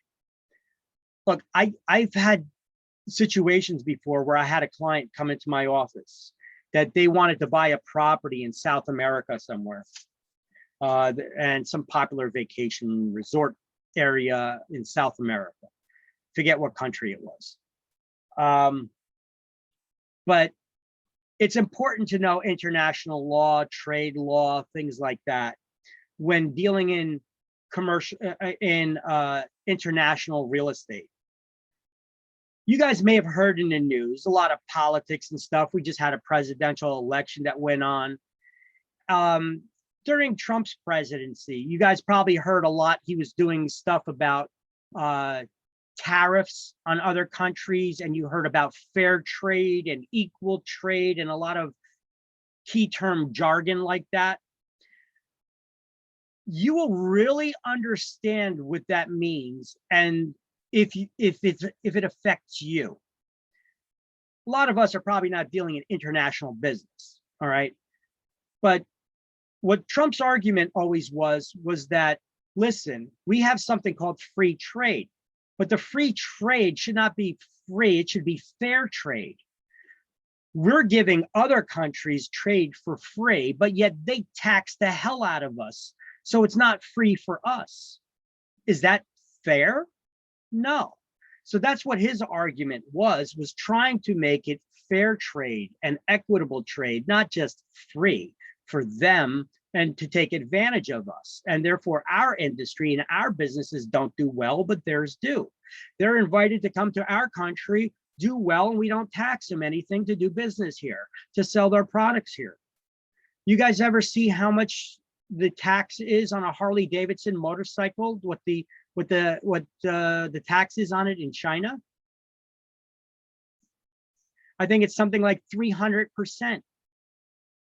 300% of the cost of the motorcycle. That's why you don't see a whole lot of Harley Davidson motorcycles in China, right? Because they try to make it prohibitive, that they don't want foreign companies doing business in their country, but they want to do business in ours. Now, why am I saying this? Because I had that lead that I sent down to somebody in South America. I did some research, and the normal referral fee that I asked for is 25%. But this person they were buying all cash. They knew already what they wanted to buy and where they wanted to buy. So I just needed to hook them up with an agent down there that could help them. So I called that agent up and I asked them if they wanted a referral. I said, I've got somebody that's coming down there, they're buying cash. I said, but I want a 35% referral fee. And they're like, whoa, whoa, whoa, whoa. The normal in our area is 20%. And I was like, listen, I got somebody who knows what they want. They're buying cash. They're definitely going to buy. You're going to be making money. I'm giving you money. Are you telling me that you don't want it because the referral fee is too high for you? If that's what you're doing and it's very little work for you, then I'm going to call your competitor down the street and I'm going to give it to them. So do you want the lead or not? They said, okay, we'll take it at 35%, but we usually don't do that. We're normally 20%, which is even less than what I normally do it at, 25, right? Now, good thing I did mark it up, but I should have marked it up more because I did not know the international law for the trade, fair trade in their country. This is the way fair trade works. If they were to do that and send a lead over to us and we send them the money, they get all their commission because the United States does not tax them on it. They do not on money leaving the country. However, the country that I sent them to had a 15% tax. They took their money out, their tax out, before I ever seen my share of it. So when they wired the funds over, it was minus 15% off the top. So good thing I marked it up because I didn't even get, I didn't even get the 25%. At the end of the day, I still ended up getting 20%. After their international, if I went with their normal 20%, I would have only gotten 5% of my commission because their country taxed me at a rate of 15%. All right, well, anyway, the, let's see, certified property managers is CPM if you guys want to get into property management. You've got the certified residential broker manager for managing an office. The CRS, which I told you about, counselors of real estate for those who want to brag about, I'm a teacher. I don't need to take this class, but if I was going to write a book or something, I guess this would be something to do. To get that certification to prove how prestigious I am and how educated and knowledgeable I am because I took a class instead of actually having the applicable knowledge. That's why I take these things with a grain of salt because people sometimes have these designations. Doesn't mean they're the greatest person in the world either to do the job. This is one for appraisers. You want to learn about green real estate, you could get the NARS green designation. This is actually becoming quite popular for commercial real estate more so than residential or with residential builders. A real estate agent who is aware of different kinds of green technology for greenhouses, for environmentally friendly and energy saving properties, okay? GRIs, the Graduate Realtor Institute, they refer to it as an advanced course in real estate. It teaches you a little bit about commercials, some about residential, some about financing. This class could actually substitute taking the real estate broker's licensing class. They refer to it as an advanced degree of study, which at the end of this chapter, they ask the quiz, those questions at the end. Well, the advanced degree of study is the GRI, Graduate Realtor Institute, okay? Performance Management Network, say certified director, you know, the seniors residential specialist. Oh, I'm sorry, this one, sellers residential specialists. I actually took this one. The sellers residential specialist, I took this one before. I never filed it. You have to file paperwork with them and then send them money on a regular annual basis to keep the designation. I took the class for the knowledge, but I never did what was required in order to get the actual designation. I had to send them some proof of my transactions or some crap. The same thing, they have one for negotiation specialists. They have a lot of these different classes that you guys can learn about. You may want to check it out. Here's the seniors residential one, diversity, BPOs. You want to get involved in real estate teams and digital social media certifications and ePro. And here's one to learn about militaries, know the unique needs of military families to relocate. A lot of military families coming home after war and such, and they're looking for homes. And you know, through the military people, they could get a mortgage that's good for them that they pay zero money down. So we could help them with their financing and getting that financing and answering their questions and doing relocation. Sometimes military families, they're relocated all over the place. You know, my sister married a guy who was in the Navy. He became a Navy doctor. He got relocated from New Jersey to North Carolina, then to Michigan, to, you know, they move around and then their families need to be relocated. So then you could help them out with those strategic issues that they come across. Pricing strategy advisor. I guess that's for learning how to value properties, doing CMAs. Real estate negotiation expert. That's the class. That's the other class that I took. It wasn't bad. It was a 2-day class actually, but it wasn't bad. Wasn't great, but it wasn't bad. Resort specialists, you want to deal in resorts, short sale foreclosure, smart home certification, you know, and they have a lot more. And they're not the only ones to give classes. I've got a couple of books right here on the side of my desk for residential construction certification, which is by, it's not by the National Association of Realtors, it's by another group. Residential construction certification, or certified, they call it. Certified.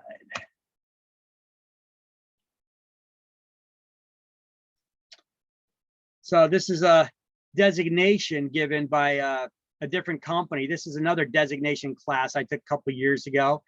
They have residential construction certified, and they also have another one about, what's the other one I got here that I took? Certified new home specialist. Okay, so you guys can learn about new construction and selling new construction, or you can, you know, certified residential construction certified. This is good for people who, these two ones are good for helping buyers dealing with new construction and shopping for new construction and dealing with the unique issues of new construction. And the other one is dealing with builders, the certified new home specialist as well. So we got the residential construction certified. This helps you deal with the builders, and then you have the certified new home specialist, and it teaches you all the lingo and jargon that contractors use. And RCC, you're residential construction certified, or you're a new home specialist, and these things can help you. Don't just take these classes just to have the designation, though. Get them for the knowledge. So here's one certified. I'm going to add this to the slide here because it's not on the current slide.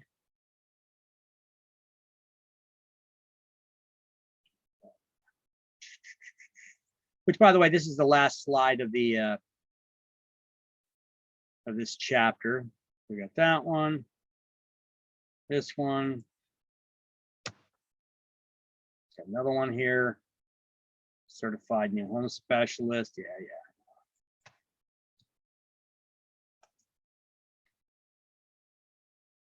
I'll fix it up and clean that up later. And then the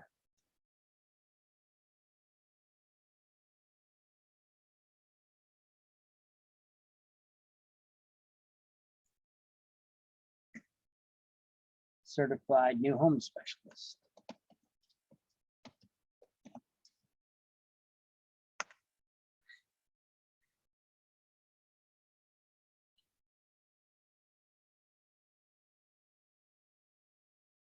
And this is just another designation class from NAHAB. This one helps you deal with the builders, okay? And the unique issues with them. Here's the one to get that training. Sell new homes, training class, certified. So I believe this is it. Yep. See, they do both of these, certified new home specialist and certified residential specialist training. Okay.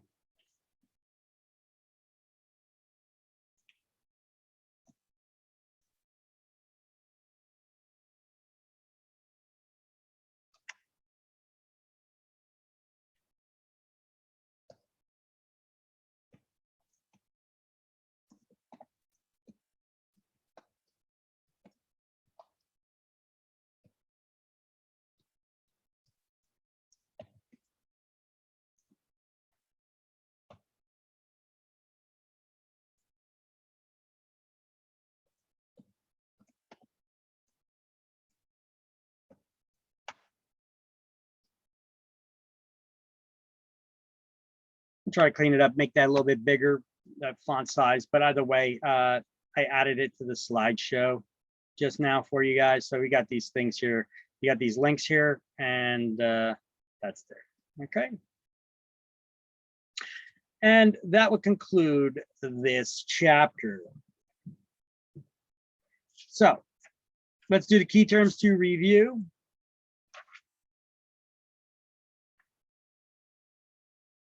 For chapter 3, that was. Regulations prohibiting price fixing. Antitrust laws. 2 is A, antitrust laws. Not my volume up or somebody else's. And the agent who takes a buyer as the principal.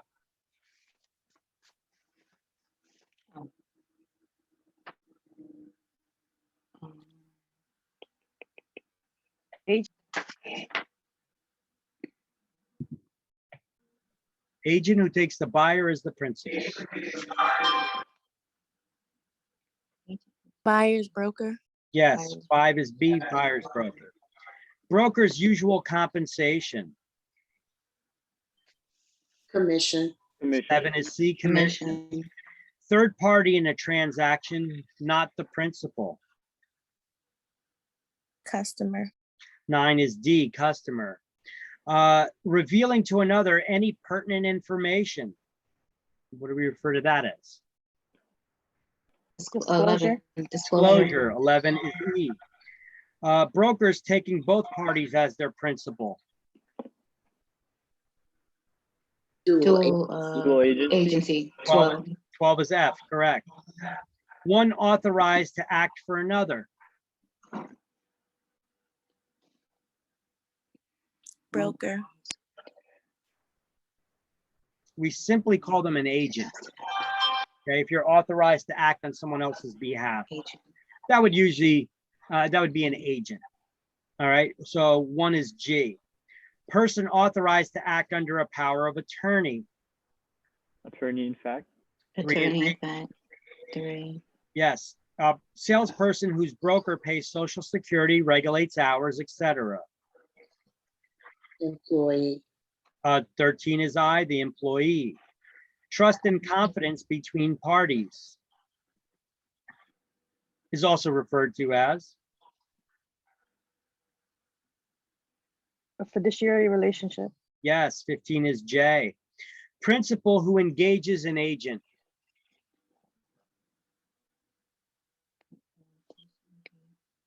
What's principal another name for? A client? The client. 6 is K. One empowered for a wide range of actions.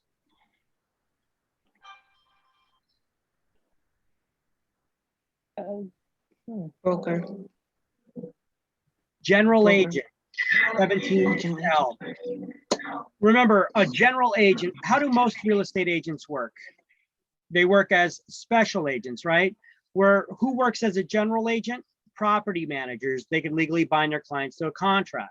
Remember the term, anytime you hear that word general in front of something, whether it's a general agent or a general lien or a certified general appraiser, general is a wider scope of authority. You could do more. You're talking in general, you're talking about a lot of different things, right? Generally speaking, so it's a broader scope, right? One who owes special duties to another.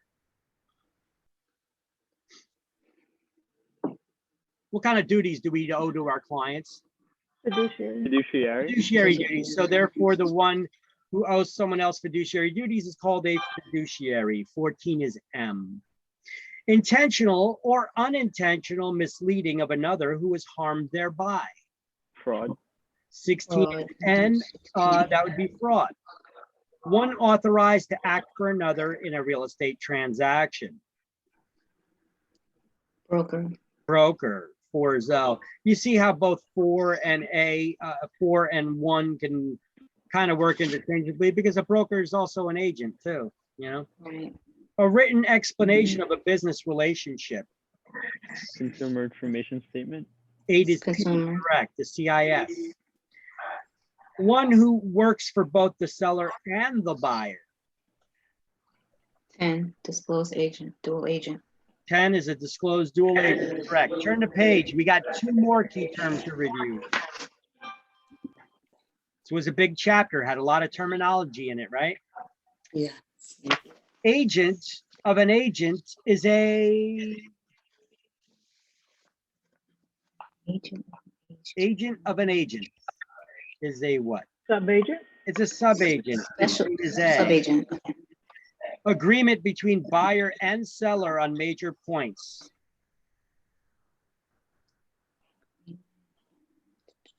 Meeting of the minds. Correct. 6 is B. Remember, all the major points of the contract, when the parties are in agreement on all the major points, we've come to a meeting of the minds. So 6 is B. Contract by which the owner retains a broker to find a buyer. Listing. 5 is C, listing agreement. Harmless exaggeration, that's salesmanship. Puffing. Puffing, 11 is D. Nothing. Illegal sharing of a commission with the seller.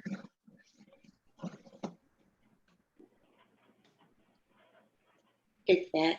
Kickback, 2 is E. One authorized to act for another in a specific transaction.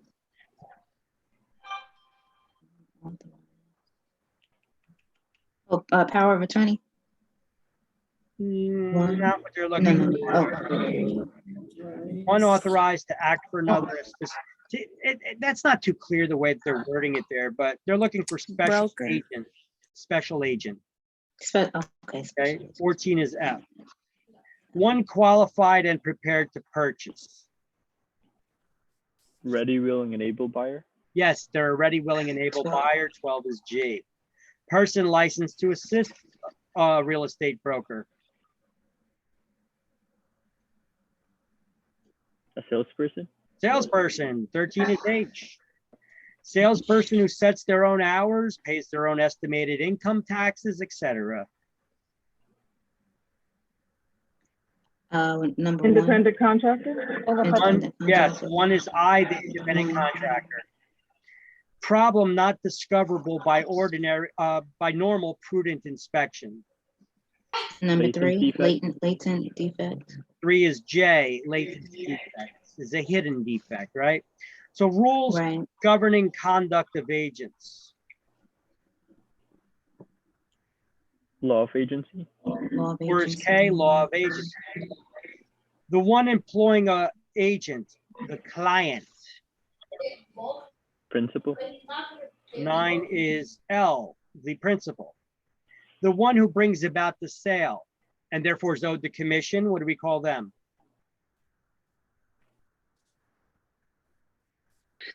What brings about this? It have to be the transaction broker? The transaction broker. Remember when two buyer's agents are dispute as to who's owed the commission? Who's the one that's owed the commission? The one Oh, that's 10, procuring cause, 10. The procuring 10. cause. Yep. 10, procuring cause. Yep, 10 is M. A written authorization allowing one person to act on behalf of another. Power of attorney. Power of attorney. 8 is N, power of attorney. One who facilitates a transaction without functioning as an agent. Transaction broker. That's a transaction broker. 16 is O. And legislation requiring that communities be alerted to the presence of sex offenders in the area. Megan's Law. Megan's Law. 7 is P. All right. We got one more coming.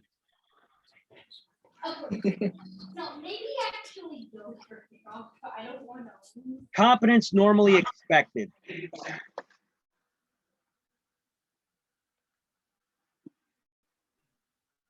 Standard of care. 11. Standard of Standard care. of care. Yep, 11 is A. Fraud committed by someone who should have known better. 8, negligent misrepresentation. 8 is B, negligence. Yes. Intentional misrepresentation. 4, fraudulent Fraudulent. misrepresentation. Fraud. 4 is C. They're defining the word with itself here. What they wrote here is intentional fraud, you know? They gave it Right. member of a private national organization. Who's the member? 9, New Jersey Realtors. The member. Who's the member? Number 9. Realtor. The realtor. Realtor. 10 is Oh, D. 10. Okay. 10 is D. Okay. Designation awarded for advanced study. Graduate Realtor Institute. GRI. Correct. 5 is E. Private nationwide organization of brokers and salespersons. NAR. NAR. 7. 7 is F. Correct. NAR, right. Problem when serving best interest of both the client and yourself. 2, conflict of interest. 2 is G, the conflict of interest. Real estate equivalent of malpractice coverage that a doctor would carry. 3, errors and omissions. E&O insurance. 3 is 8. Correct. Standards of conduct adopted by realtors. Code of ethics. Code of ethics. 1 is I, the code of ethics. Statewide group of real estate licensees who choose to join. New Jersey Realtors. 9 is J, correct. New Jersey Realtors. Unintentional deception committed in ignorance. 6, innocent. Innocent 6 is misrepresentation. K, but it don't sound too innocent when you put it that way. Do it? You're ignorant. All right. Let's pull up that other PowerPoint for the next chapter 4. So this chapter we're going to talk about, this chapter is going to be about fair housing. And fair housing is going to deal with all the discrimination and anti-discriminatory laws that are out there. This book will not teach you about all kinds of discrimination that's out there. It'll just teach you about the anti-discriminatory laws that are in place. Look, I keep learning every day new ways people can discriminate against each other, you know. That is like an unlimited well. That well is deep, okay? Look, if you're not around certain cultures, you may not be familiar with it, you know. Look, If you're an Indian person, some Indian people discriminate against other Indian people because of the region they come from or the dialect that they speak.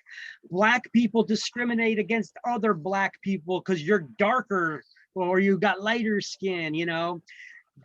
Don't ever call a Spanish person a Puerto Rican or a Puerto Rican, you know, Spanish, you know.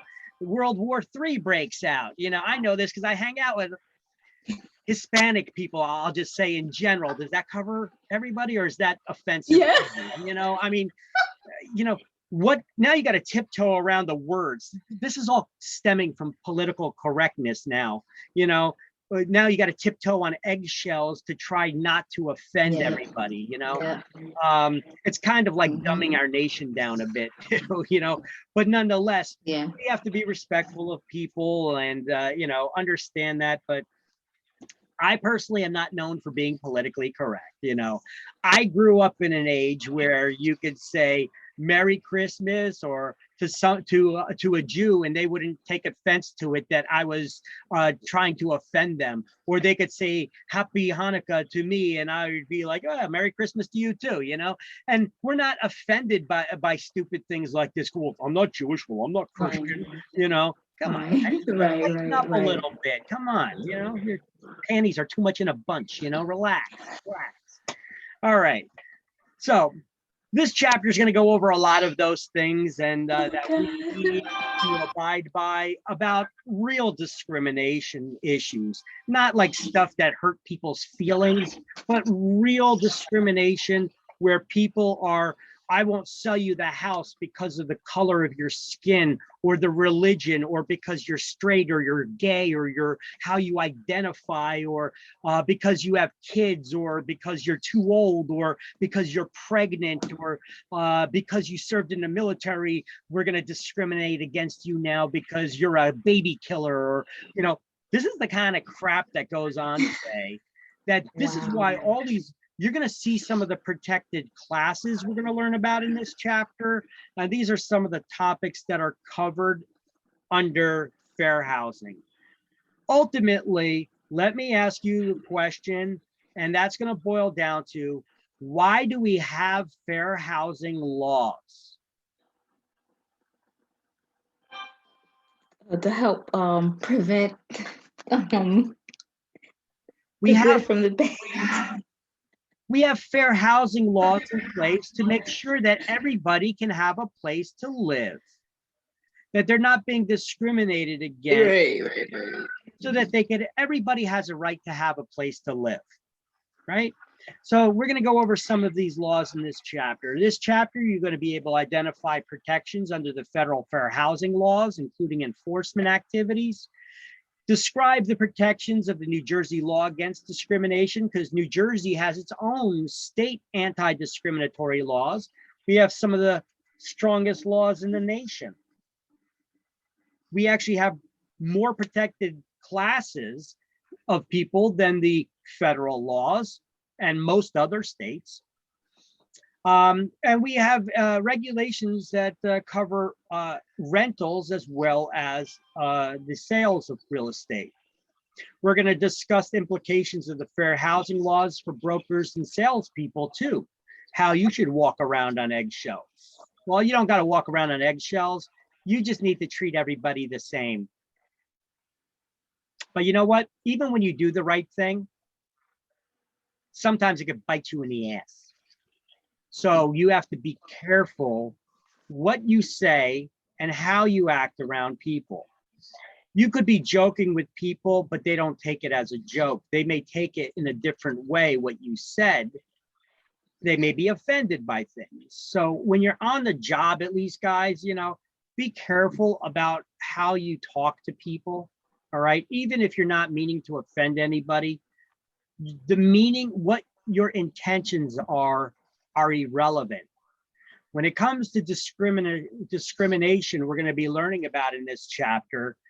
In order to be found guilty of discrimination, your intention, if it was not to discriminate, but the end result, somebody can prove that a discriminatory act had occurred, you're guilty of discrimination, even if that was the furthest thing from your mind.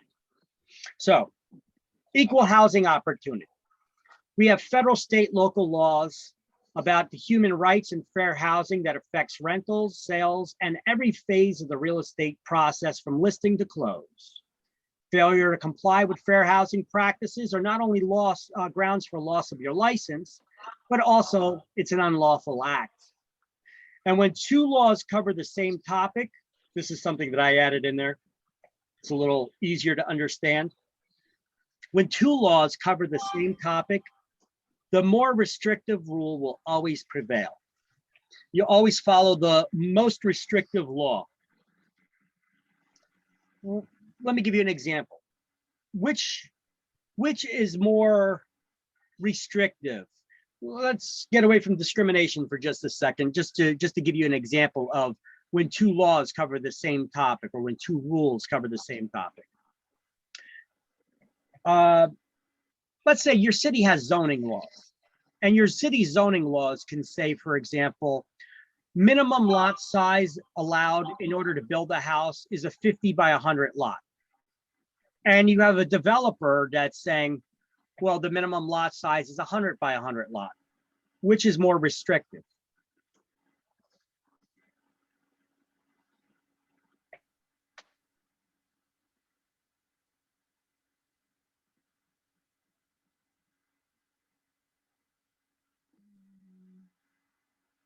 Can you say that one more time? Sure. The city has a restriction that the minimum lot size allowed to build a house is a 50 by 100 lot, but a developer has a restriction that they're going to place in deeds that the minimum lot size is 100 by 100 lot. Which is the more restrictive rule? The city. 50 by 100. It's actually the other way around. It's the developers, even though they have the larger size there, even though they have the larger size lot requirement, if you have a 100 by 100 lot size, according to the city's minimum requirement, you could actually build 2 houses on that lot.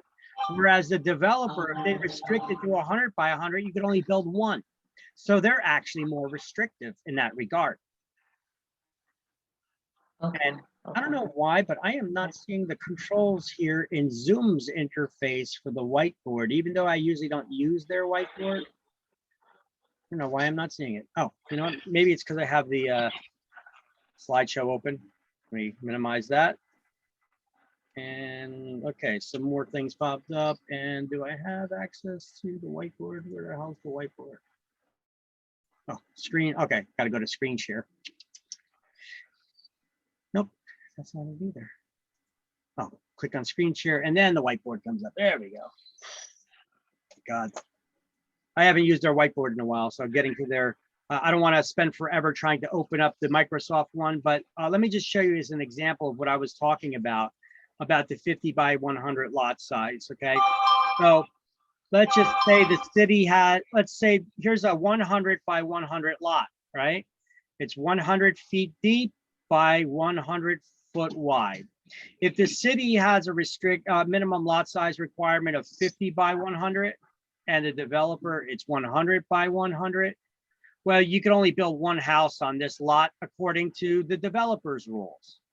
But if you go by the, whoop, I guess you can't erase that way, damn it.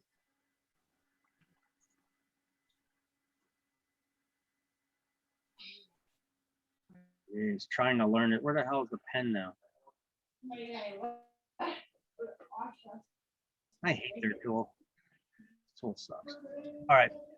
If it was if you're going by the 50 by 100 lot size, that's too thick of a drawer.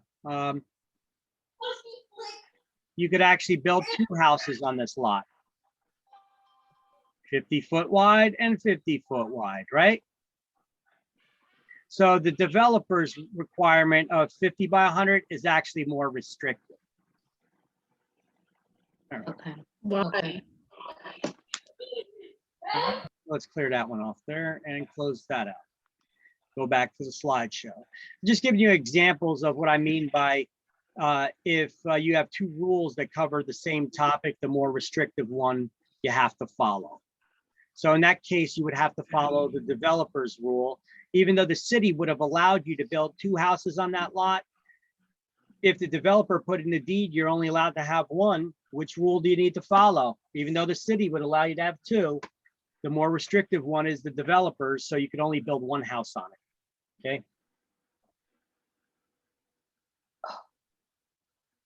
Chair mat sliding out from underneath me. I'm half on carpet, half on that chair slider. All right, let's see. So when it comes to discrimination, we're going to start learning that some of these anti-discriminatory laws cover the same topics, because not all laws are created for the same reason. If one law has limitations in it and the other one allows something to occur, it does not mean that you got free reins to discriminate now. You have to follow the more restrictive rule, the one that wouldn't allow you to discriminate, okay?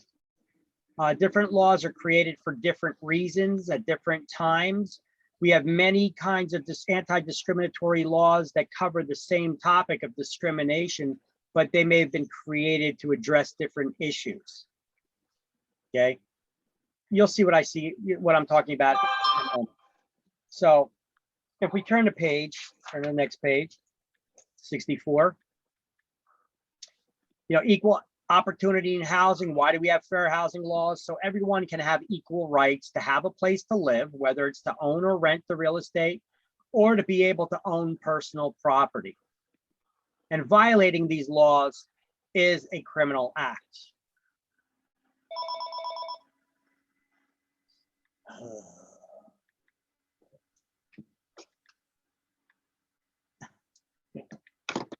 So we're going to start with the Civil Rights Act of 1866. Yes, we're going back in time. Let me ask you, what happened back in time in the 1800s, in 1866? Who was president at the time back then? And they had a big impact on discrimination. Abraham Lincoln. Abraham Lincoln. What did he do back then?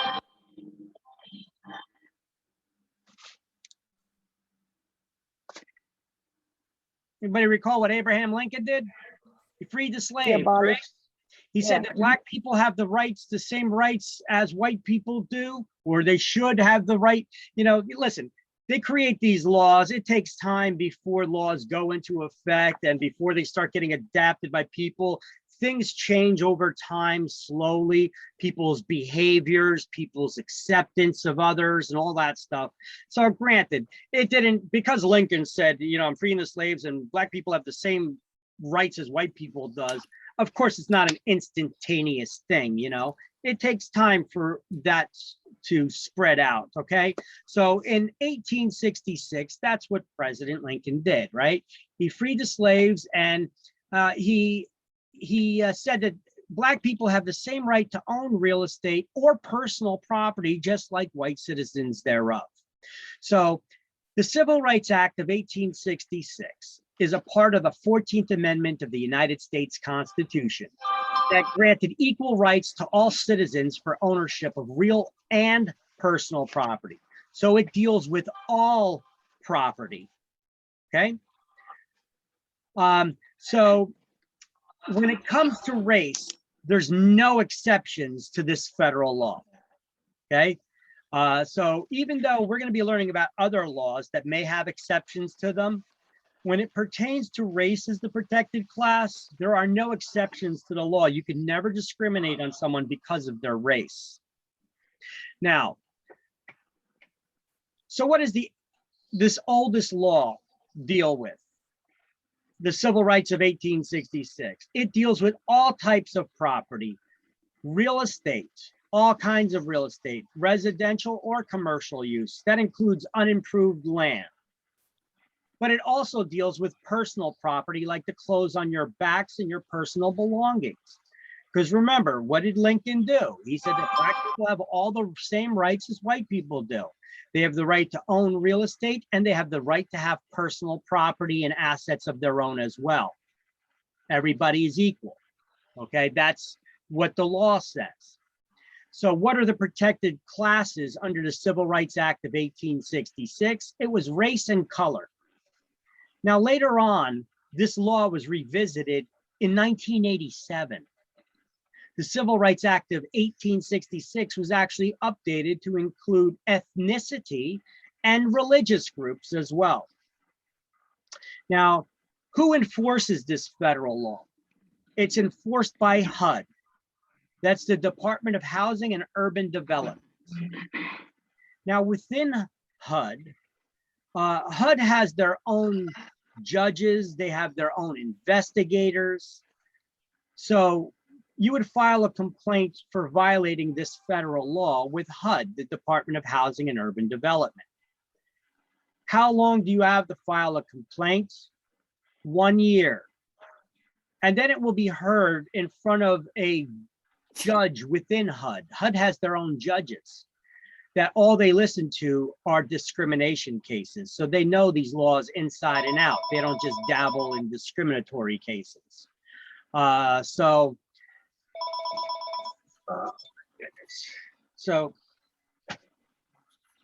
you have 1 year to file a complaint, unless you want to make a federal case out of it and have it heard instead of in front of an administrative judge within HUD.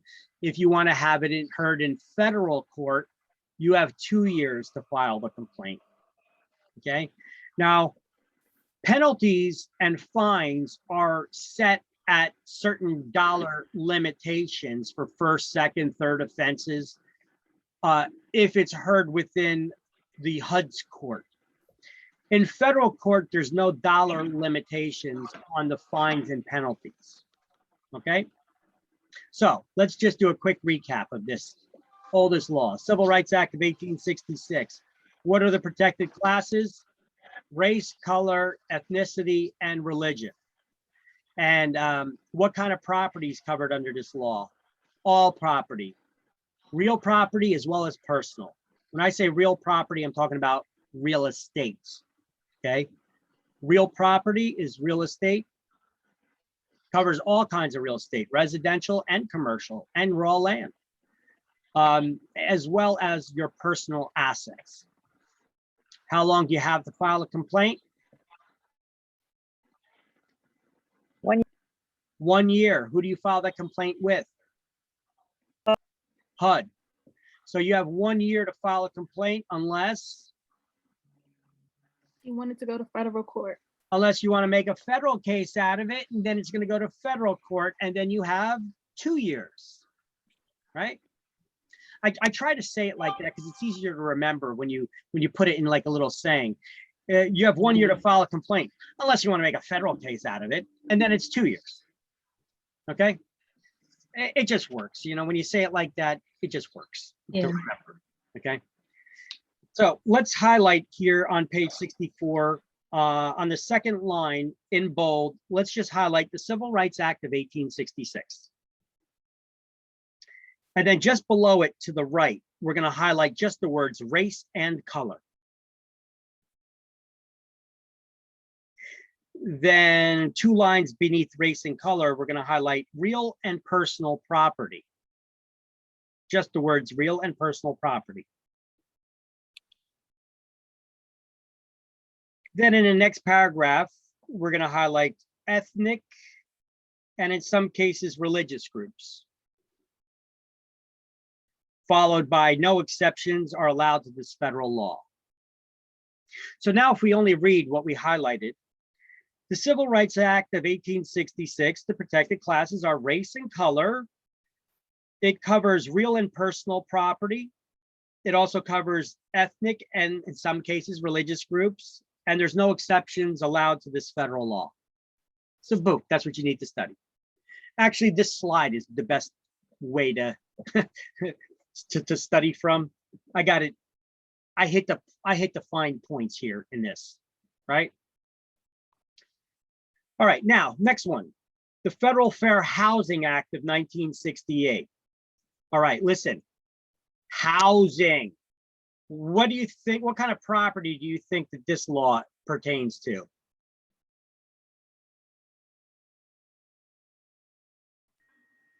Apartment dwelling things? Residential? Residential. So this law does not deal with commercial property. This law only deals with residential real estate. Okay? Housing. What is housing used for? To live in. So that's residential, right? So it's defined right there in the law. There's a little key there for you to look out for, right? So the Federal Fair Housing Act of 1968. So this is actually part of the Civil Rights Act of 1968. It has a section dedicated to housing, Title 8, also known as the Federal Fair Housing Act of 1968. So in 1968, we had another Civil Rights Act. So we had the Civil Rights Act of 1866, where Lincoln freed the slaves, said that all Black persons have the same rights as white persons and have the rights to own real and personal property. Well, in 1968, there was another civil rights movement where the Civil Rights Act dealt with a lot of different racial topics. But one issue was Title 8. And Title 8 of the Civil Rights Act of 1968 is also known as the Federal Fair Housing Act. And this dealt with the real estate. And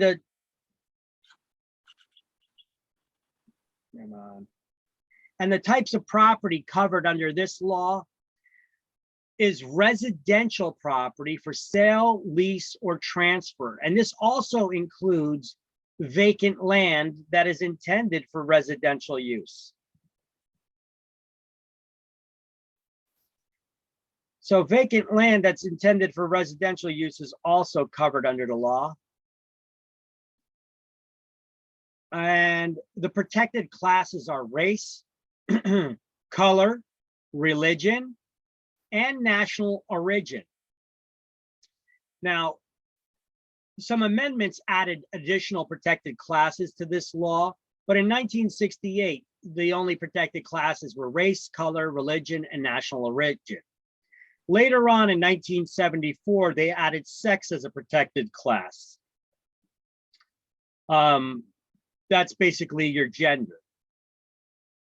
Then people with disabilities, including those with AIDS and familial status, was added in 1988.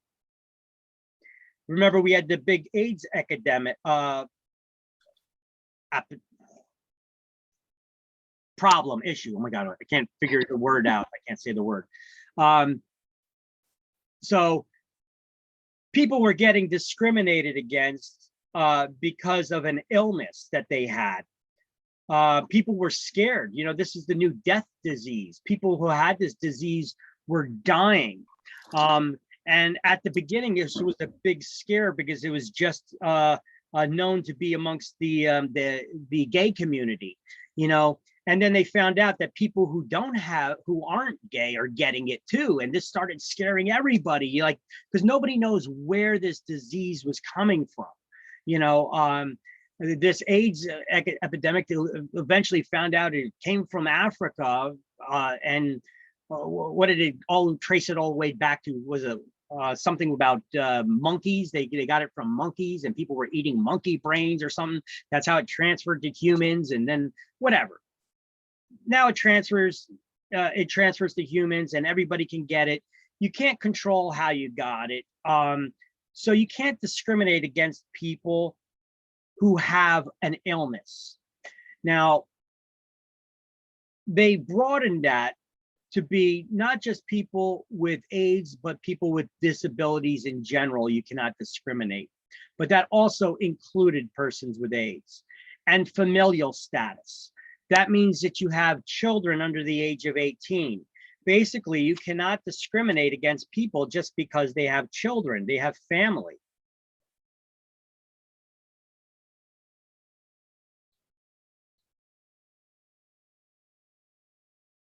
Alcoholics and persons in treatment programs are also considered a protected class. But current drug abusers and those who pose a threat to the health or safety to others are not a protected class.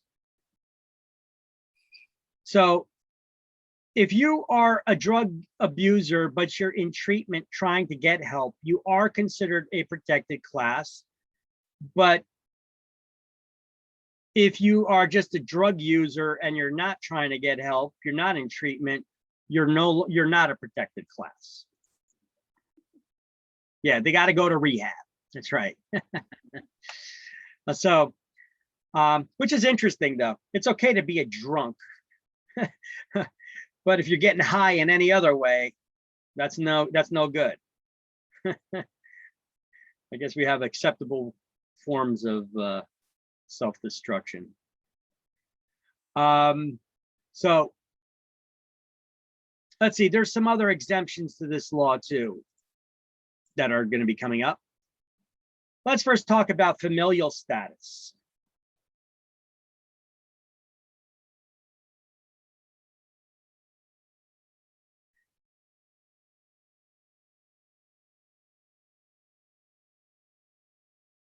Sorry, I'm trying to get something done here for somebody. Familial status. You cannot discriminate based on somebody's age. These are exemptions to the familial status. You cannot discriminate based on age. So if somebody has children, you cannot discriminate on them because they have people in their family that are under 18, right? This applies mainly to those with children because it deals with those under the age of 18, but that also includes pregnant women. So you cannot discriminate against somebody because they're pregnant either. I actually came across that once as an issue. I'll tell you about that story a little bit too. There are some exceptions in housing that's meant for older persons that they are allowed to discriminate against people under a certain age. You know, when we're dealing with senior housing and 55+ communities, they don't want to have the little kids running up and down the hallways screaming, right?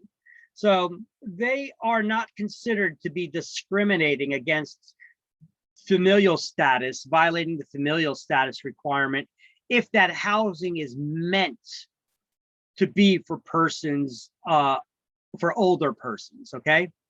So these community buildings have to comply with HUD's guidelines, that it complies with HUD's rules. So senior housing is for real estate that's solely occupied by persons who are 62 and older, and a 55+ community. To be considered a 55+ community is if at least 80% of the units are occupied by at least one person 55 and older, and the housing facility or community posts and adheres to policies that demonstrate its intent to be for housing for older persons.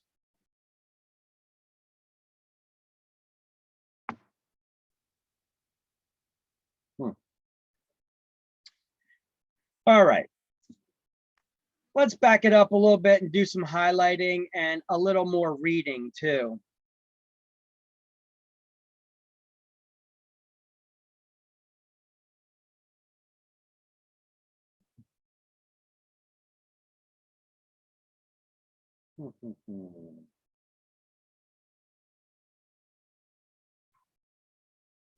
So, under the Federal Fair Housing Act of 1968, I want you to highlight Federal Fair Housing Act of 1968, which is contained in Title 8 of the Civil Rights Act of 1968. Then on the line below it, highlight race, color, religion, national origin when selling or leasing residential property.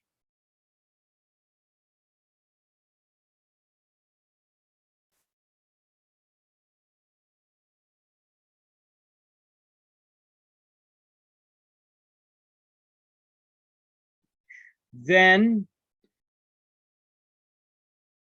it says the Federal Fair Housing Act covers dwellings and apartments as well as vacant land acquired for the construction of residential real estate. And it prohibits the following discriminatory acts.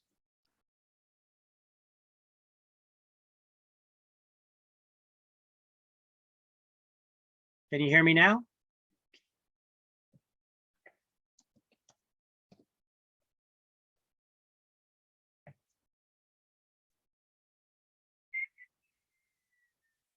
You cannot. Yes. You got it? Yeah, we hear you. All right, Kim, check your speakers plugged in still. Check you got your volume on your computer as well as the volume on your speaker system. All right, if you have any issues, once again, just to recap, here, let me pause this for a sec. Okay, so just to do recap on some of these things. So under the Federal Fair Housing Act of 1968, I had you highlight on the second line, Federal Fair Housing Act of 1968, which is contained in Title 8 of the Civil Rights Act of 1968. Then on the line below it, I had you highlight race, color, religion, and national origin when selling or leasing residential property. And underline the words residential property, because this law only deals with housing. That's housing is residential, isn't it?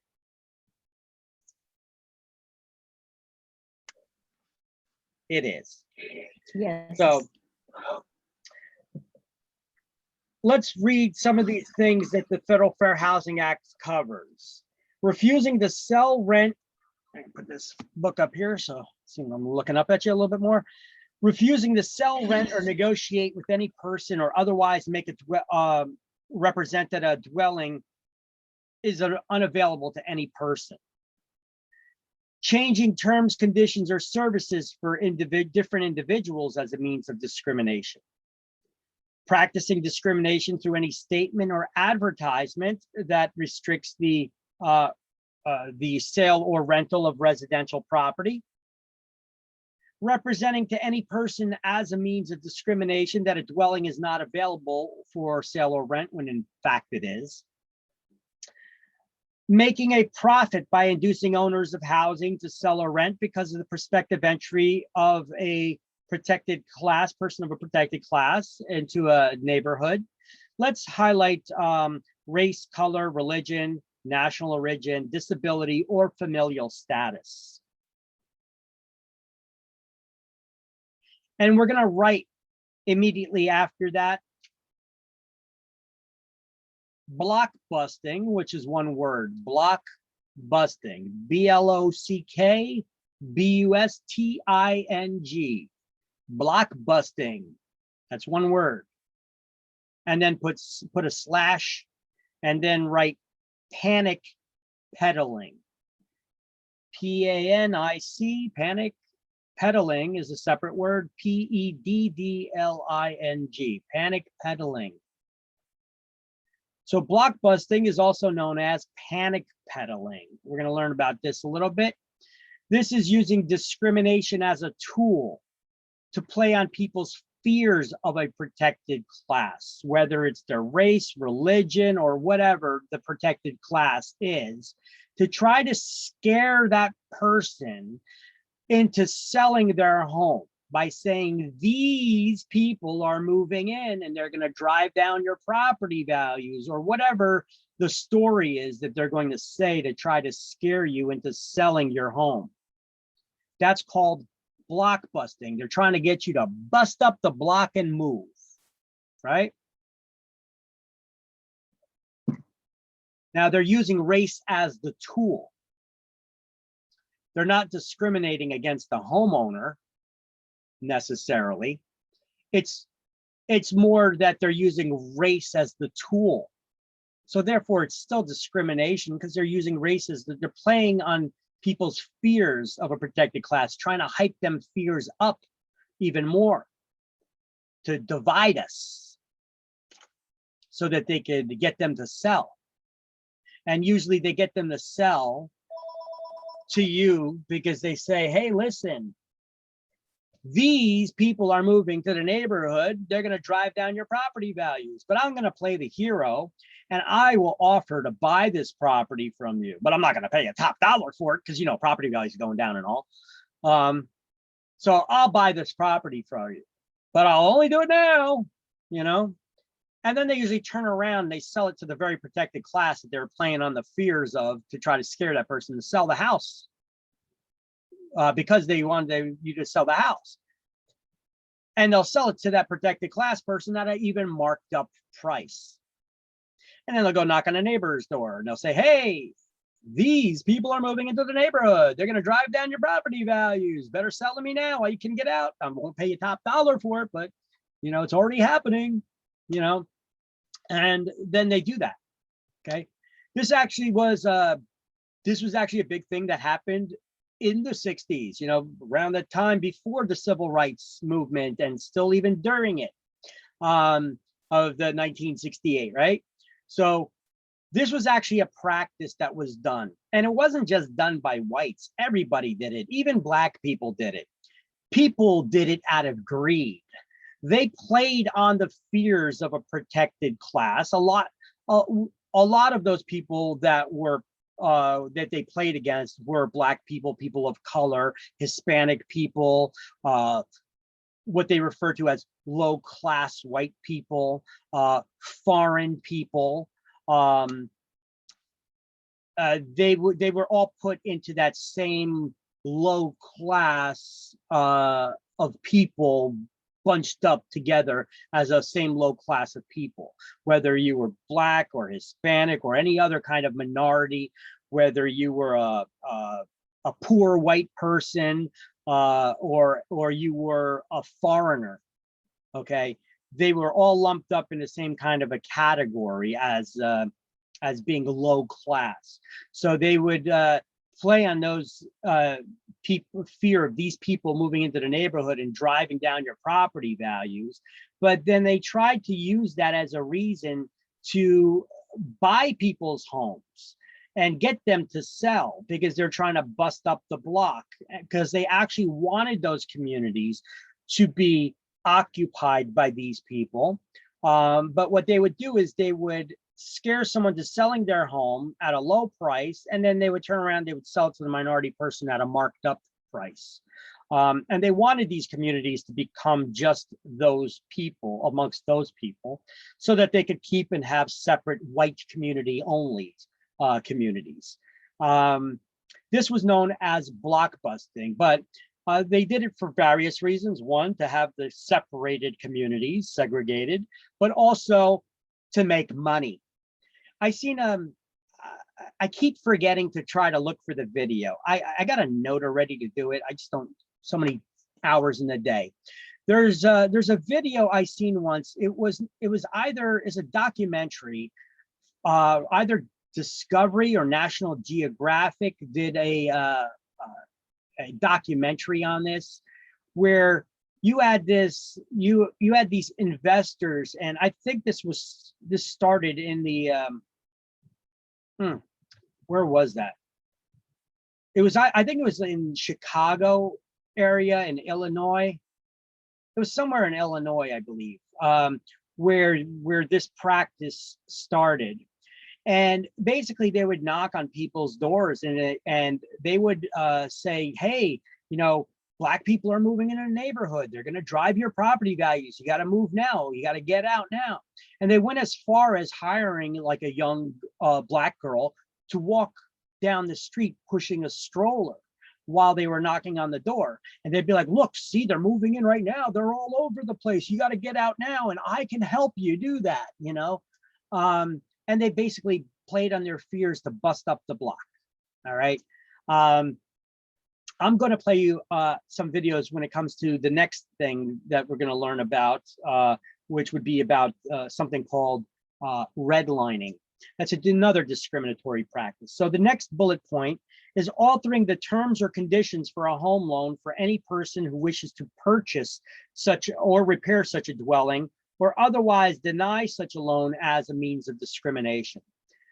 Redlining, I want you to write next to that bullet point, REDLINING, redlining. Here, I could even go to the, where is that? Blockbusting, steering, redline. There we go. Let me stay back here. I'm jumping ahead too far. Okay, so redlining is basically dealing with money. Refusing to give somebody a mortgage loan for financing to buy a house, or refusing to give them insurance to insure that home. All right. as a means of discrimination. So let me play you really quick a video on that.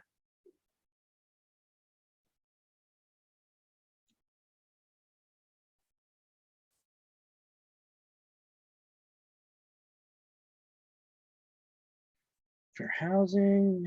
Oh,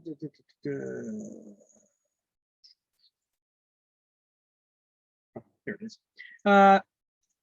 Just excuse me, there is a little bit of salty language at the beginning of this because this starts as an opening with a Chris Rock a little bit here. So. You also said, man, you know, Martin Luther King stood for nonviolence. Now what's Martin Luther King? A street. And I don't give a fuck where you in America. If you're on Martin Luther King Boulevard, there's some violence going down. That, of course, is Chris Rock's famous joke about streets named for Martin Luther King Jr., which tend to be in, let's say, distressed areas. And he's not wrong, because if you look at the way housing segregation works in America, you can see how things ended up this way. Once you see it, you won't be able to unsee it. Okay, let's look at MLK Boulevard in Baltimore.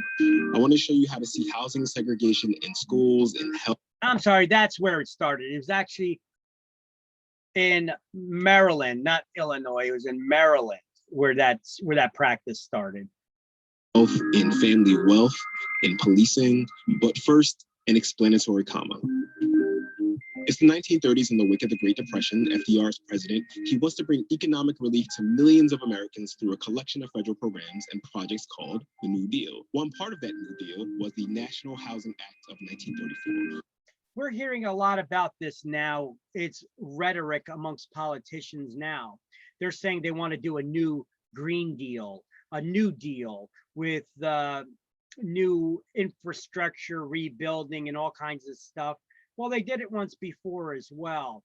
Did it cure problems? No, in some respects, in some regards, it made problems worse too. At least for the time being. Which introduced ideas like the 30-year mortgage and low fixed interest rates. So now you have all these lower income people who can afford homes. But how do you make sure they don't default on their new mortgages? Enter the Homeowners Loan Corporation. The HOLC created residential security maps. And these maps, they're where the term redlining comes from. Green meant best area, best people, aka businessmen. Blue meant good people like white collar families. Yellow meant a declining area with working class families. And red meant detrimental influences, hazardous, like foreign-born people, low-class whites, and most significantly, Negroes. Again and again on these HOLC maps, one of the most consistent criteria for redline neighborhoods is the presence of Black and brown people. Let's be clear, studies show— Now, hold on one second, let me back up that just a second. This particular video, I got this from, this was an NPR documentary. Some things in this documentary were good and accurate. Some of them are kind of slanted to show it was a political agenda for some of it. With any kind of documentary, you got to see who's showing the story. There's always some truth mixed in with some exaggeration and the falsehoods too. But one thing that you see here is, where is it? They're showing. So they're talking about the color of the persons here, but if you see here on this line, they're also showing nationality, foreign-born persons too.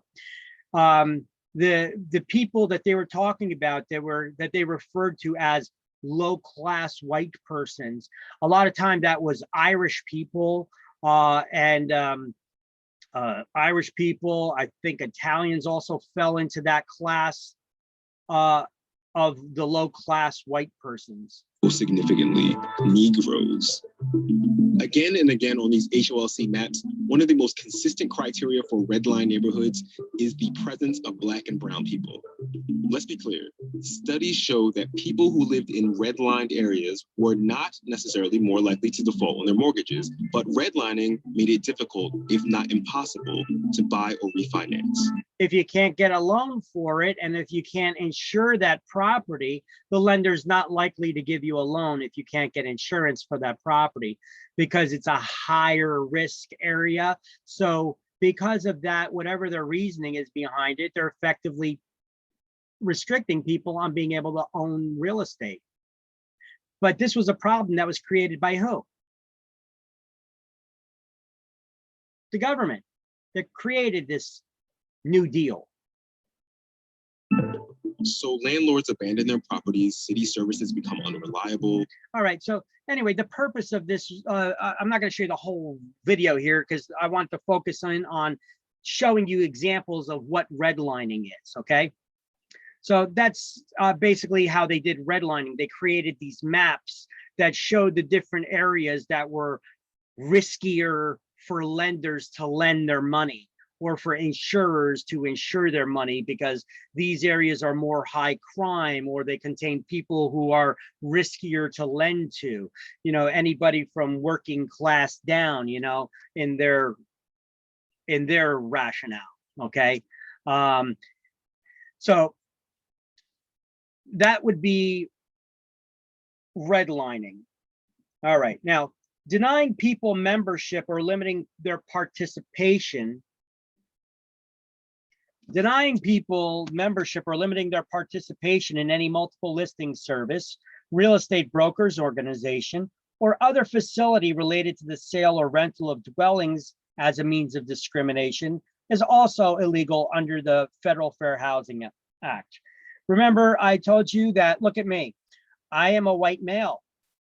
I am not Black, I'm not Hispanic, I'm not Asian, and I'm not a woman, but I can join. I cannot be denied from any of the African American, Asian, or any of those associations of realtors, Women's Association, all that stuff, Women's Council. Remember, I told you I can join. That's what that last one, under federal law, I cannot be denied membership under any of those organizations if I wanted to join, even though I don't fit the, you know, the physical description here of any of them. Okay, that's what they're talking about. Now, draw a line underneath that last one, separating it from the rest of the page there, and then highlight the title just to show you that this is a separate issue altogether. The book manufacturer should have shaded this because it looks like one giant run-on list. This is actually exemptions to the Federal Fair Housing Act include the following. So this law actually has some exemptions to it. Now, keep in mind, because there's exemptions, does not mean that you got the green light to go ahead and discriminate now. Remember, I told you, different laws were created for different purposes. So keep that in mind, that they had their reasons for building in these exemptions. Now, at the beginning, the first one or two, it's a little bit difficult to be able to grasp what their reasoning could be. As we start getting to some of the other ones, it's a little more apparent, okay? So let's just go through them. So the sale or rental of single-family home is exempt when the home is owned by an individual who does not own more than 3 such homes at one time, and when A, a broker, salesperson, or agent is not used, and B, discriminatory advertising is not used.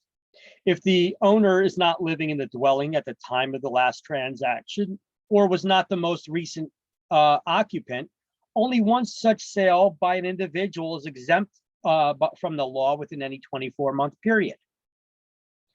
The rental of rooms or units is exempt in any owner-occupied 1 to 4 family dwelling. Dwelling units owned by religious organizations may be restricted to the people of the same religion if membership in that organization is not restricted on the basis of color, national race, color, national origin, disability, or familial status. A private club that's not open to the public may restrict the rental of its occupancy or lodgings that it owns to its members, as long as those lodgings are not operated commercially. Right, so some of those you could see a little more why they would have those exceptions to them. Others, it may not be as readily apparent.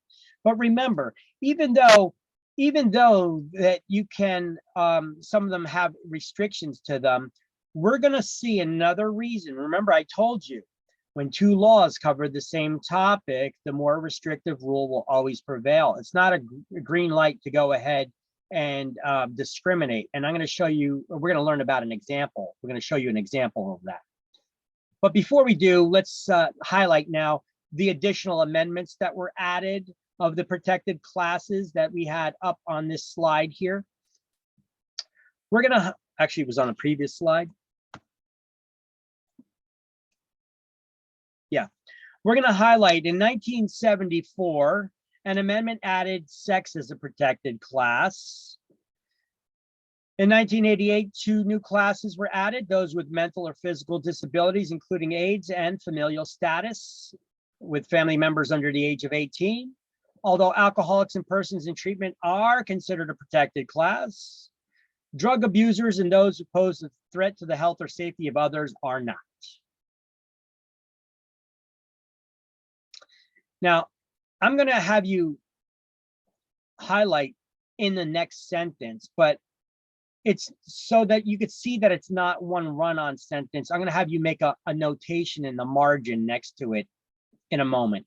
Let's first highlight housing intended for older persons is exempt from the familial status requirement if it's solely occupied by persons 62 and older. And what I did is in the margin next to that, I wrote senior housing and put an arrow to that sentence. You see how I wrote that? Senior housing, and I put an arrow to that sentence.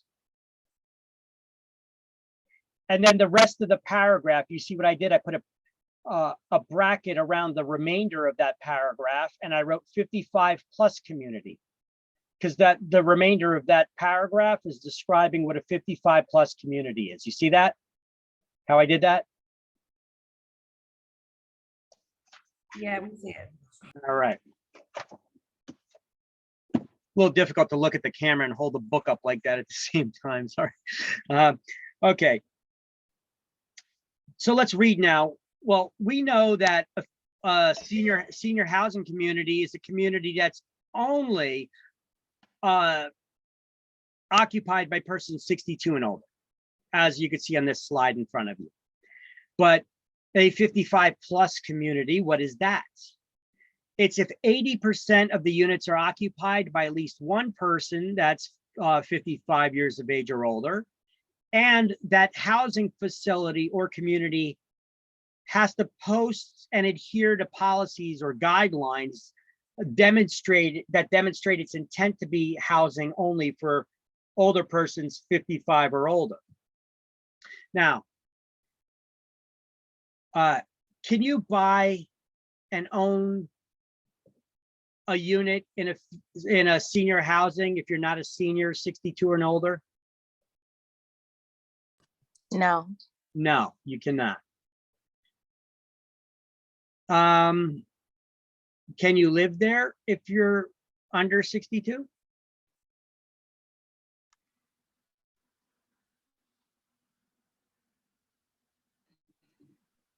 No.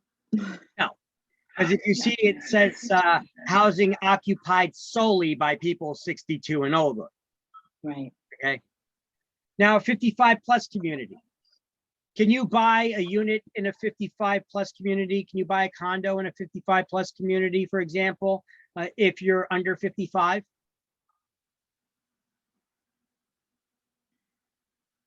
Yes. No. No? No, because it's 55 plus. Correct. I thought it had to be. What about if the husband was 80%? Hold on. Hold on. You cannot buy in there if you're not 55 or older. Now, can you live in a 55 plus community if you're under 55? Yes, if one of the members is 55. Correct. Right, right. But how about if one of the buyers was 50? Oh, wait, hold on one second. But what if you were living there with a relative that was older than 55, but you were younger than 55? What if they died and they left it to you? You got to move out, or can you live there? Kicked out. No, you can live there. Because it's a written If 80 agreement. this is where the 80% thing comes in. Oh, okay. If 80% of the units are occupied by at least one person 55 or older.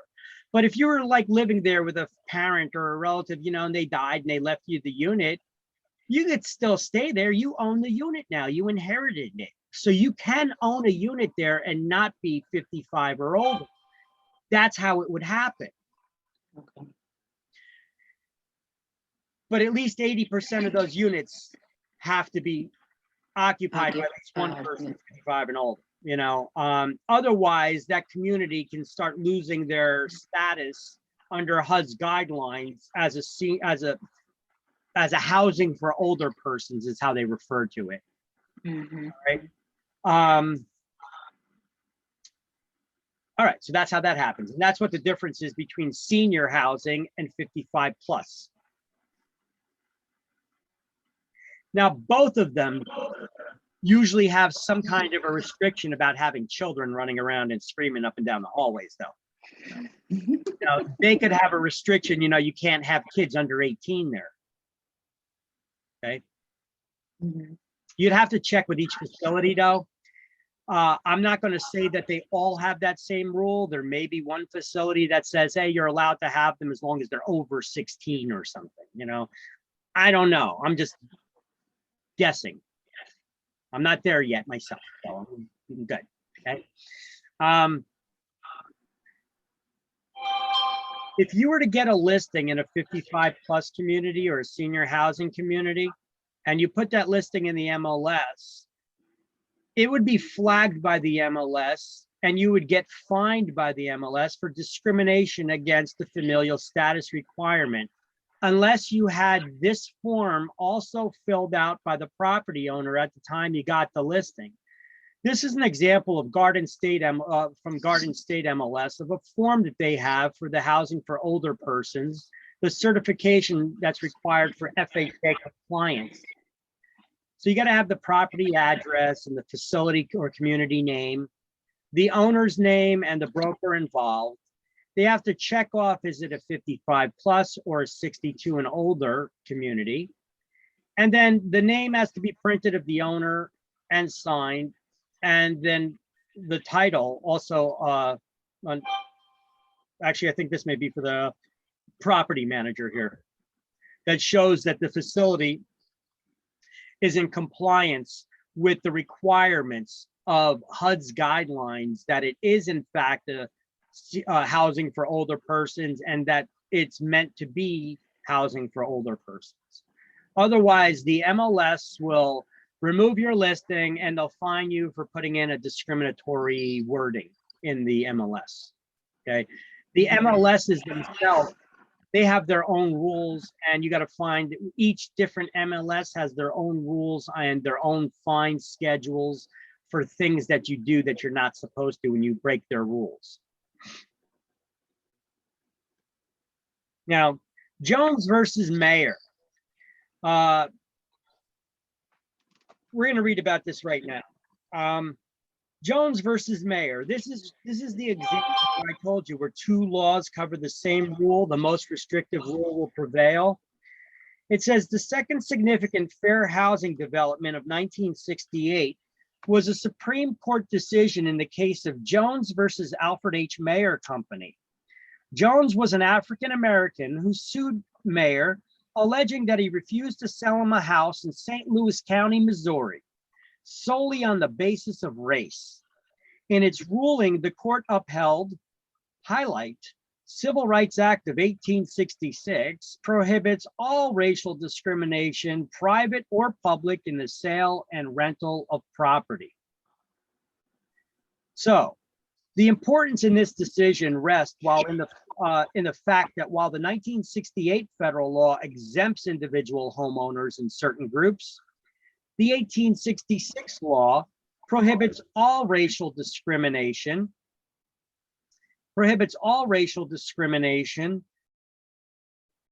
without exception.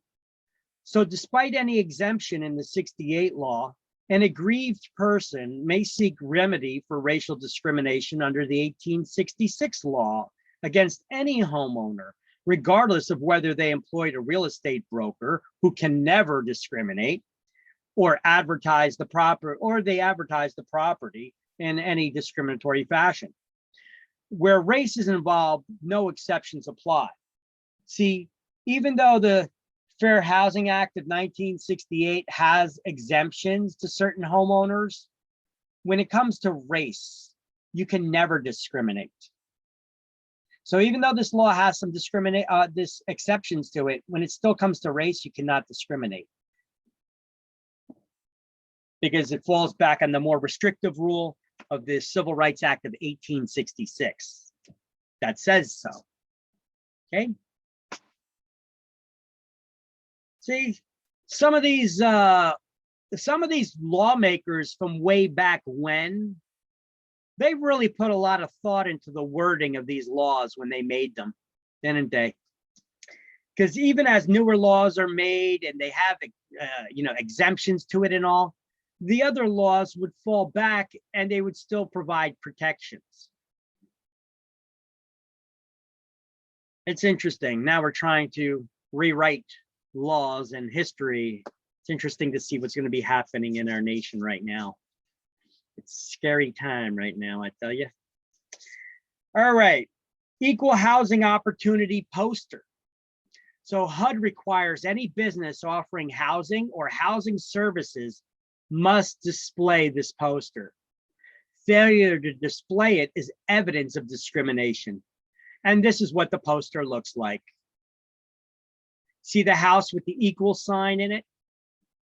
That's the equal housing opportunity poster, showing that we offer fair housing to all. We offer that equal housing opportunity.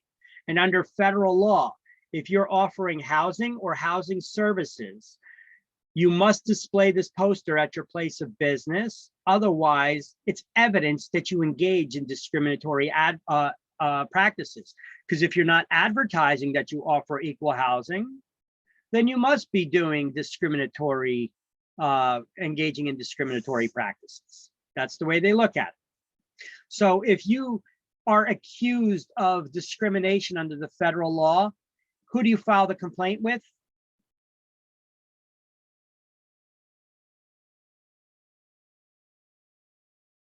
HUD. HUD. Now HUD will send out an investigator.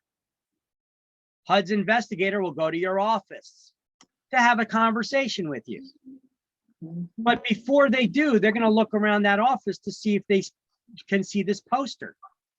If this poster is nowhere publicly displayed, then guess what? They stop their investigation and you're immediately found guilty of discrimination. Wow. See, Do luxury high rises have to have this poster as well? do they offer housing? Yeah.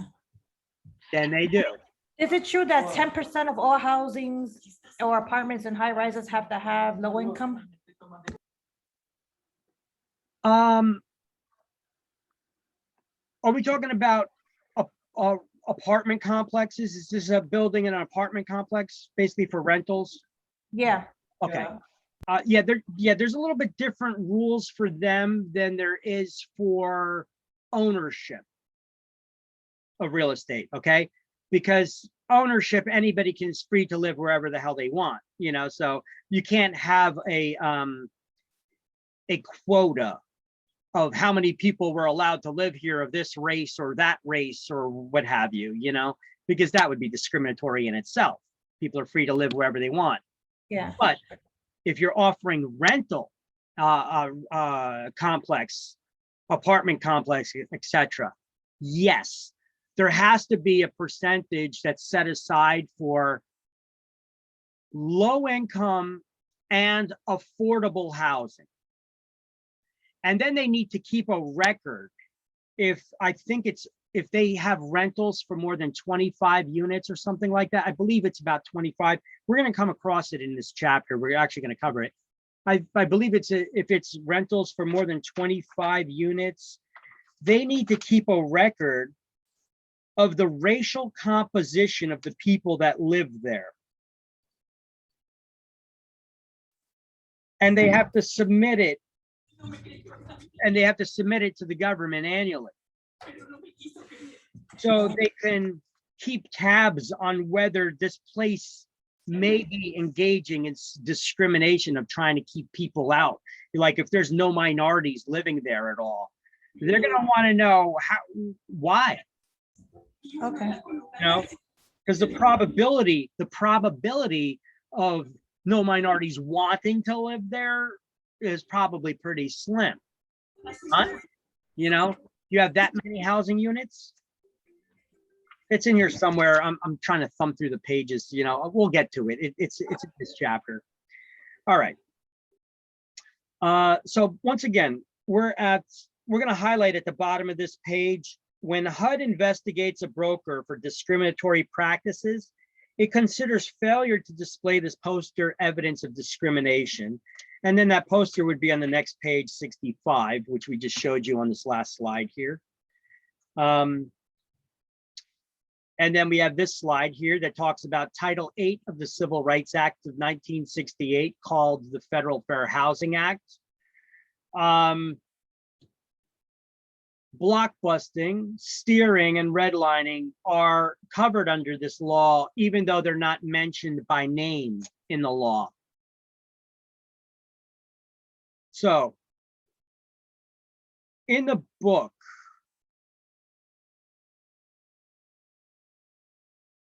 we're going to say in the second paragraph, because the first paragraph just says that these laws, these topics are covered under the Federal Fair Housing Act, even though they're not mentioned by name in it.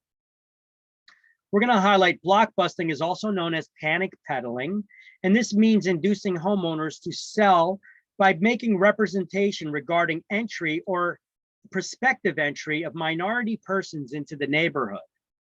Minority would be any of the protected classes.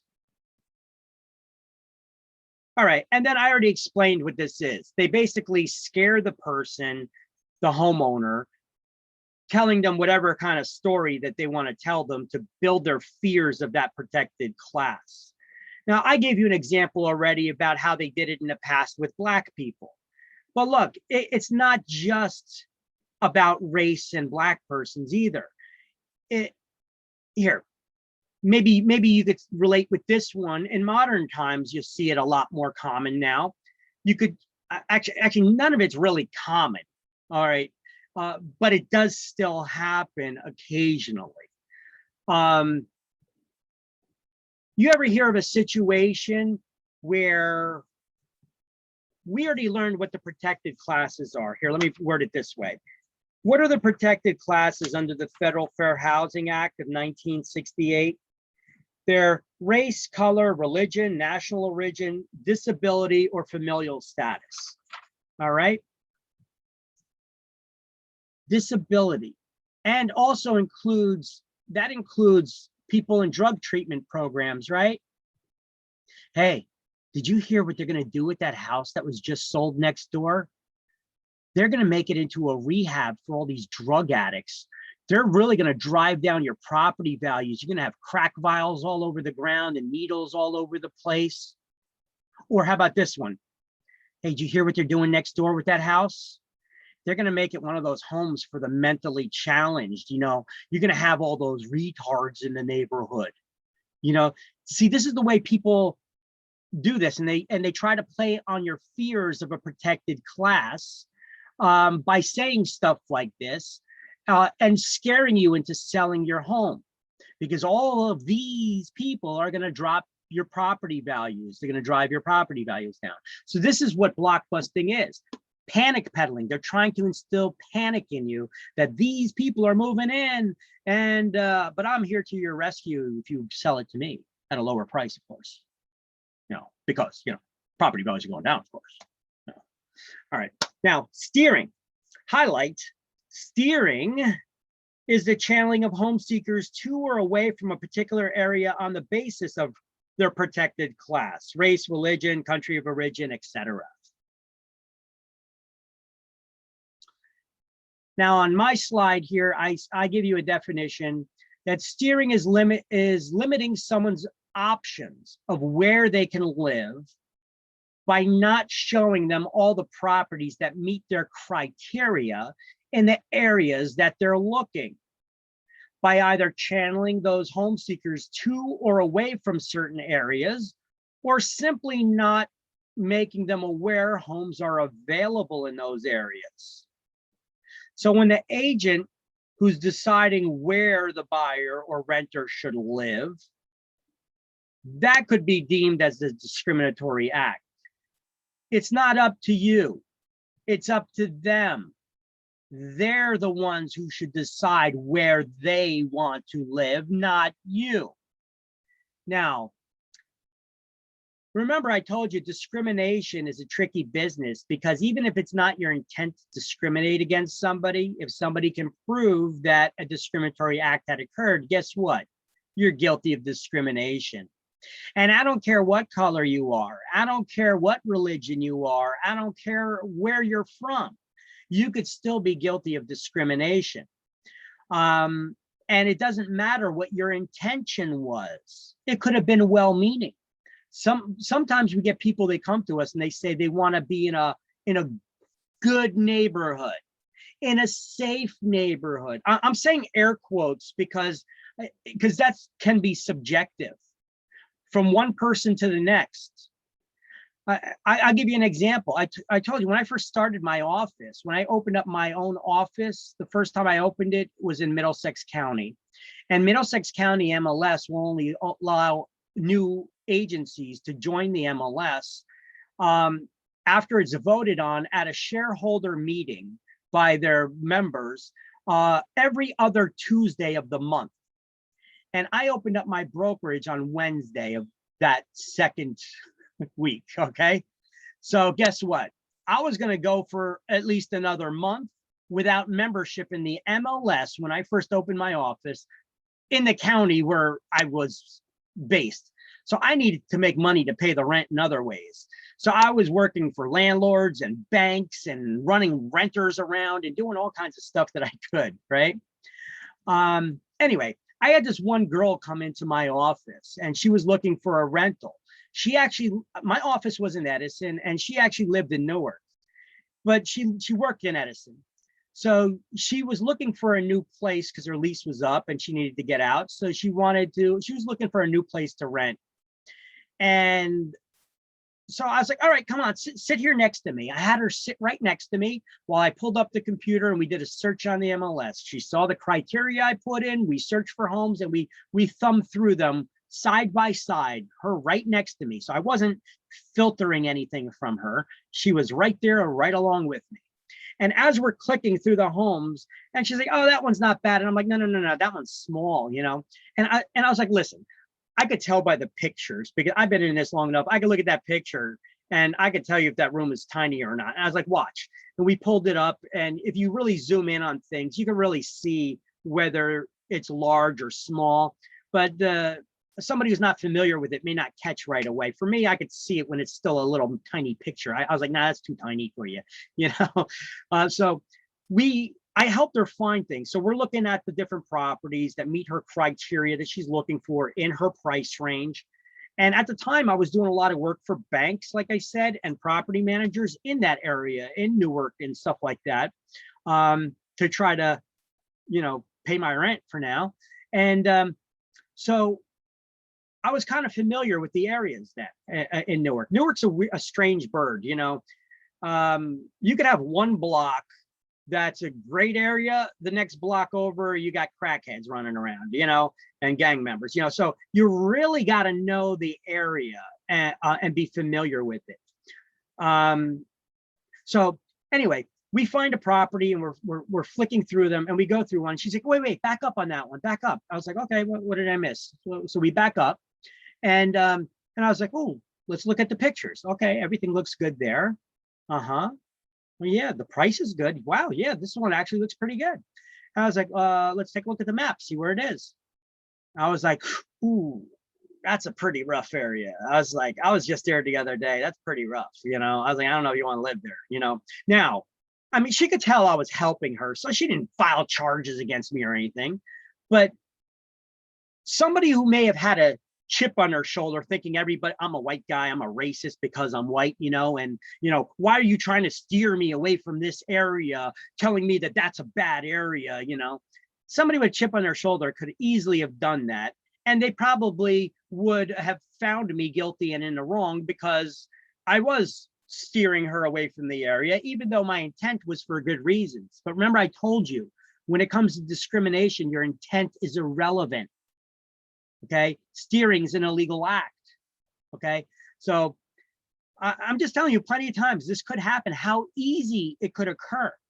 But this girl, she knew that I was working in her favor. But check this out. Some of the things that come out of people's mouths will amaze you. I told her, I was like, ooh, that's a pretty rough area. And I swear to God, she said this so quick. She was like, no, that area ain't bad. It's been at least a year since someone got shot there. What? And you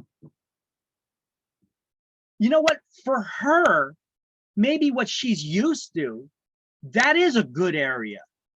That is terrible. In the meantime, for me, I'm like, someone got shot. You know what I'm saying? So I was like, someone got shot. That's a bad area for me, And she's like, it's been at least a year since someone got shot there, so that area ain't bad. Maybe she's used to an area where people are shooting each other all the time. I don't know. Oh God. She got another 90 days. You know what my point is here, though. It's up to her. She's the one that's got to live there. It's not me. So she's the one that gets to decide where she wants to live. I should not be steering her to or away from a certain area, even though you can see my intentions were to help this girl. It's up to her ultimately. She's the one that's got to live there. If she considers that to be a safer area and an area she wants, who am I to stop it? Even though my intentions are well, your intentions are irrelevant, guys. All right? Wow. That makes it kind of hard for us in real estate when you're really trying to help. Yes, it does. Somebody, though. Yeah. You're trying. Yeah. People say, "Oh, I want to be in a safe area." So now you start searching for homes in areas that you consider to be safe. See, now if I was left to my own device and she wasn't sitting right next to me, I would have been like, "Oh, that's a pretty rough area. I don't want to show her that one. I'm going to show her one in a little bit nicer area because to me, that's a rough area."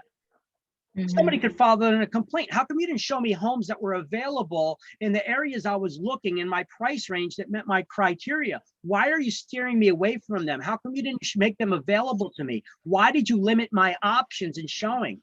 You see how easy you could be found guilty of discrimination? I mean, if she wasn't sitting next to me, she doesn't know who the hell I am. I'm just some white male. I could be a racist for all she knows, And that's how these accusations come about and they fly. So this is why I said you got to be careful. Show people, ask them what areas you want to be in. I want to be in a good area. Well, what's that? Where is that? Do you have any idea where that good area is? That's like saying good schools. Now, you might think a good education. You got a picture in your head of a good education. Let me ask you a question. What's a good school to you? Come on, people. Everybody throw out some ideas to me. What do you consider to be a good school? In a safe area. Safety. So safe area. Good education. Well, what makes a good education? The ratings on a school. The ratings. Yeah. I felt like Wait. What are ratings based on? Test scores. Okay, so that's what I want to get at. So you consider the test scores, the safety, what else to be a good school? Diversity. Yeah, adversity. Adversity? Diversity. Diversity. Adversity. Oh my God. Diversity. Okay. Teacher to student. Teacher to student pupil ratio? Ratio. Yeah. Yeah. Sports. If they offer like AP or advanced classes or stuff like that for the kids. Okay, advanced learning classes. See, you guys aren't getting to the root of what I'm actually saying. You're kind of like painting the opposite picture of what I was really expecting you guys to say. But that's exactly what I mean here by it's very subjective. What is a good school? You know, because a lot of people, when you ask what a good school is, the first thing that come on their mind is test scores, graduation rates, teacher student pupil ratio, you know, how many students move on to college, right? Now, you guys threw some other things out there too. You know, you guys threw out safety, you guys threw out diversity and sports. Okay, so I actually had this guy come to me one time, wealthy, opportunity for me to make a really expensive sale, new to New Jersey, wanted to know good areas, good schools, near the train to New York City because he had to, he worked in Manhattan. So I'm like, all right, that left a lot on me. Now, at the time, this was around the time when President Obama first got elected. And shortly after he first got elected, he ordered the Department of Education to take down all school report cards, all school rating systems, because they were going to have the Department of Education revamp rules on the information that they wanted to make publicly available, because the information that's available could be used by some for racist means. Okay. Whatever their reasoning is, politics, I don't give a crap about politics. That's their issues, okay? But it did hurt me as a real estate agent, because now I'm like, how do we find a good school if we can't see the report cards of the school? If we can't see the ratings? Somebody here said ratings. Well, what if those ratings aren't available? What if the only place you could go to is greatschools.com that got 10-year-old data, and most of their ratings are based on a review by some mother who baked cookies with one of the teachers and she was really nice. So that's her review of the school being good. You know, this guy's asking for good schools, you know, he's wanting, people graduation rates, teacher student pupil ratio, all kinds of stuff like that, right? So at the time I was still married. So I asked my wife at the time, who was in public education, I was like, what the hell do I do? How do I find where all the good schools are? And she's like, well, go to the Star Ledger website. They post up, they got a database there posting a ranking of all the blue ribbon schools. You guys ever hear blue ribbon? Okay. Blue ribbon are supposed to be the best schools, right? Now, not districts, but schools, okay? They're big, each school is ranked blue ribbon or not. Now, what makes up a blue ribbon school? So that I went there and I found towns that met the after school extracurricular activities the guy said he wanted for his kids, because he had 2 kids, the different ones had different extracurricular activities they wanted. So I did a lot of research that normally real estate agents don't do. I found towns next to the train stations. They also wanted downtown area with like newer modern stores, but with the old world homey feel, like a little boat, little town folks feel to it, you know. So there's another thing. So I made a list of a laundry list of towns that also had those blue ribbon schools, the after school activities for his kids, the train and safe areas and all that other crap. I didn't give him any houses yet. I just gave him a list of towns now. And so I give him this list after I did all this hard work. And I'm like, yeah, I'm going to have this client where I'm going to sell my first mansion. Ooh, ooh, you know? And I'm like, here you go, dude. I was like, here you go. Cause I put my legwork in. I spent a lot of time on this research to give this list to this guy. And he looks at it and he's like, what's this? I was like, well, it's a list of all the towns. Before I look for homes for you, I want to get your approval on the towns. These are all towns that meet your criteria, extracurricular activities, the after-school programs, the safe areas, the stores near the train, and they all have blue ribbon schools in the towns. And he's like, I don't want to see any of this blue ribbon school bullshit. He's like, do you even know what a blue ribbon school is? Oh, wow. Good school was my reply, and he's like, now he starts educating me. He's like, well, if you go to the Star Ledger website, I was like, yeah, I was there a couple times, he's like, if you see the list of blue ribbon schools and you go underneath that, it says there's a word data with a little asterisk next to it. And if you were to click on that asterisk, it shows you what the different ratings are or rankings that they put and how much weight they put in the different things to measure whether something is a blue ribbon school or not. He's like, do you know what they put the most weight in? Could it be considered a blue ribbon school? Do you guys know? No, not a clue. Number 1 and number 2 at the top of the list. How culturally diverse the school is. Number 2, how much money they're getting in subsidies. Wow. Wow. So he was like, you know what? I don't care how much money the school's getting in subsidies from the government. And of course, we want our children to be diverse and aware of different cultures. But I don't give a shit about that as much as I do about their test scores and their graduation rates and teacher-student pupil ratio. I want to make sure that they know the 3 R's: reading, writing, arithmetic. That's my there. Okay. He didn't say that. I added it. All right. But basically that's what he was getting at, And needless to say, this guy did not work with me because I showed him a list of blue ribbon schools that he's like, I want to see, test scores, graduation rates, teacher student pupil ratio. How many kids go on to graduate from Ivy League colleges? I'm like, I don't think that information was ever available anywhere. I had a mother one time snap at me in class and she was like, no, it was. And I'm like, it was?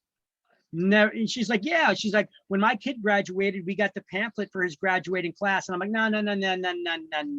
That's different. That's because you're a mother of a child who graduated from that class. They may give you information about the kids from that graduating class, where they're going to, but there's no database that I could search that shows you where the majority of kids go to college and if they graduate and if they're Ivy League for that matter, So basically just kind of looking for information that there was no way for me to ever get, even before they made a lot of that school reporting systems unavailable to us, so my job was even harder now. So needless to say, I didn't sell my first mansion with this guy, so all that hard work. Remember I told you no good deed goes unpunished? Don't go sticking your neck out, trying to do extra research for people, and they're just going to spit in your face over it. You should just probe them. And I should have just probed them. I was too eager to try to get my first big sale there. I mean, I should have really probed and asked more questions like, well, do you have any ideas of any towns that you would like to start off in? Do you have idea of what is a good school system to you? And did you have any ideas of good schools already? Because, this guy, even though he was new to New Jersey, he had people that he worked with that were giving him advice. They were like, well, you should be here. You should be there. You should look at that, and, I didn't really even consider that too much, which was my fault. I should have always throw it back on them. Even though you think you're the real estate professional, you should have the answers to everything. You don't, questions that are subjective, you have to throw back at them and get direct answers from them. Otherwise, stuff like this can happen. That's definitely subjective. So we have one end of the spectrum where I could be accused of steering somebody because I'm trying to look out for her. We got another guy who I was trying to help out, doing a lot of research and spent a lot of time for him, and then he ends up spitting in my eye, basically, right? And I have another, I have other instances of this happening, but I cannot share them with you yet because we are done for the day.